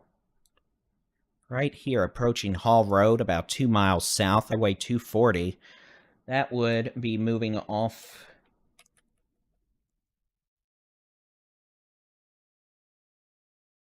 Right now, that's moving like that. I'd expect it to move a little left of that, but the potential remains for a spin-up tornado. A new severe thunderstorm warning has been issued for Archer, Baylor, Clay, and Wichita County in Texas. Yeah, we'll look at that in a minute. This whole area here, the potential for a spin-up tornado as it moves northeast towards Burke Burnett. Looks like it's starting to get pushed a little to the east by that storm farther south, which may push it closer to Burke Burnett. We'll have to keep an eye on it, as there is some indication of low-level rotation, but we'll switch back over to the how hard it's raining mode.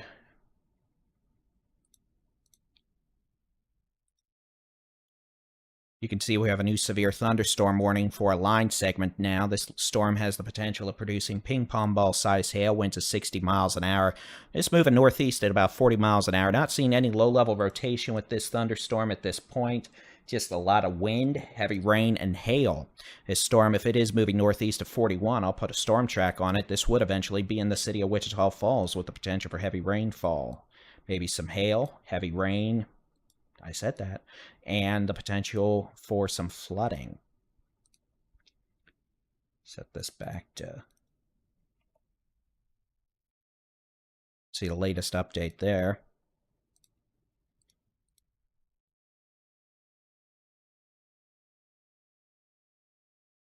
Moving northeast, they've got it at 40. I wish that wasn't right behind my camera, but oh well. This would be in Holiday at 6:45 to 6:50. Iowa Park about 6:50. Wichita Falls right around 7 p.m. This would be a Shepherd Air Force Base about 7 to 7:05. Jolly about 7:15. Dean around 7:15. Petrolia there on 79 northeast of Wichita Falls around 7:25. At this point, this storm has the potential of ping-pong ball-size hail, damaging straight-line winds. We'll keep an eye out for some low-level rotation. It's interesting this storm is flying east so quickly. That definitely indicates the potential for some damaging wind. I'm not sure if that means anything regarding the potential for tornadoes, but this doesn't look like a tornado maker right now. You can see it's more of a line segment, a lot of wind being pushed out, along with hail. Further southwest, severe storm north of Monday now. Knox City getting a break from the heavy rain. I'm sure y'all will find a new storm at some point. This storm southwest of Seymour, moving northeast. The potential for quarter to golf ball size hail in Red Springs to Vera over the next few minutes as that crosses over Highway 82, eventually bringing rain, maybe a bit of hail to Seymour. Further southwest, we have scattered supercells trying to fire up from northwest of Stanford, northeast of Hamlin, down to Rotan, to Roby, southwest of Rural. These storms, there's a little bit of rotation with this storm north of Hamlin, it looks like. We'll keep an eye on that.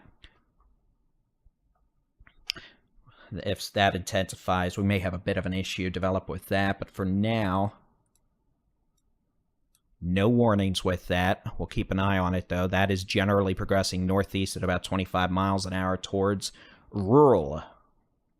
Romeo Uniform, Lima Echo.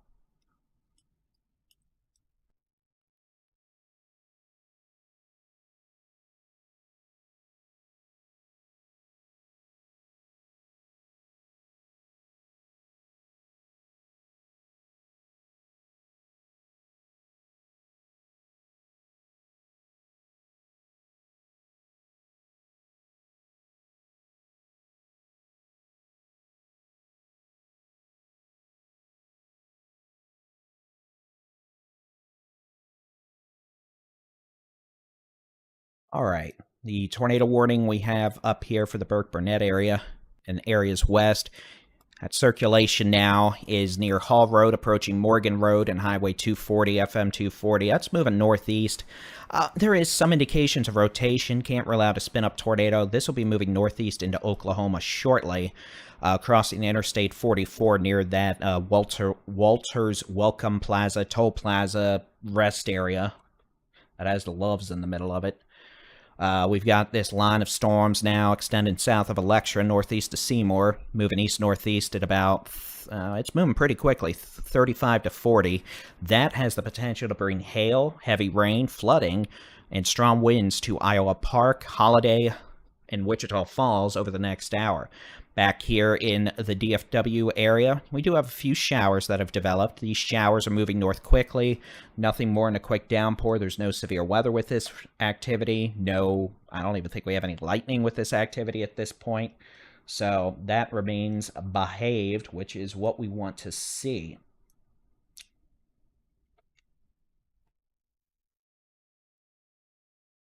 We're going to have to, I will admit, we're going to need to watch this cell west of Burke-Burnett. As this storm further south west of Holiday pushes east, it's trying to shove this Grandfield supercell farther east as well, which would transition it closer to Burke-Burnett. You can see this is actually a very well-structured supercell. You can see the flying eagle shape. You've got your hook echo here. If we had a tornado down, it would be in the proximity of Morgan Road, Hall Road, and FM 240, but no reports that we have a tornado down at this point. Nevertheless, a tornado warning does remain in effect for the city of Burke-Burnett out west on Highway 240 towards Hall Road.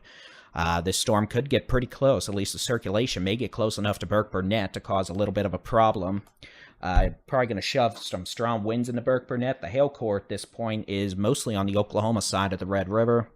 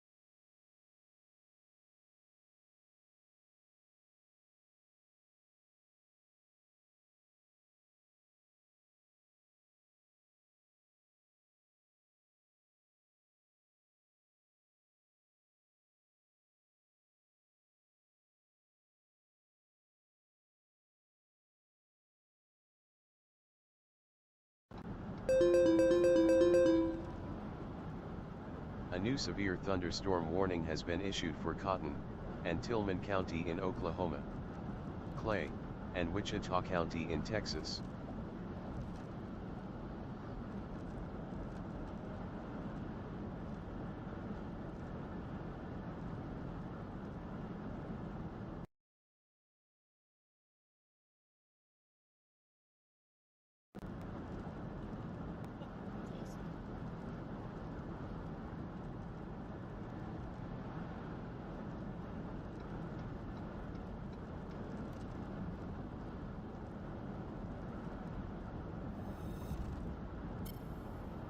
All right, and here we go. Welcome to those of you watching on the Texas Storm Chasers Chase stream.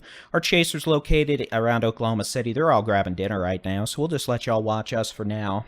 We suspect they'll be streaming storms again in a bit, so we'll keep that up for now, and we'll just let y'all watch Baldy and Chief here make a fool of himself on the interwebs, because, well, who else needs more entertainment than that here on a Saturday?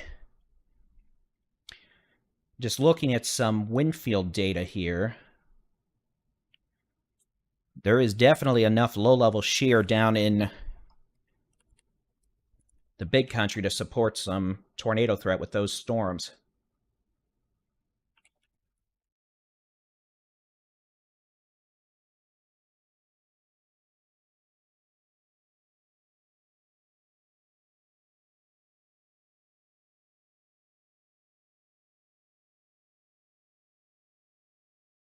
Okay, so let's go over now. We've had a few folks join. We've got a tornado warning for the smallest section of northern Wichita County possible. This does include the community and city of Burke Burnett. A possibility we could see a quick tornado spin up here on Highway 240 approaching Morgan Road. This is generally now progressing closer and closer to the city of Burke Burnett. Hail cores north of the river. You can see that little hook echo / appendage there. It's being pushed east because a line of storms really further south has a pretty good amount of wind with it. It's pushing east towards really the Wichita Falls metro. And this one, unlike the earlier storms, probably going to make it because it's moving at 35 miles an hour. This storm could also have ping pong ball size hail, at least, the potential for damaging straight line winds, and heavy rainfall that could cause some flash flooding.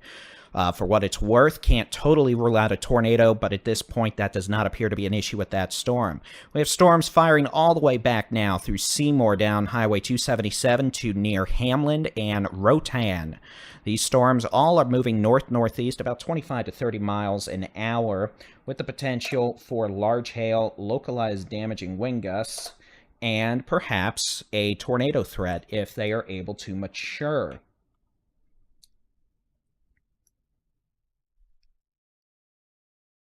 We'll see. The storm near Hamlin, or northeast of Hamlin, has shown some rotation at times, but nothing that is concerning at this point.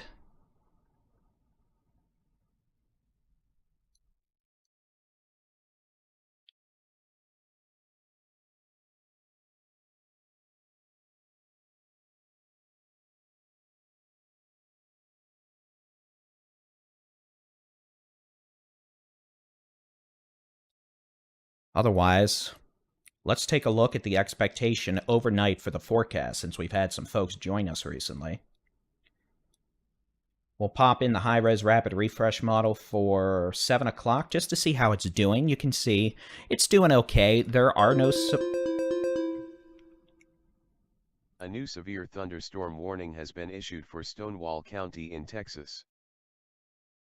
There are no severe storms, or storms for that matter, in north or central Texas. Just a couple showers, so it's being overambitious with that. But with that being said, we can at least get an idea of what things may look like tonight. So let me load the high-res rapid refresh model. I'm going to zoom out. I'm going to just let this play. And real quick, while this plays, I'm going to go visit the little boy's room. So I'm not even going to change the scene. I'm just going to let this play. And I'll be right back in like 90 seconds.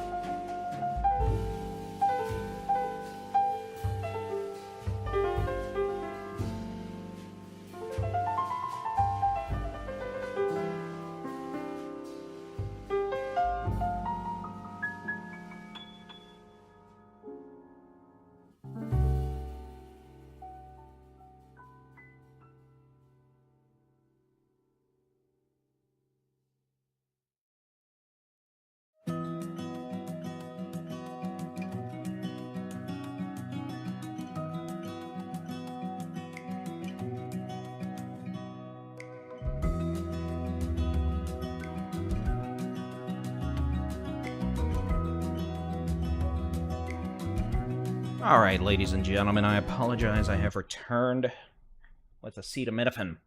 Alright, let's zoom back into what we have going on right now. We do have a tornado warning near the community of Burnett. This is for a severe thunderstorm capable of producing a spin-up tornado.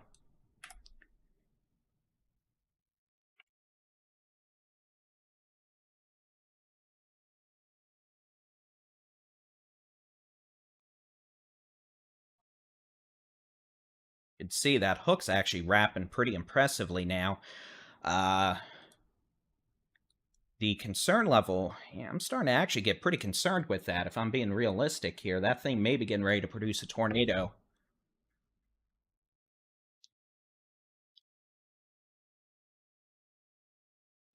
North of Burke Burnett, about to cross over the Red River, and then move towards Randall, Oklahoma. But if this storm is going to keep moving due east, we're going to have an issue maybe in Byers.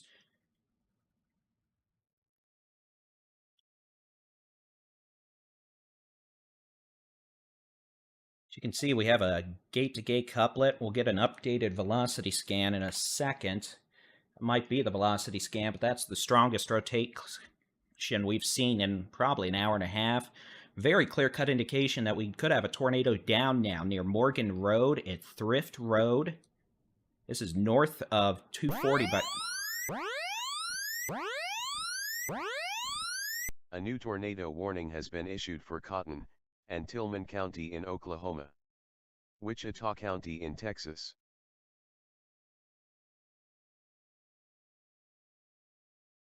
Yeah, we very well may have a tornado down just north of Thrift Road, approaching Boner Road, and then Vaughn Road, passing maybe 2 miles north of Burke Burnett, and then crossing into Oklahoma. A new severe thunderstorm warning has been issued for Haskell County in Texas.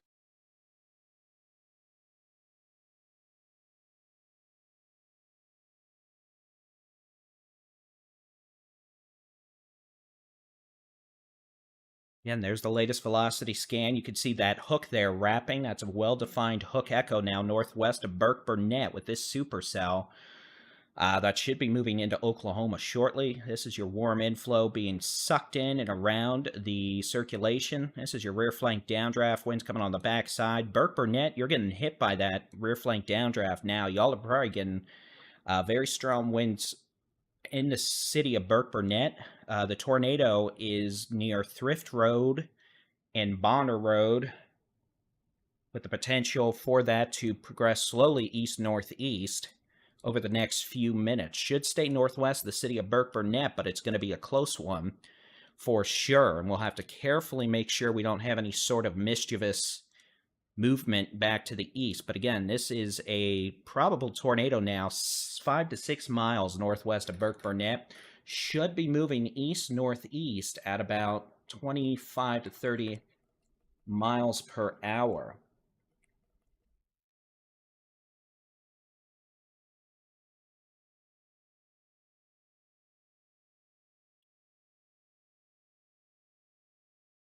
Say this, we're starting to see some interesting signals out of the storm near Holiday. Now, what I can tell you is what I've been looking for this whole time is an outflow boundary. This, spinny, doom, real quick. Winds, etc. But on it. A tornado may be on Burke Burnett, moving pretty good velocity signature with that, indicating that we could have a developing rain-wrapped tornado. Again, this thing be wrapped in rain. You're not going to see it. There's rain and hail right now to actually maybe see it, and even then, it just looked like a rain shaft, probably. So with that being said, again, a possible tornado located now, and we'll switch back to the velocity mode here, near Bonner Road, north.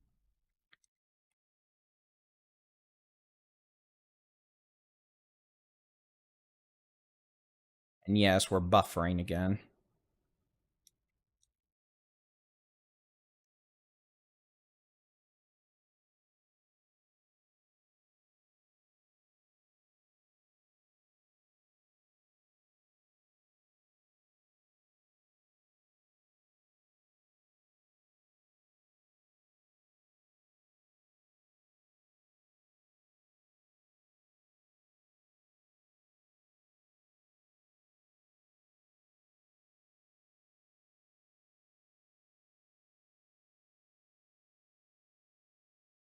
Here, I'll cut the bit rate down.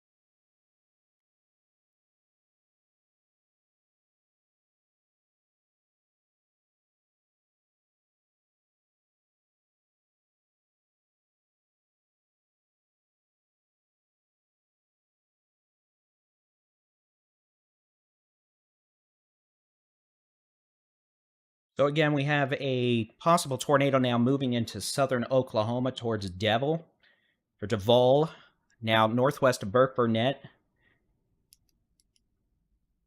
That storm capable of producing a tornado as it moves into southwestern Oklahoma. That'll be crossing over Highway 70 near Interstate 44 shortly.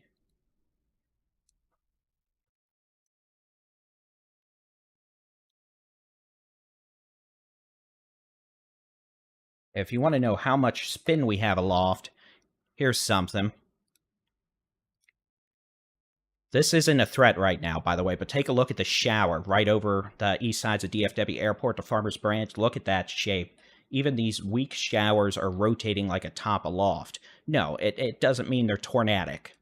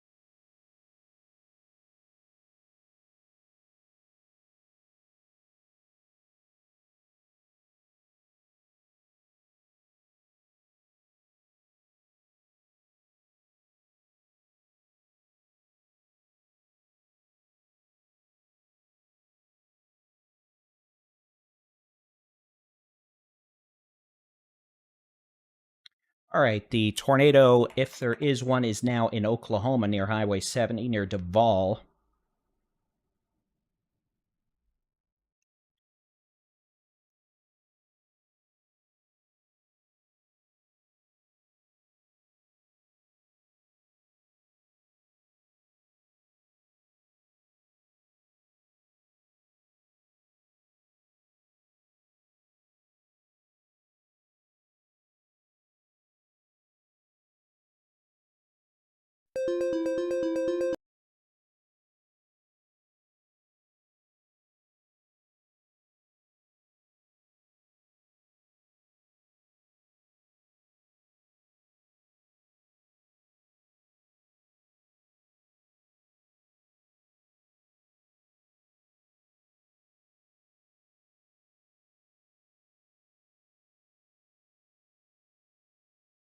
There's no reason I should be having these upload issues. Something weird's going on.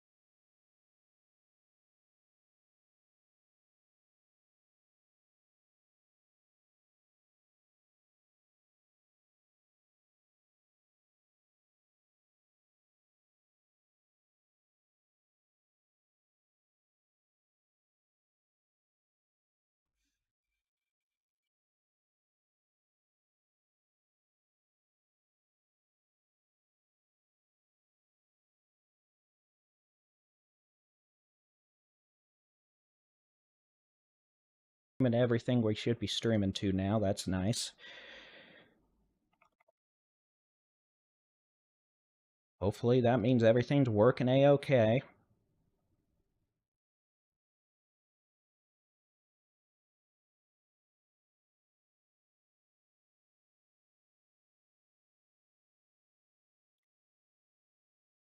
Looks like it.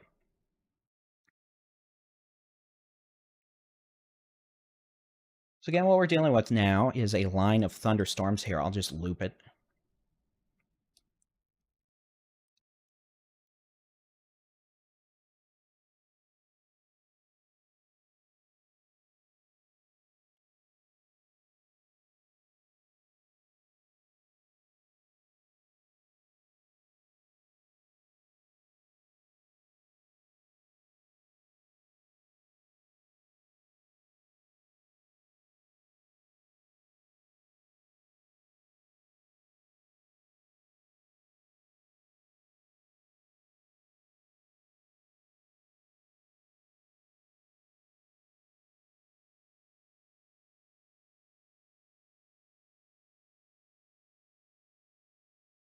Storm about to move into Iowa Park, Wichita Falls, with strong winds, heavy rain. We have no tornado warnings in the state of Texas. Burke Burnett, you are clear from the tornado warning. You've got wind, rain, and you're going to have more wind and rain later, but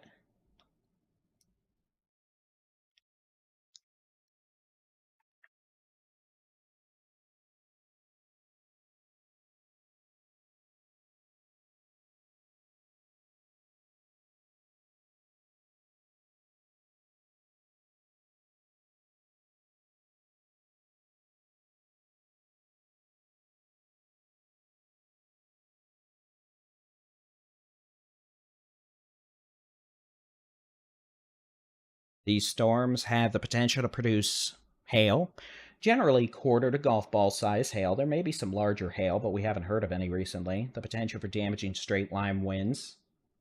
Heavy rainfall that'll cause flooding. And the potential for a few tornadoes. We have no tornado warnings right now, though can't rule one out. At some point during the evening, the tornado threat definitely has decreased for now.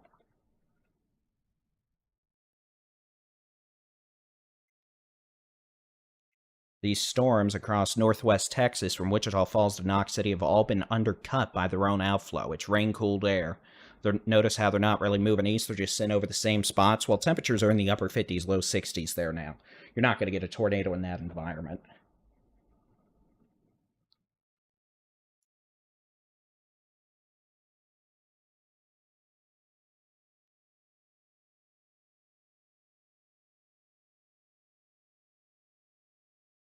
We got a couple showers in North Texas. They perked up a little over the last 30 minutes, but nothing that suggests, imminent severe weather, anything like that with that activity.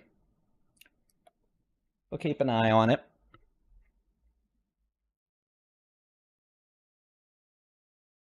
I am going to do, though, is I'm going to switch this office light on because I'm getting a headache.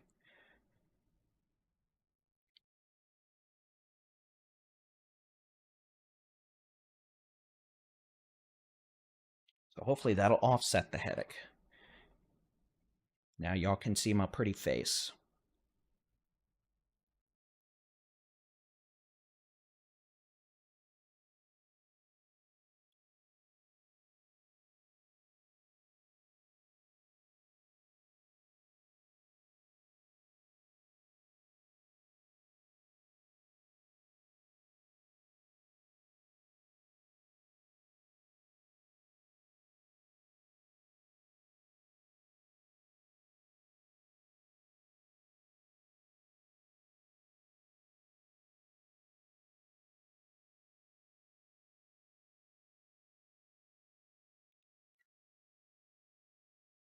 Here's some caffeine.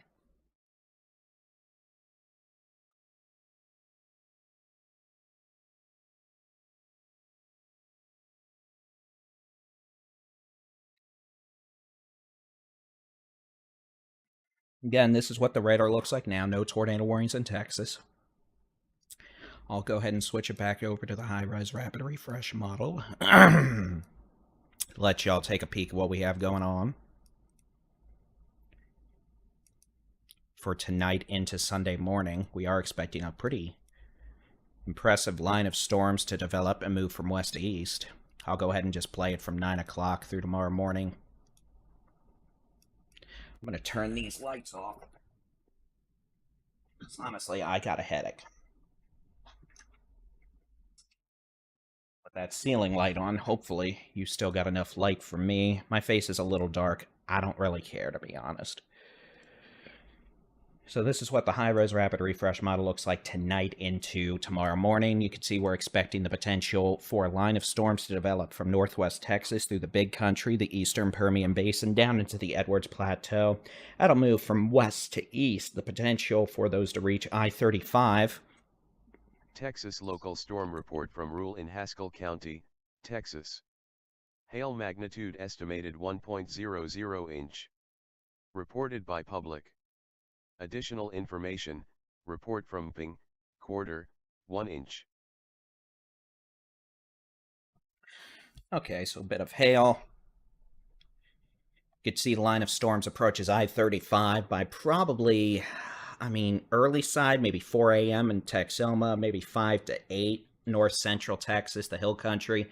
Some of these storms tonight, the potential for damaging winds, hail, maybe a few embedded tornadoes.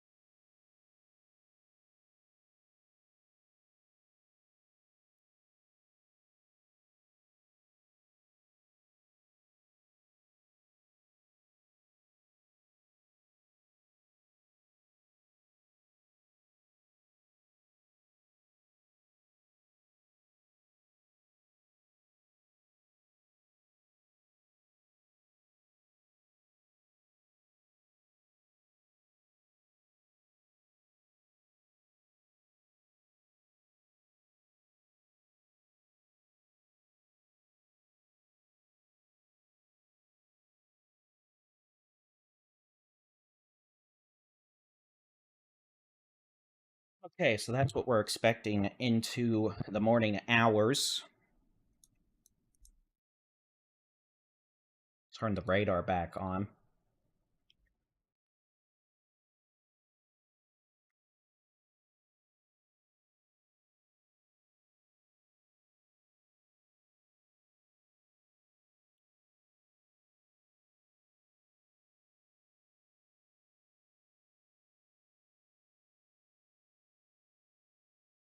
And again, we have no tornado warnings. I want to make that clear. That's why we're kind of taking a relaxed posture here. We're keeping an eye on things for sure. These storms have damaging winds, hail, heavy rain that's going to cause flooding, but the tornado threat has really come down for now.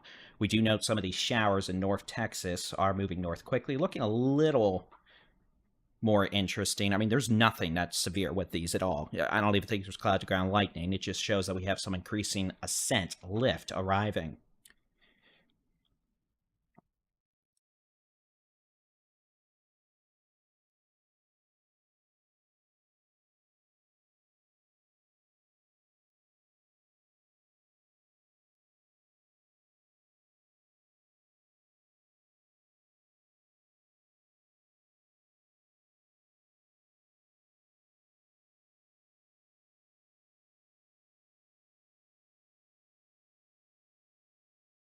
I should be in commission.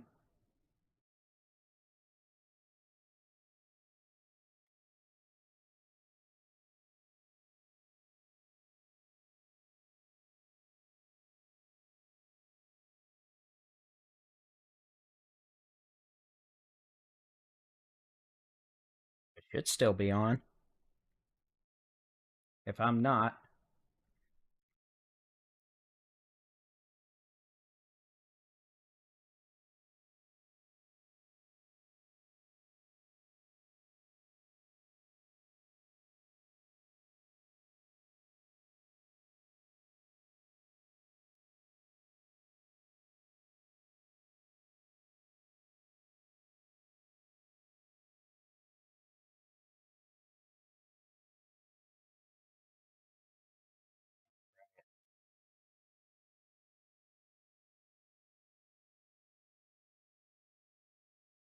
so again, we have pretty much at this point a line of showers and thunderstorms moving northeast across northern portions of the big country into northwest Texas. These storms have the potential to produce flooding rains, quarter to ping pong ball size hail, strong wind gusts, but not a tornado issue. These are not tornadic right now.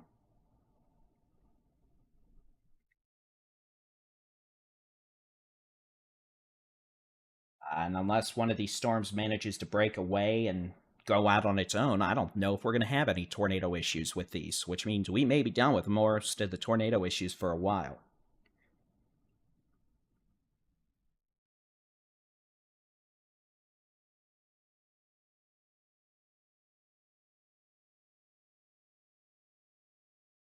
That being said, we're going to have to watch these storms further west, or watch for the line of storms tonight. We're also going to have to keep an eye on these storms just in case they try to do something mischievous.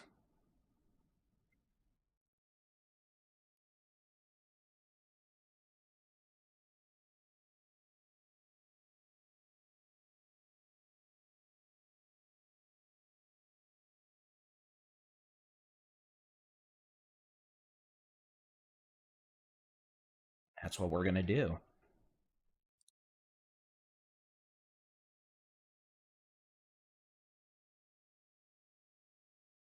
Again, we're going to watch these showers in North Texas too. There's nothing going on with that besides just them forming, indicating we have some lift approaching.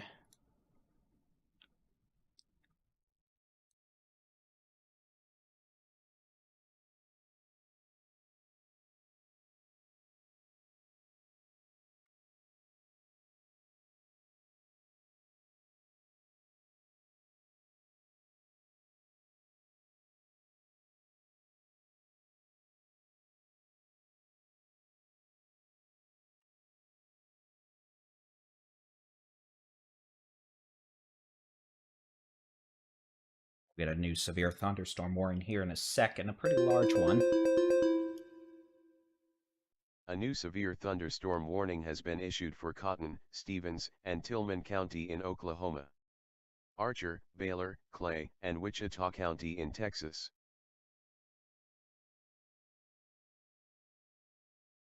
Okay, so that's a severe thunderstorm warning. It includes Wichita Falls, Dean, Lakeside City, Holiday. It's for this line of storms. We could have some golf ball size hail falling in that hail core just north of Lakeside, or excuse me, north of Iowa Park. I'll zoom in. You can see we just got warnings galore. We're turning this off. There's just too much. You can see a bit of a hail core about 2 to 3 miles north of Iowa Park. That's moving east. That'll probably cross over the north sides of Shepherd Air Force Base here in the next 20 minutes or so. Further southwest, all these storms have the potential of producing strong wind gusts. Not seeing anything that suggests tornado issues, though, which is good news. These storms not expected to really pose much of a tornado threat. With the exception of maybe some of these tail end storms if they're able to organize, but at this point, they don't really look that organized. I mean, there's a little circulation here around rural with this supercell, but it's not strong, and these just don't seem to be organizing that much in the rotation department, which is good, which means hopefully we are done with the tornado issues as a majority for a while, which would make me happy. I'm going to look at some data.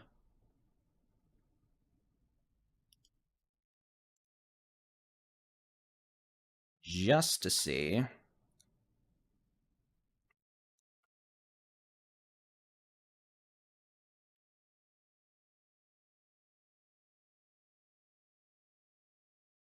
What we have going on.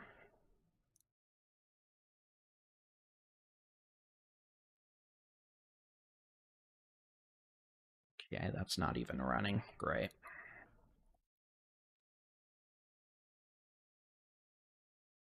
I mean, we're going to have to see, though, later this evening when that line of storms develops farther south, which I might as well show it again. I mentioned it, so...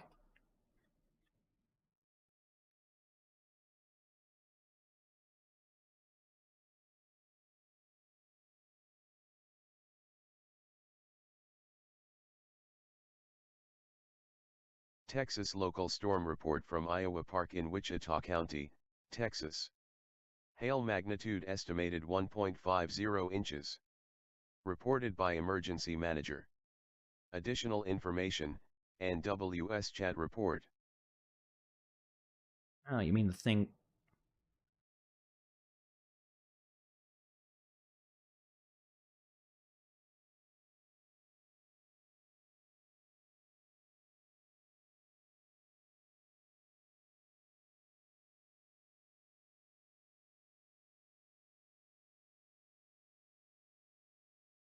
So yeah, we're going to see a line of storms tonight move from west to east. The potential for damaging straight-line winds. When those storms form initially, definitely the threat of hail. As they form into a squall line, the hail threat will probably come down. We could still have some quarter to golf ball size hail. Wind gusts 60 to 80 miles an hour. The potential for a couple of embedded tornadoes. We'll have to keep an eye on that just to see how much of an issue that's going to be. But overall, I think the highest tornado threat is probably done for Texas. Definitely some tornado threat remains, at least a low threat, but storms haven't really been doing much of that outside of the one storm that's in Oklahoma near Randlet now. These storms that extend from Wichita Falls to Seymour to Haskell are all elevated. They're behind a cold pool. They pose a risk for strong winds, hail, heavy rain that's going to cause flooding because they're just moving over the same areas from southwest to northeast, but not tornadic, which is good.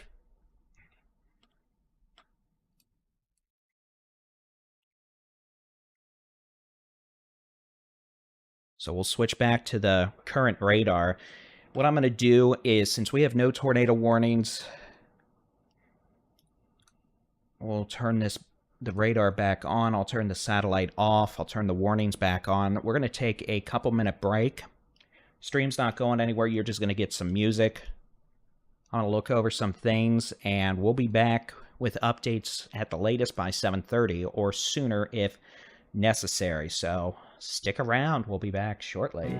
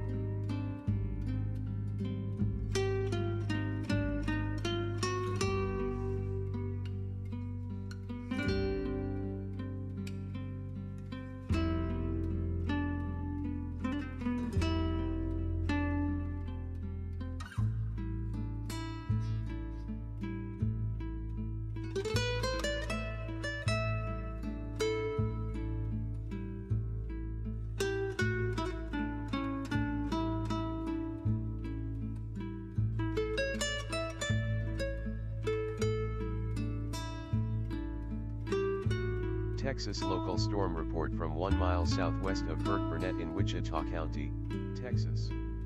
Hail magnitude estimated 1.00 inch. Reported by public. Additional information, report from PIC.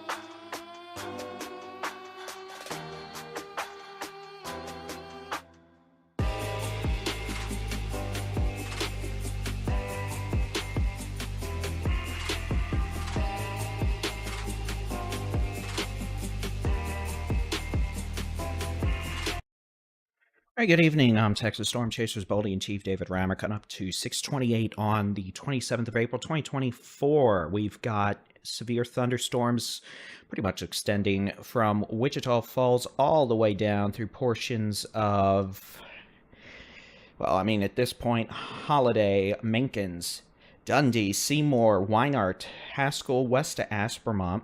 These are pretty much a cluster of storms at this point, all on a boundary/outflow boundary. In the state of Texas, don't really have much of a tornado issue right now. Any tornado issues, to be frank. These storms have the potential of producing damaging winds over 65 miles an hour. The potential for maybe some pocket change size hail. No tornado warnings. That isn't a guarantee it's going to stay that way, though. We're starting to see some interesting rotation signatures with these storms in the big country. We'll go ahead and switch back to the high-res radar real quick. Y'all can actually see me. That's impressive. I turned off most of the lights in here. I've got a splitting headache.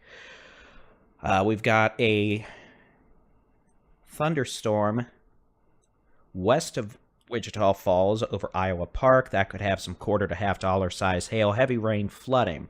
Severe storm riding up Highway 277 northeast to Seymour towards Wichita Falls and Iowa Park. That's going to bring hail, heavy rain to Wichita Falls. Storm with heavy rain, hail over Seymour. Now let me see which radar's closest. Oh yeah, it's definitely these for sure. Now we're starting to see some interesting signatures with these storms around Haskell to Aspermont. Note one hook echo trying to show up near Rochester. We're seeing a bit of a signature southeast of Aspermont. When we look at the radar, yeah, we've got some rotation signature, but we're actually seeing a bit of a signature here with this storm. It might be due to a cell interaction, but again, these tail-end storms we're going to have to watch carefully. I know Storm Chaser Jenny Brown is down there. I'm not sure if these are undercut or outflow dominant or not. But the potential for these to produce large hail, gusty winds, and maybe and a low threat of a tornado with these storms definitely can't be ruled out. I don't know if these are outflow dominant or not. I don't think so. That far south, at least. But we're going to have to wait and see. Hopefully Storm Chaser Jenny Brown lets us know at some point. But again, these storms all have hail. You can see we're even getting some storms south of Interstate 20 starting to form now. Southwest of Sweetwater to Sterling City. All these storms generally moving northeast at about 25 to 35 miles an hour. You can see we've actually got a couple showers in North Texas along and north of 380. Shower moving over Pilot Point, about to move over the State Park as it heads up 377 towards Tioga, Collinsville. This storm isn't severe in any way, shape, or form. Gusty winds, quick round of heavy rain, maybe a little bit of cloud-to-ground lightning, but again, nothing that's problematic. It looks like we have a new discussion from the Storm Prediction Center. We'll read that. Looks like we're going to have a new tornado watch across northwest Texas into central Oklahoma here soon. Let me see if it's showing up on here yet. I doubt it. Yeah. Tornado watch will be issued soon across the southern plains from northwest Texas across much of Oklahoma. Meteorological discussion. Leading edge of large-scale ascent is spreading across the southern high plains early this evening. A agitated boundary layer Q field is deepening over the dry line in Texas. That's towering cumulus, indicative of the approaching trough. Convection is expected to increase in aerial coverage into the southwest flank of the ongoing southwest-northeast mesoscale convective system that gradually shift east. They're talking about down here, meaning we're probably going to see more storms firing up down here soon. Zero Zulu weather balloon from Norman exhibited very strong shear, 400 meters square second squared, in the first 0 to 3 kilometers above the surface. Yeah, it's pretty strong wind shear, with mixed layer CAPE around 2,300 joules, though slightly capped. Decent instability. Supercells and thunderstorm clusters are expected to continue, and aerial coverage is expected to increase later this evening as the upper-level trough shifts east. A new tornado watch is needed. Okay, well, that makes sense. Okay, so they're pretty much saying this whole cluster of storms in the big country, northwest Texas, will continue. We're going to have to watch for some isolated additional stuff. You can see, frankly, the upper-level lift approaching up here. We're starting to get some storms in western Oklahoma, north or southwest Kansas. It looks like there's a possible tornado near Ponca City, Oklahoma. And then, again, these storms across the big country, northwest Texas. Now, let's switch and take a look at the high-resolution rapid refresh model. We'll take a look and see what it shows across the state over the next while.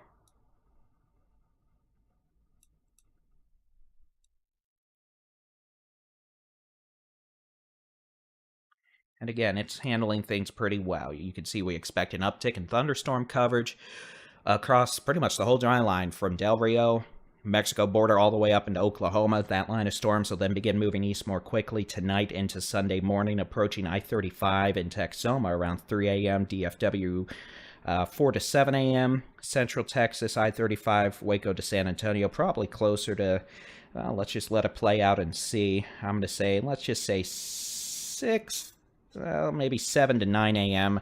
Some of these storms, when they approach I-35, will still be severe with the potential for damaging straight-line winds, hail, maybe a few spin-up tornadoes. The tornado threat will be a lot lower than these individual storms in northwest Texas this afternoon. But again, most of the storms that develop later this evening, initially at least, will be capable of producing hail, damaging straight-line winds, the potential for a few embedded tornadoes, quick spin-up tornadoes, heavy rain that could cause flooding.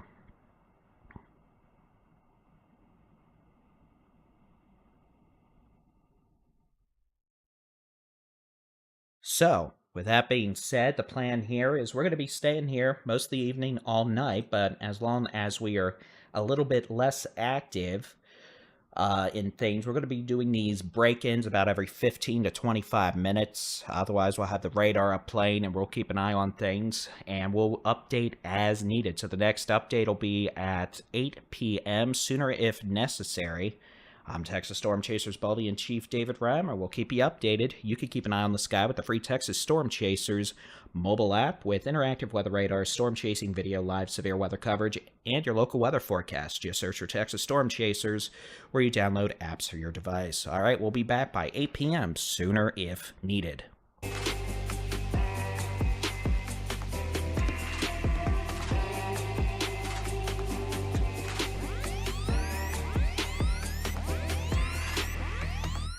A new tornado warning has been issued for Cotton and Jefferson County in Oklahoma, Clay County in Texas. I don't think that could have been timed any more impeccably. All right, we've got a tornado warning. This is for a circulation that is spinning up northeast of Wichita Falls. The Weather Service in Norman's elected to put a tornado warning on it. This does include Byers, Texas, north of Petrolia on Highway 79. This is going to be a very limited section of Texas. Northeast of Wichita Falls. Wichita Falls, you don't need to worry about this. Burke Burnett, you don't need to worry about this. Petrolia, you don't need to worry about this. Really, the only folks who need to worry about this is Byers up on Highway 79. Up towards Waurika, Oklahoma, the potential for a spin-up tornado that looks like it's more of associated with a quasi-linear convective system. It's an embedded supercell, so that's interesting. That was previously elevated, so if we're going to start doing this QLCS nonsense, we'll have to watch these storms farther southwest. For what it's worth, Wichita Falls is still 75 degrees with southeast winds, meaning the cold pool isn't really established there, which means as these storms start moving further east, they may actually become a bit more intense again. But again, a tornado warning. This does include Byers, Highway 79, northeast of Wichita Falls. That storm moving east-northeast at 20, I'm going to say 25, let's see, 55. Well, no, I don't think so. I'd say maybe 45. I doubt it's moving 55. I'd say, yeah, 45. So again, this is a circulation that may develop right on the Red River. If it does, those of you in Byers, you need to be in shelter all the way up to Hastings, Oklahoma, and Waurika, Oklahoma. All right, again, plan is to be back by 8 p.m. with updates sooner if necessary. We'll keep an eye on the sky here with you at the Texas Storm Chasers.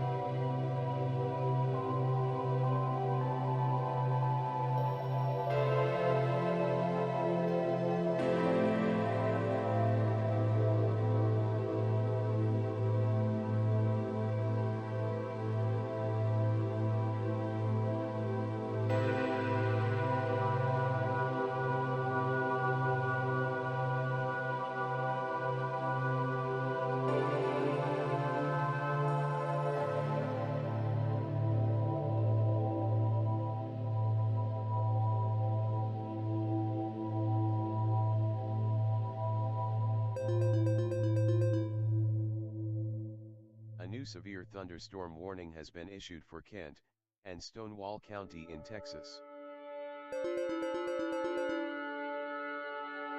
A new severe thunderstorm warning has been issued for Archer, Baylor, and Knox County in Texas.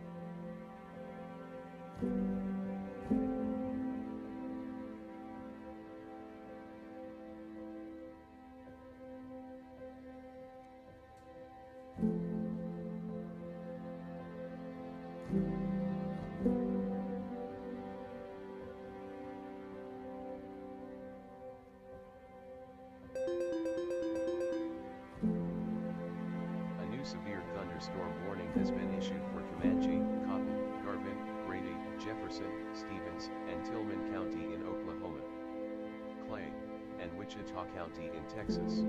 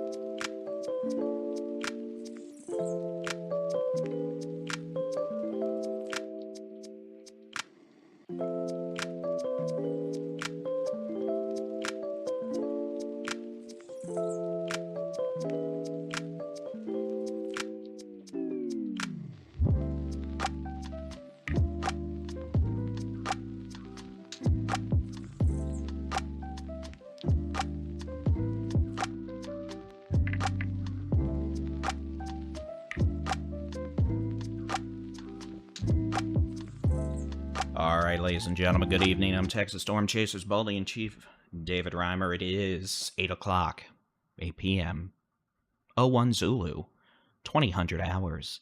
On this, the 27th of April, 2024, severe thunderstorms are underway from near Wichita Falls through Seymour, back down through Rochester, Haskell, all the way down to Rotan, Aspermont. These storms are producing heavy rain that will cause flooding. Localized damaging winds of 60 to 70 miles an hour. Occasional embedded areas of rotation that at times have required tornado warnings and damaging straight line winds, and so a bit of hail. Good news is the overall tornado threat is on the low side now with this line of storms, and we've got some hail, some heavy rain. Thunderstorms, starting to actually see a few storms now in Texoma, farther east on 82 towards St. Joe to Whitesboro. Those storms are moving north quickly. They'll be in southern Oklahoma and out of Texas before they should be too much of a problem for us. That one near Whitesboro is starting to show some mid-level rotation, but it will be out of here soon, so it won't be our problem. Back again in northwest Texas, we had a line of storms producing pocket change size hail, 50 to 70 mile an hour winds, and occasional embedded circulation, and a lot of heavy rain with flash flood, and that's going to probably become the main threat overnight. Let's take a look at and notice this line isn't moving east at all, hardly any. We're going to have to wait for a few hours until the main squall line forms a little farther west, and then begins to push this east. Let's take a look across the state at the high-resolution rapid refresh model for this evening into Sunday morning.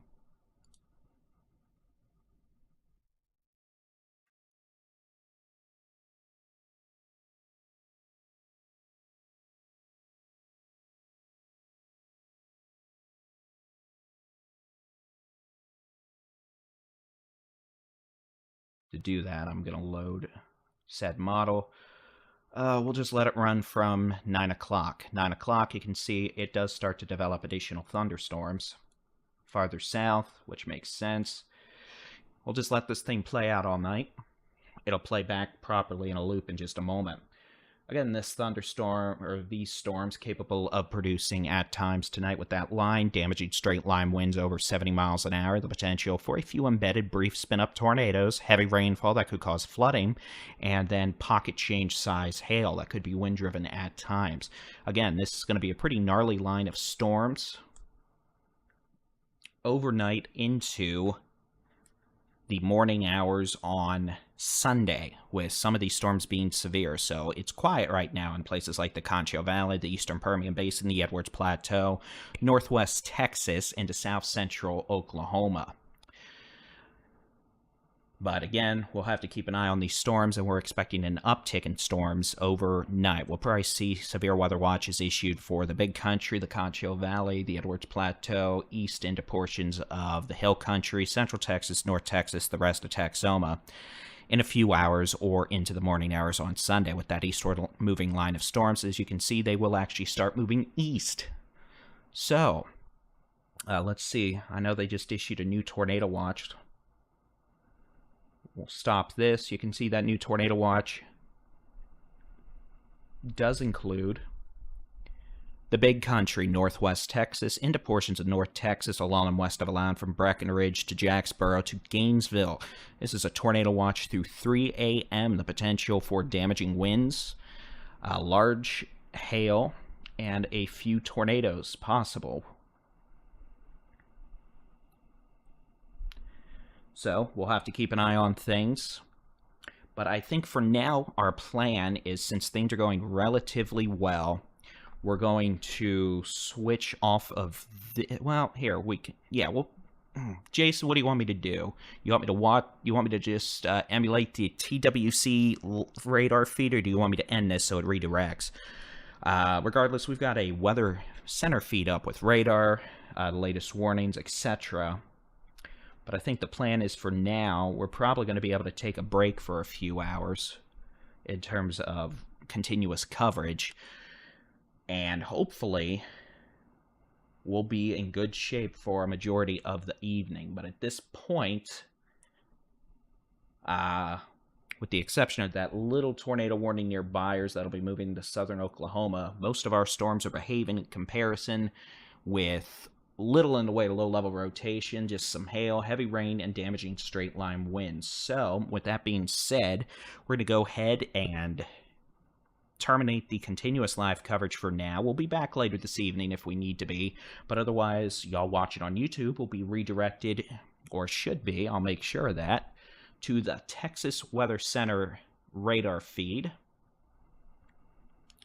which will allow you to keep up with the latest warnings, pretty much what we've been doing for the last hour, but with some fancier graphics, some live tower cam video, all the fun stuff.